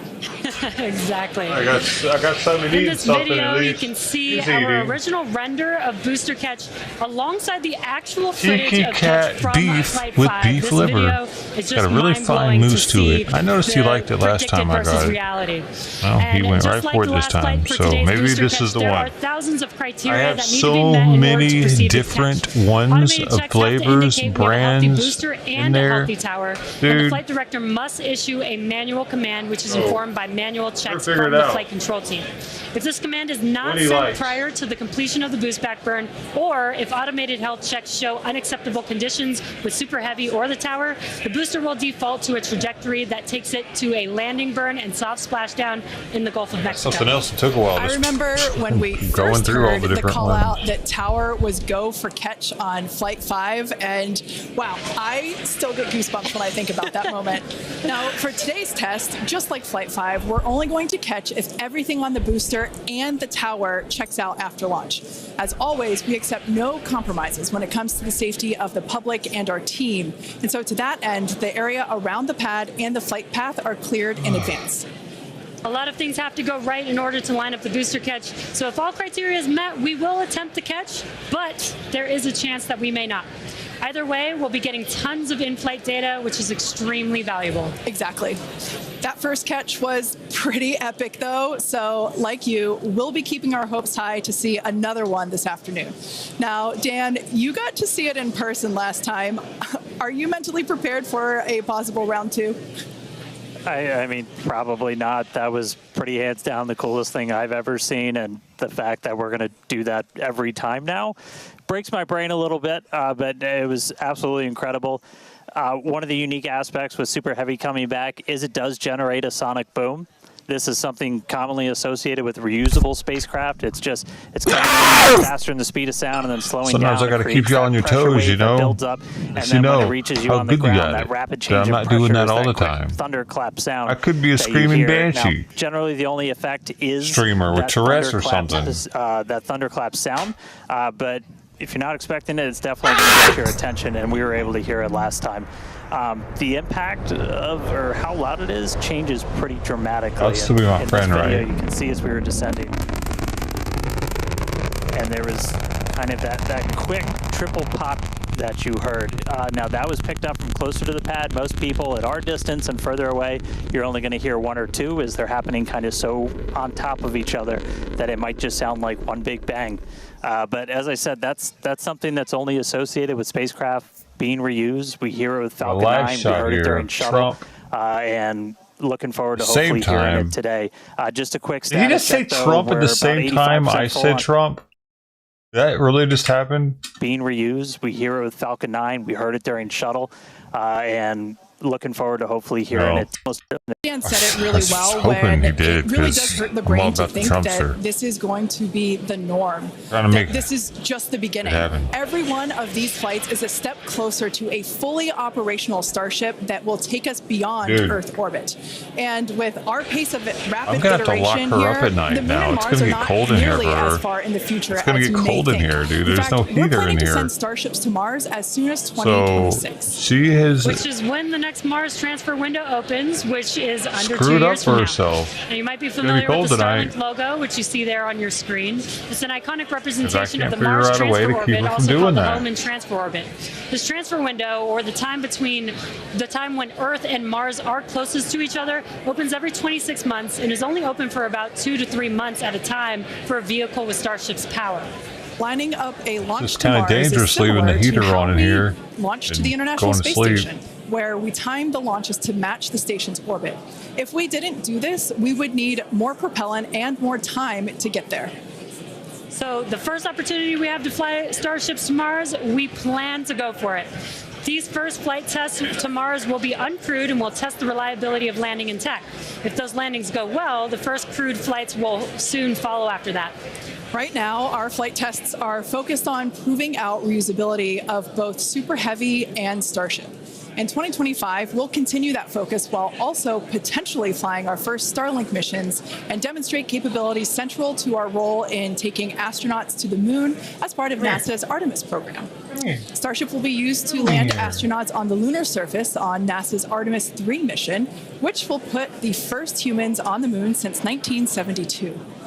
One key capability will be the ability to refuel Starship on orbit, which you can see there on your screen, with a Starship prop tanker docked with a fuel depot. Next year, we're planning to test this capability by launching 2 Starships and having them meet up to transfer tons of cryogenic propellants. Now, when the time comes to land on the moon, Starship will link up with NASA's Orion spacecraft in lunar orbit, where astronauts will transfer over for their descent.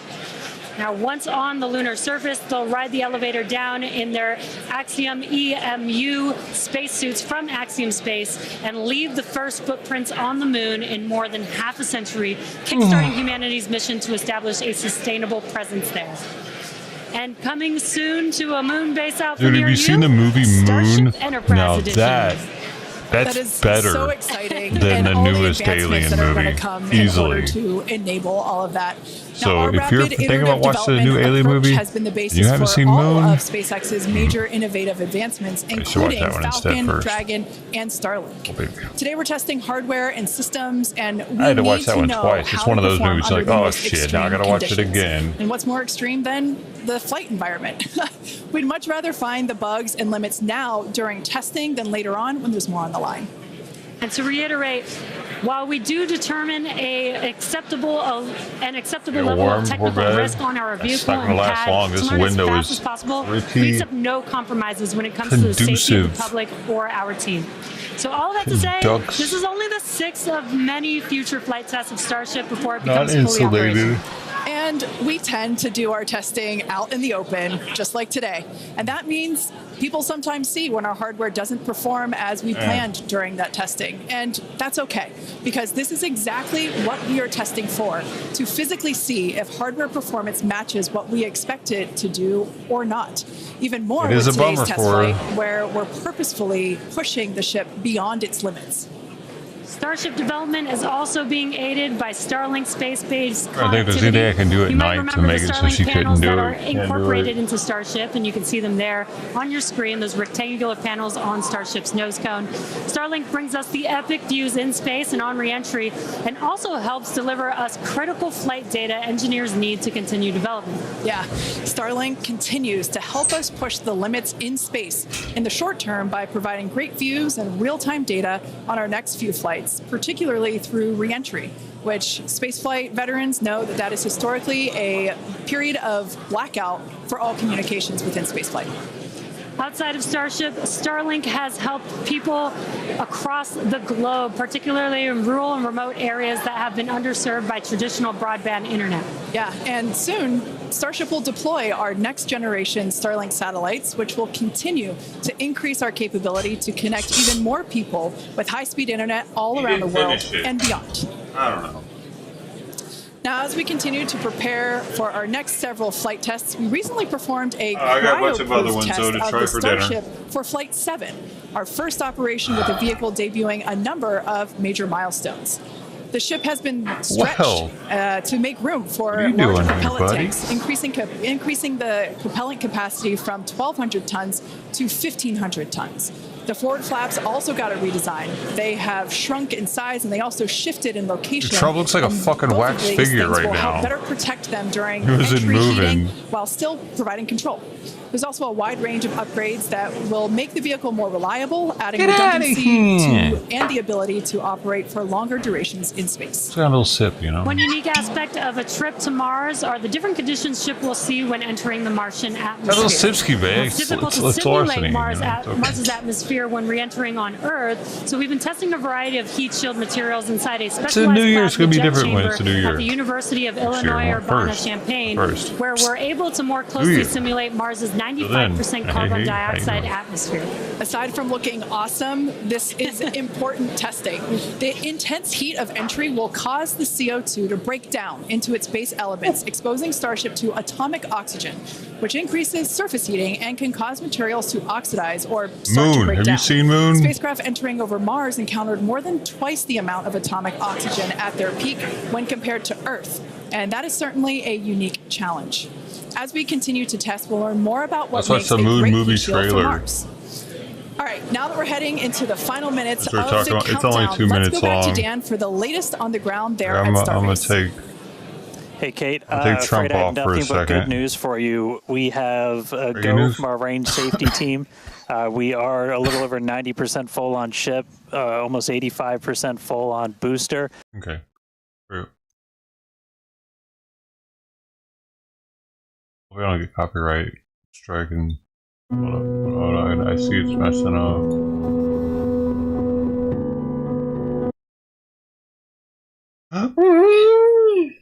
That's what you just said.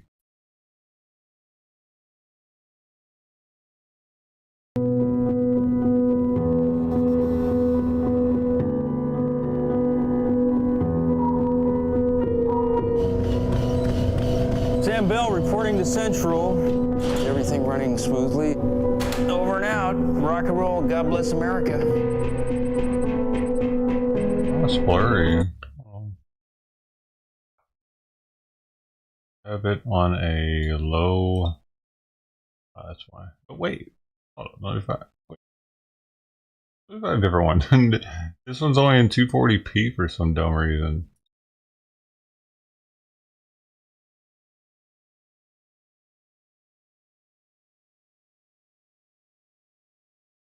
Is that the only? Here's a better one. Would you? God damn it!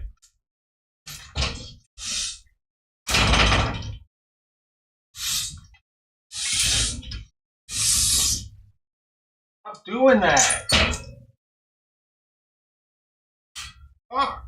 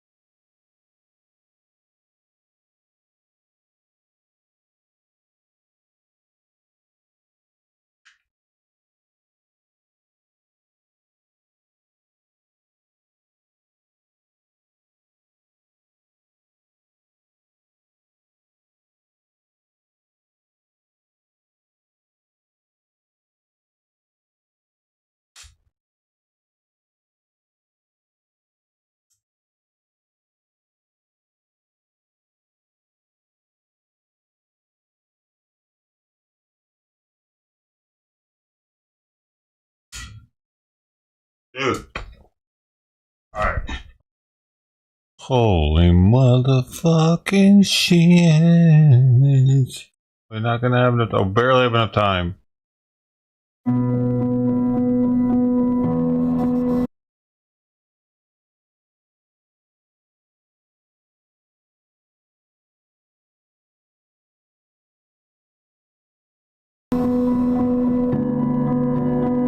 Yeah, barely might have enough time.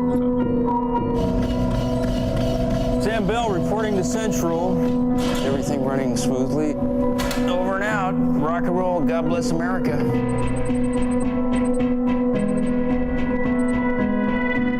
Good morning, Sam. Do you want me to cut your hair then? Lunar Industries remains the #1 provider of clean energy worldwide due to the hard work of people like you. That it's a nice to know. 3 years is a long haul, you know. I know you're really lonely up there, but I'm proud of you. 2 weeks to go, Sam. 2 weeks to go, buddy. I'm going home. Looks like we got a live one. I'm gonna go out. Okay, Sam.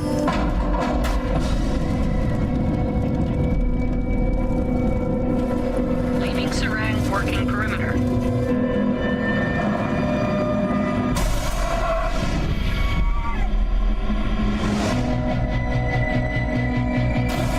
Sam outside. Who is he? You tell me who that is!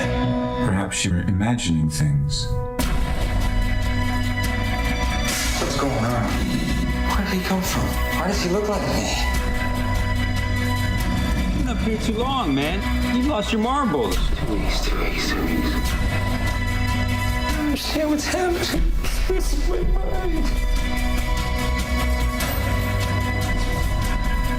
I want to go home. I know.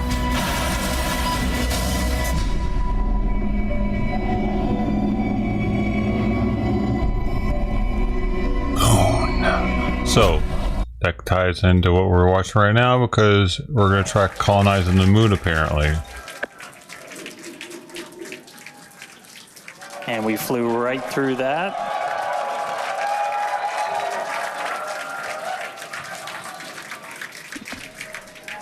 Flight directors go for launch. All right, we're now T-minus 20 seconds until liftoff of Starship Flight 6. This will mark our second attempt to catch the Super Heavy booster at the launch tower, as well as 10, 9, 8, 7, 6, 5, 4, 3, 2, 1. 4, 3, 2, 1.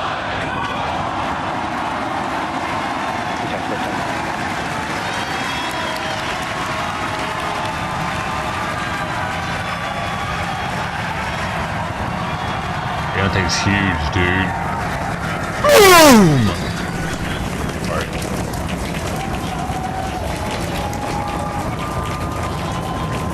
That'd be pretty awesome too, though, wouldn't it?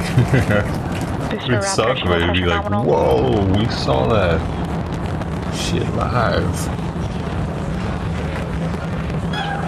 Damn, it's so fast.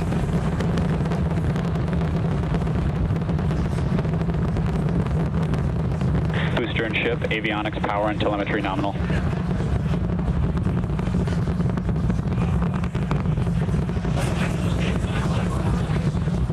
A friggin' giant jet lighter. Like a All right, we're just a little giant over one of minute these. into flight. We're about 6 miles away, so all the sound's still hitting us here. Hearing good call outs that power telemetry nominal, that's flying straight and true. We do see all 33 Raptor engines lit up on telemetry That's screens. wild. Look at that. At this point, we've passed through that point of maximum aerodynamic pressure, that max Q. Now coming up in just a little over a minute from now, we lost our, is going to be hot staging. So we're going to see the 6 engines on the ship ignite while still attached to the booster. Just before that, we'll see all but 3 center engines on the booster shut down. In what we call MECO, it's most engines cut off instead of main engine. And so while we continue to watch it go up, a lot of our flight controllers looking at all the systems around the tower, again, we have to send a manual command. Dude, what's very interesting about this shit? It's about 30 seconds away from hot staging. Our closeness to being at war with Russia, and how the war with Russia, the Cold War with Russia, is what sparked off the space age, the space exploration. We wanted to build rockets, interballistic And missile. we heard the tower is go for catch. Booster engine cut off. The return flag is set for true. And now we're close to war with Russia again, and it's almost like the space race is starting up again. All right, hot staging confirmed. 6 out of 6 lit on the ship. Booster boost back going. We heard that we are go for catch. The space race. Kate, back Jesse, then. taking the views. Kennedy, Hopefully I got a wasn't it? booster coming home real soon. Wow, from our view here, Dan, great views of planet Earth behind that super heavy booster. Right now it is performing the boost back burn. Good news there, telling us that the pressures inside the ship are good. That is the second stage, or the upper portion Maybe of the it'll help us vehicle. build a better Follow along weapon. with the telemetry on the bottom of the Blow screen. the Earth up. Yeah, booster is Fuck currently it. a super heavy. I Is can't find the currently right cat food. in its boost back burn. This boost back burn. Avionics, power, and telemetry nominal. This boost back burn lasts just a little bit over a minute, so we've got a little, approximately 30 seconds left. It's farting right there. That's known as the rocket fart. That's why they're all clapping. You're waiting to see that all day. On the left, or from the booster Rocket on fart. the left-hand side of your screen, and then tracking cam there on the right-hand side of your screen. We'll see It's those a grid fins. known phenomenon. And we can rocket also world. see that the hot stage has been jettisoned. Yes, visual confirmation of that there on your screen, which is great. Now the I'm next somewhat of a rocket expert myself, as you can tell. The next step for booster is going into that landing burn. Again, it'll light up 13 There's of another those little rocket engines, fart. and then pare down to 3 engines right before booster catch. All right, now just real quick, we did hear the call out, booster offshore divert. Unfortunately, that means that we are no-go for the catch. As we said before, both the tower and the vehicle, as well as the operators on console, have been actively evaluating the commit criteria for that I was only return here to for the the launch catch. tower. And unfortunately, we did not have a pass on those commit criteria. So we are no-go for tower catch. And we did whack as mention that shit, we're man. constantly I fucking paid evaluating the for a criteria catch for show. catch. There's a lot All of this things time that I need to put go well in invested. order to line that up. Unfortunately, today we will forego booster catch We just heard her say it. Why do you have to tell us? It's two women saying the same thing. Maybe if it was a guy telling us after a woman, or a black person after a white person. So views there But of two the women? booster Don't on the need to left-hand both side tell of us your the same screen, thing, views of the ship on ladies. the right-hand side of your screen. Now, we said before that it was not guaranteed Like, you know what? that One we of would them's be in able to make Ebonics, another one of them a tower is catch in today. So while we were hoping regular for it, like we English. said, it was pretty epic on attempt 1, but That makes sense, the two safety of the teams and the public and the pad itself are I'm so paramount. So upset. we are Everybody accepting no fucking wanted a compromises catch in in chat. any of those Everybody's pissed areas. off. It's not just Exactly, me. and we're still going to get a lot of good flight data What? Oh, with booster fucking- even. I bet Trump's but especially pissed with too. Ship. Again, I we bet have he's an like, additional what? No objective catch. today to do an He doesn't even know in-space yet, probably. relight of a Raptor engine, which again will help us set us up for being able to do deorbit burns, What which a is damn buzzkill. He needed to be there which is for a important catch, for orbital dude. flights. And what you're seeing on your screen Because is a view that's the from main thing right super now that they're heavy like, as that's it's making its the way big deal. back down to Earth. Yeah, once again, we are This attempting isn't an gonna be as offshore like, landing of it's not gonna the make the Super news Heavy as booster. much. So we have seen this before, You need to catch it.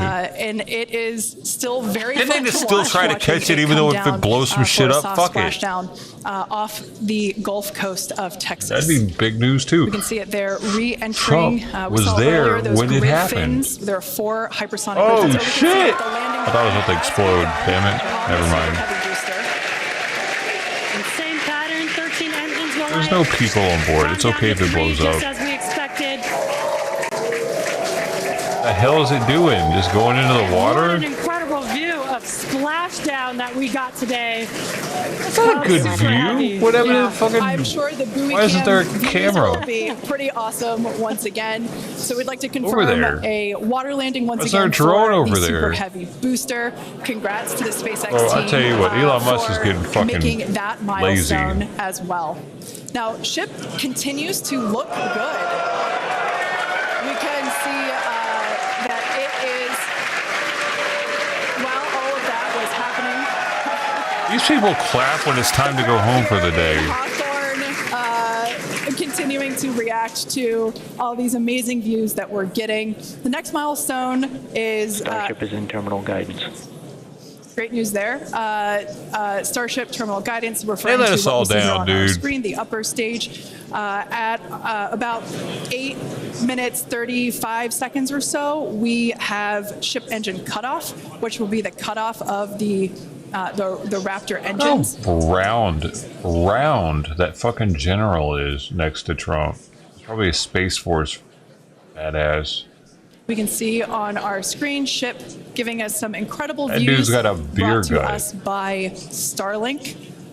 This view is also very interesting because we can see basically the state of our receding military. tile The line that we generals referred to around. earlier, where we mentioned we have removed a number of heat shield Fuck, tiles man. in order to test out and push the envelope on the ship and How can they demonstrate what expect the its soldiers capabilities underneath are. them to want to be in shape when they're fat And there we just asses? heard call out for SECO, ship engine cutoff. Great news there. Everything continuing to look awesome for ship. Full view looking aft on ship here. Elon Musk does not look like the richest person in the world, I'll tell you that. That's kind of cool, though. Nominal orbit insertion. There's that call out we were waiting for.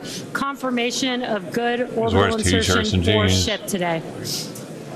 It has been a very exciting afternoon so far. Dude, everybody we'd like to in send it their back chat's over pissed to off about Dan, not who seeing can the give us catch that, That was the thing. live Everybody view was here for that. The experience, president Dan. was there for that. Once again, are you okay Elon after Musk was there witnessing for that. another Starship launch? Ted Cruz over there for it. Totally fine. It's you guys have to be jealous. This is the only way to do this. This is fantastic. No, it was really cool to see a lift off, 33 out of 33.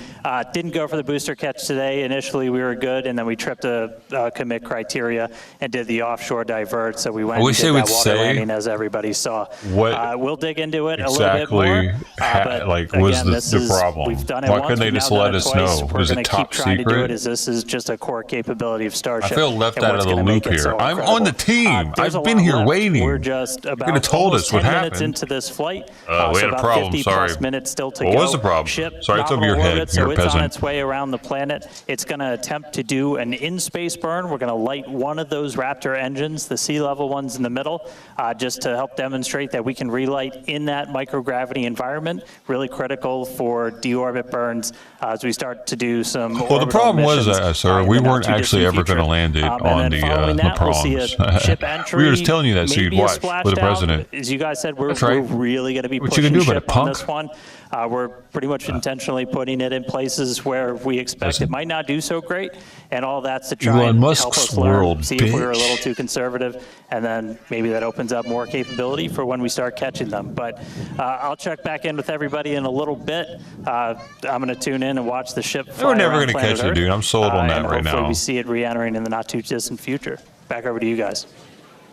Or they would be like, Thanks, well, we Dan. couldn't catch it because Development testing by dangle the definition dangle. is unpredictable, It blew which up. we It was saw off with by 5 super degrees. heavy splashing down in the Gulf of Mexico And we'd today. be like, oh, but that damn, is angle the dangle. exactly why we That's all it test. takes? Wow. As is standard for these Maybe tests, better the next area time. around the But pad no, and they along give us the flight nothing? path was cleared prior to launch, we just couldn't and do we it, sorry. expect the road and beach to remain closed until further notice. They were going to do it. Testing development flight hardware in a flight environment is what enables our teams to quickly learn and execute design changes and hardware upgrades to improve the Guys trying to copy probability it? of success in the future. Please do not attempt to approach the booster in the water for your safety as wouldn't matter well if they as did. What, did you for see that? It was of our floating team under that will it? be working What on was that? recovery. Oh, there's something right there. Did you see we are going it? to continue, though. The mission There's is something not else. done. I must see space Exactly. The mission's not debris. over. Ship is There's still another one. coasting, but it has been nonstop since liftoff. And with the booster having completed its job for the day, we are going to take a short break for the next 35 minutes or so while ship continues to coast before reentry. Now, as with previous flights, Starlink Like, would may it really enable us matter to if talk China to the ship copied it? It's through not like reentry we're with going to no be like communication blackout. using Now, China we are to still testing put our Starlink stuff during into this phase of space. flight, We wouldn't so trust them nothing with that is type of completely certain. Yeah, shit. so I mean, if we do have views, we will be sure to bring those to you live. And of course, one of those views eventually they're include going to have it. that of They our, already have as we somebody said on the before, inside, surprise probably, payload, the at banana. Tesla. And we are looking forward to it. So we're going At to come SpaceX, back I mean. in a few minutes, around T+35 minutes. Exactly. Views or no views, we'll see you back here at T+40 minutes for our coverage of Starship's reentry. Views or no views? maneuver, What does that landing mean? burn, and Of course hopefully there'll be see no splashdown. views. You're not catching anything. It's a lame scenario now. Yo, look, you almost see your titty. I was checking for y'all just in case. I don't want it just to turn into a rated R stream. I need to make sure there's no titties.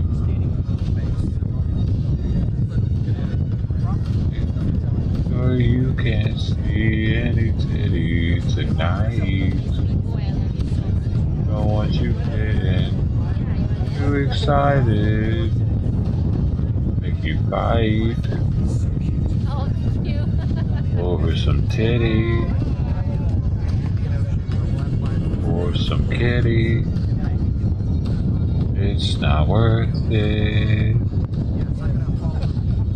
Go to sleep. Yeah. Now that was a banger. Maybe not, actually. I'm gonna rethink it. I'm gonna take that one back to the drawing board. Get some dry erase markers out.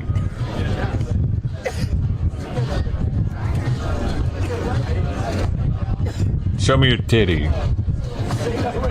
Fuck you then. What strip club is this? Guess we're over. Secret Service just kicked us out. Fucking assholes. If you want to bring this over by the door, you can. Yeah. But James is there with us. Show me your titties tonight. If you wanna get alright with my daddy, you gotta show me your fanny.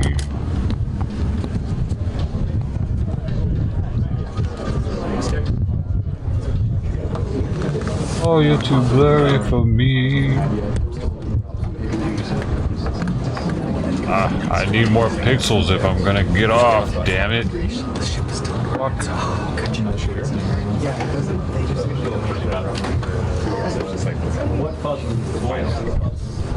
You hate it when your parent gets too blurry on you?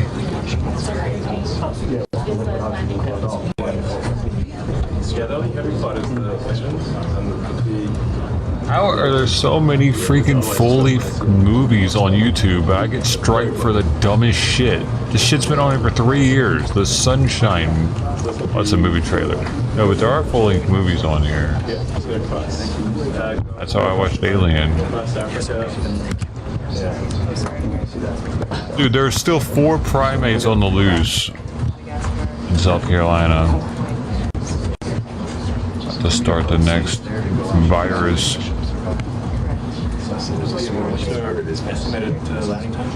Able to start that shit up, dog. Everybody's about to get some new monkey virus.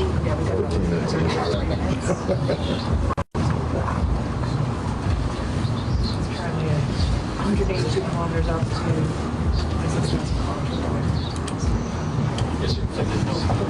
So it's currently going about 10 times the speed of a silicon missile round. Yeah, right. Speaking your language. Yeah, 30,000 feet per second is a lot. Yeah. So like, yeah, bullet missile round might go like Mach 2, global Mach 2. This is going Mach 23.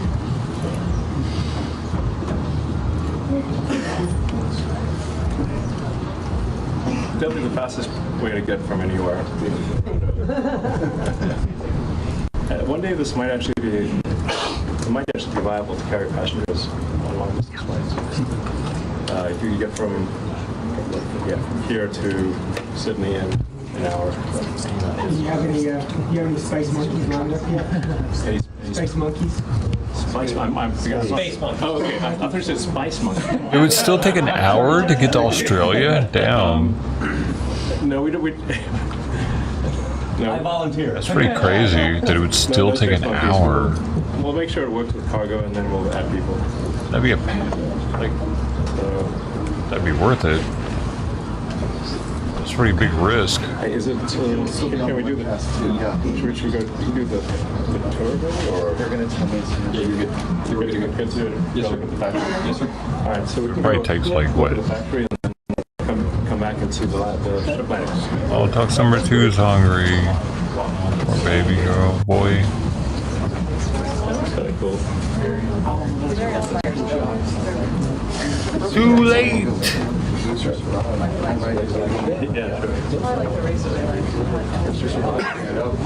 Who's that chick? We were the black fucking tank top chicks. Wait, that's his daughter, right? Or granddaughter? She's like 20-something years old, ain't she? I'm allowed to look at her titties, right? I need permission. We good? No, there's one young one though, right? It's hard to tell nowadays, dude. You got 14-year-olds out here dressing like 20-some-year-olds. And they got titties. What is going on with the world? That shit started happening when I was a kid. I remember my brother went to something at my high school once and he was like, what the hell? Is she really a teen? Crazy. My brother was like, dude, you fucking teenagers out here looking pretty stacked. I can't remember how he worded it, but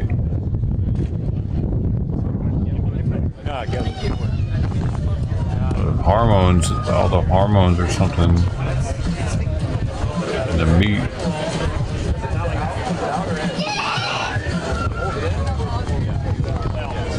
It's like girls used to look like girls back in the day. Now they're trying to look like adults, like really like going all out to look like an adult.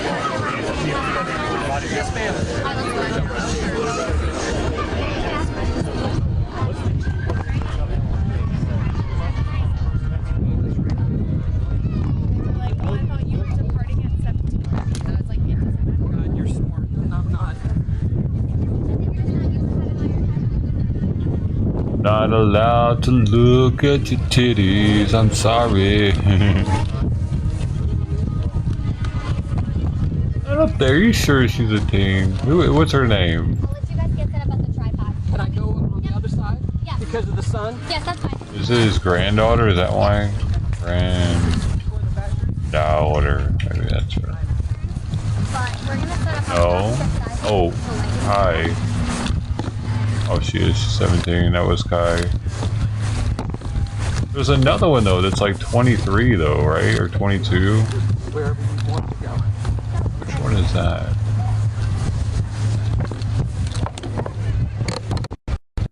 He's gonna stay on the.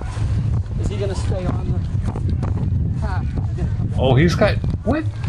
He has 10 grandkids actually, so I can't even keep track anymore, dude.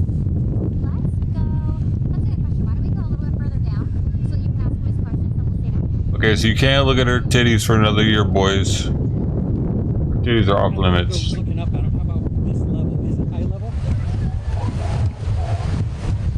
Yes. I don't have May too, yo. Wait till May. Oh, titty looking. Is it Tiffany Trump is the one I was thinking? No, she's 31. Then there's Ivanka is 43. Dude, they're all pretty attractive though. If that's the case, then I'll probably go hand down. You've got the mic. Tiffany looks like she's on Fucking heroin or something, though.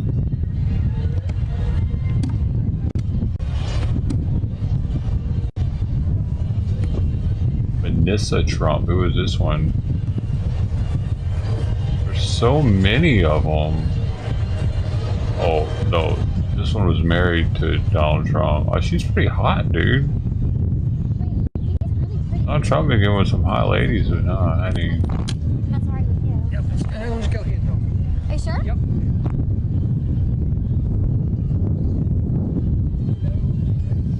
Thanks for working with me. I think this is nice when we get this. She Donald Trump got the Him in big the shades, so at dong. least it's not really dark or really bright. And then that here. You think so? You think he's packing that heat?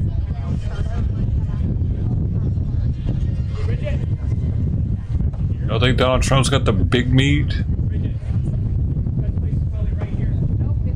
Champion salami?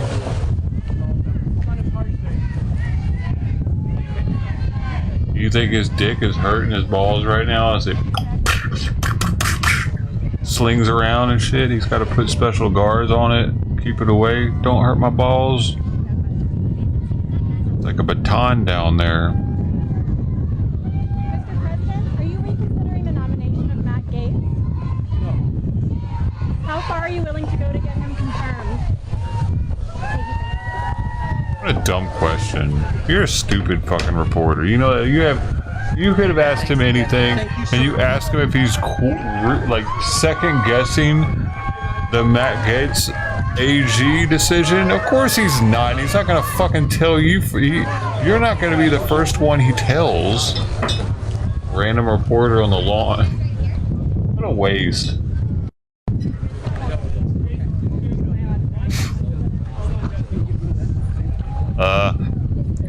You know what?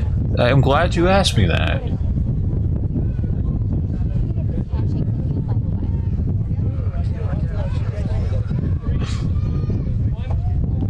Yo, look how round that DEI hire is. Go Border Patrol. Camera.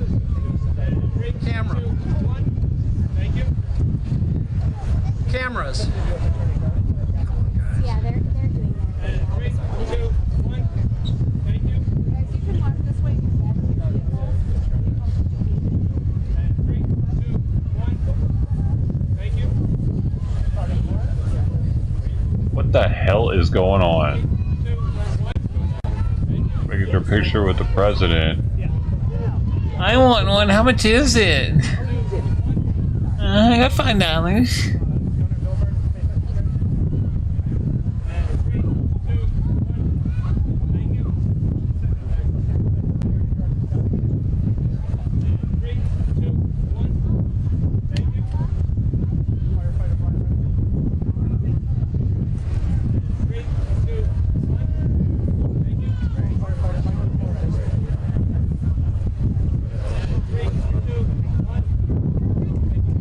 Goobers.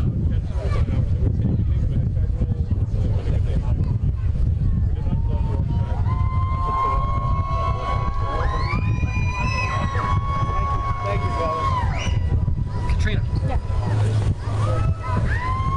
What? Who is the she you're talking about? Trump's out of there. He's like, you got your pictures, I'm out.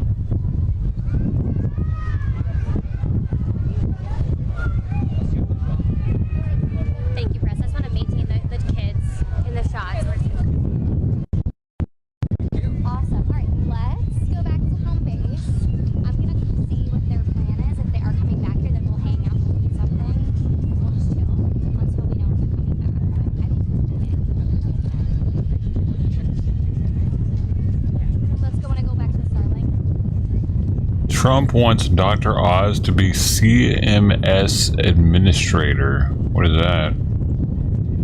Welcome, everyone. I'm Sandra Smith in for Neil Caputo. And we begin with Peter Ducey. He's in West Palm Beach, where Trump and Musk have been spending a lot of time together. And I suppose they're about to spend even more time together. Why doesn't he get Terry Springer on something? He used to be a mayor. Yes, and Sandra, before the SpaceX No, he's a different launch, we brand. have some Never mind. breaking news. A new nomination from the president-elect. He wants Dr. Mehmet Oz to be the CMS administrator. He is saying in a statement, the president-elect, that Dr. Oz will work closely with Robert F. Kennedy Jr.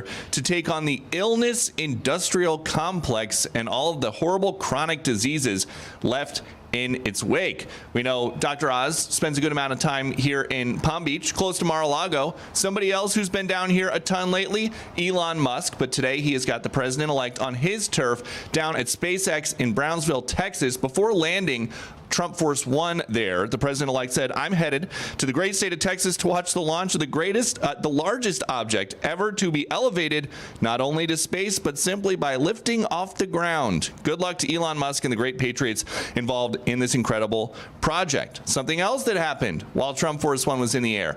The president-elect nominated Howard Lutnick to lead the Commerce Department. He says, in part, he will lead our tariff and trade agenda with additional direct responsibility for the Office of the United States Trade Representative. This was Lutnick talking tariffs at Madison Square Garden last month.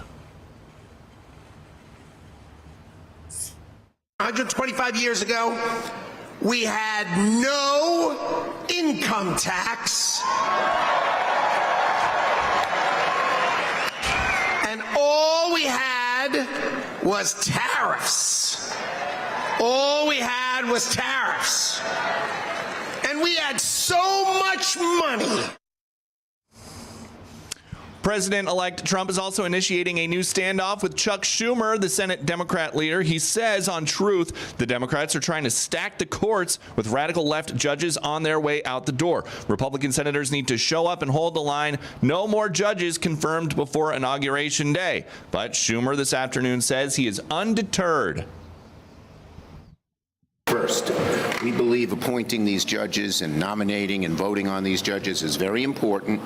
They can try dilatory tactics, but we're going to persist, as we showed last night, as we're persisting now. And we've got a new live picture of the president-elect and Elon Musk there in Brownsville, Texas. We expect this big SpaceX launch to happen if the weather and the conditions remain good at some point within this hour. Sandra? And we are watching for that. We just saw the two of them walking together there. We'll keep watching it. Peter Ducey, thank you. Hey, Sean Hannity here. Hey, click here to subscribe to Fox News YouTube page and catch our hottest interviews and most compelling analysis. You will not get it anywhere else.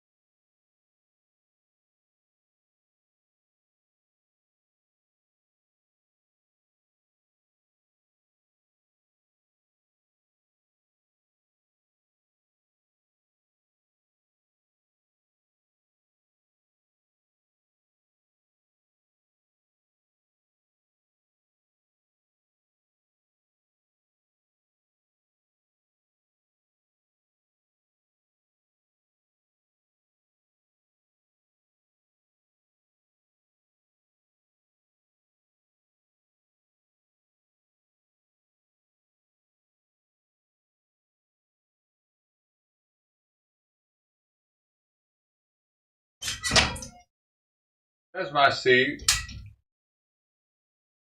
No, that's my seat. That's mine. No. No.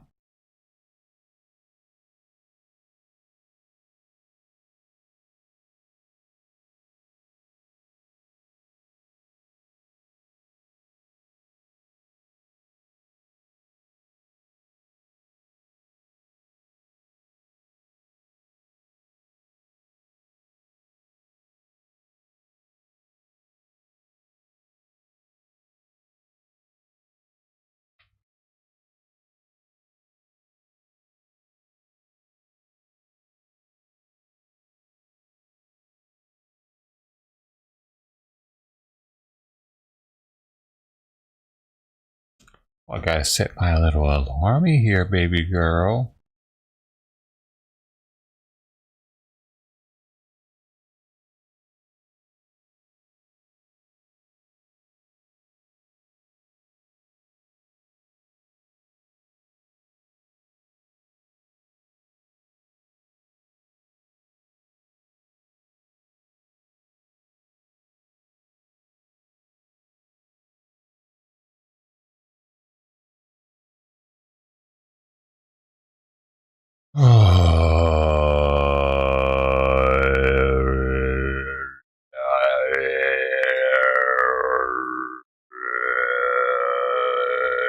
See what C-Dumb's doing.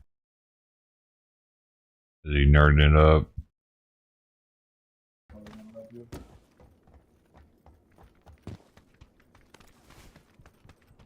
To an orange warehouse or yellow warehouse. Oh, he's dead.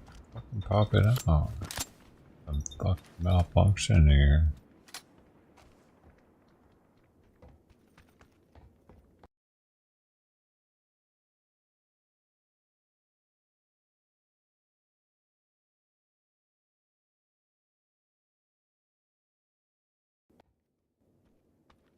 I can get another gun to defend myself with. Pop it out.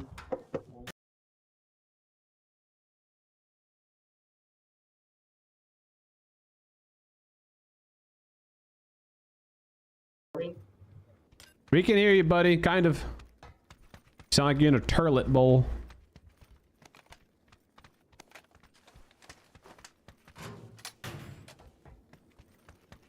Man, his YouTube streams always screw up though. They're in here. 3 points, 1 or 2 maybe. They're still in yellow as well, so green and yellow. Gotta catch them all, man. Here's the TPP way, chat. Just whoever can be the most patient. What the hell happened to that RPG? I was aiming at the door. And that This is interesting because he usually plays first person.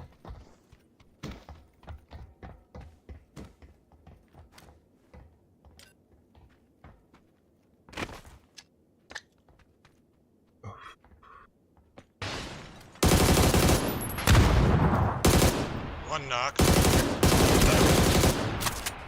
Do not.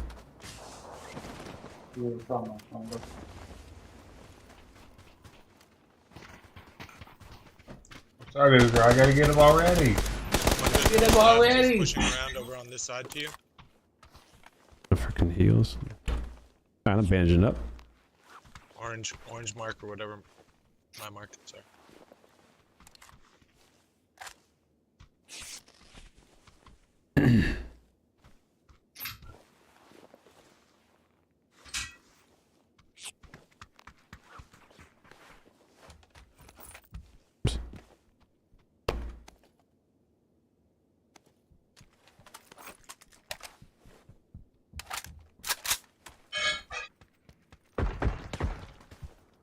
Yep.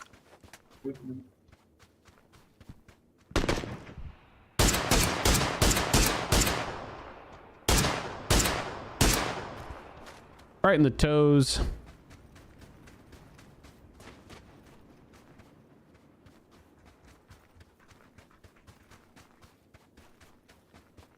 Down or push? There we go. And the toes. Up somewhere. No.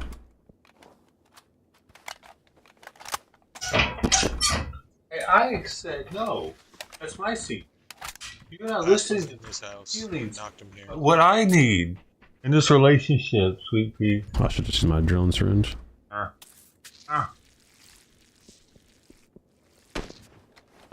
Yep, somewhere over there. Roger. Want to investigate. Nice.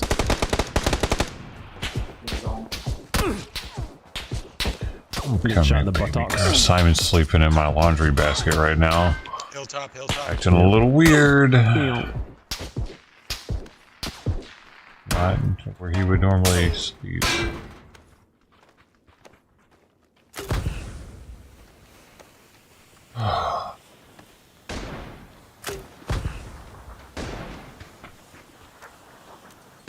Thank you. No hay problema, mi amigo. Last scene here. Mira,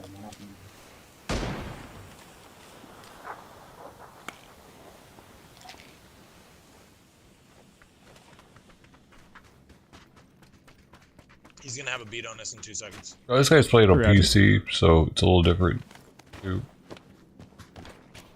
Carpety console streamers.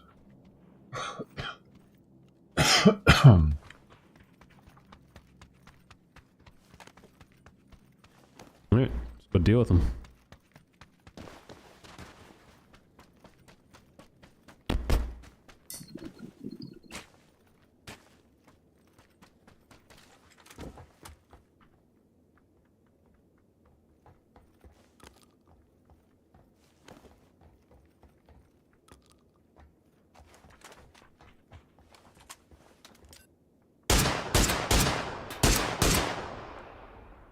He's not as good TVP for some reason. Oh my god, you tank of a man.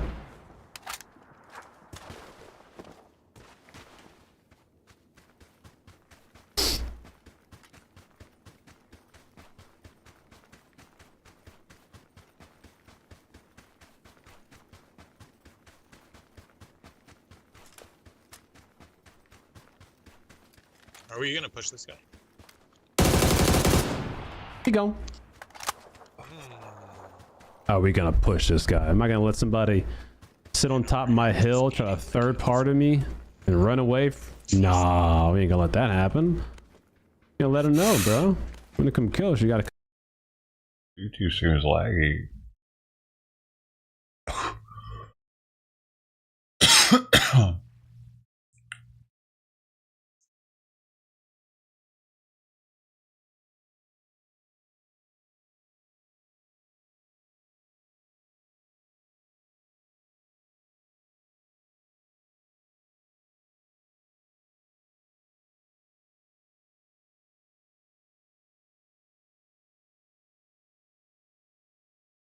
Well, I guess I should go ahead and end this one up so I can start on with the PUBG stream in a bit, you know. I want to finish this one up. I'm sleeping, she's sleeping, I'm making a little food to eat. I'll spare y'all watching me eat, and I'll get on and maybe have some games. We'll see. I think that's all. Thanks for hanging out. Sister T, Ted Thomas, everybody else. Anybody else.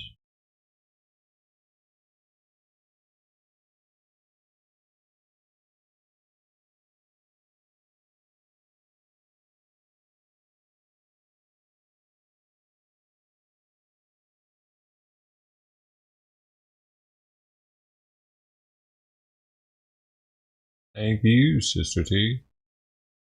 Thank you the most.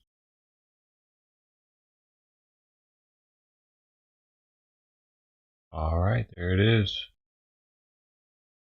Game over. Party has begun. What party? What? Oh.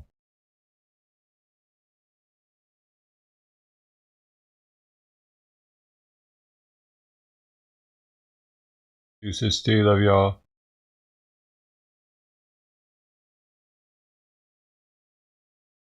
Another one. Hope to see you too.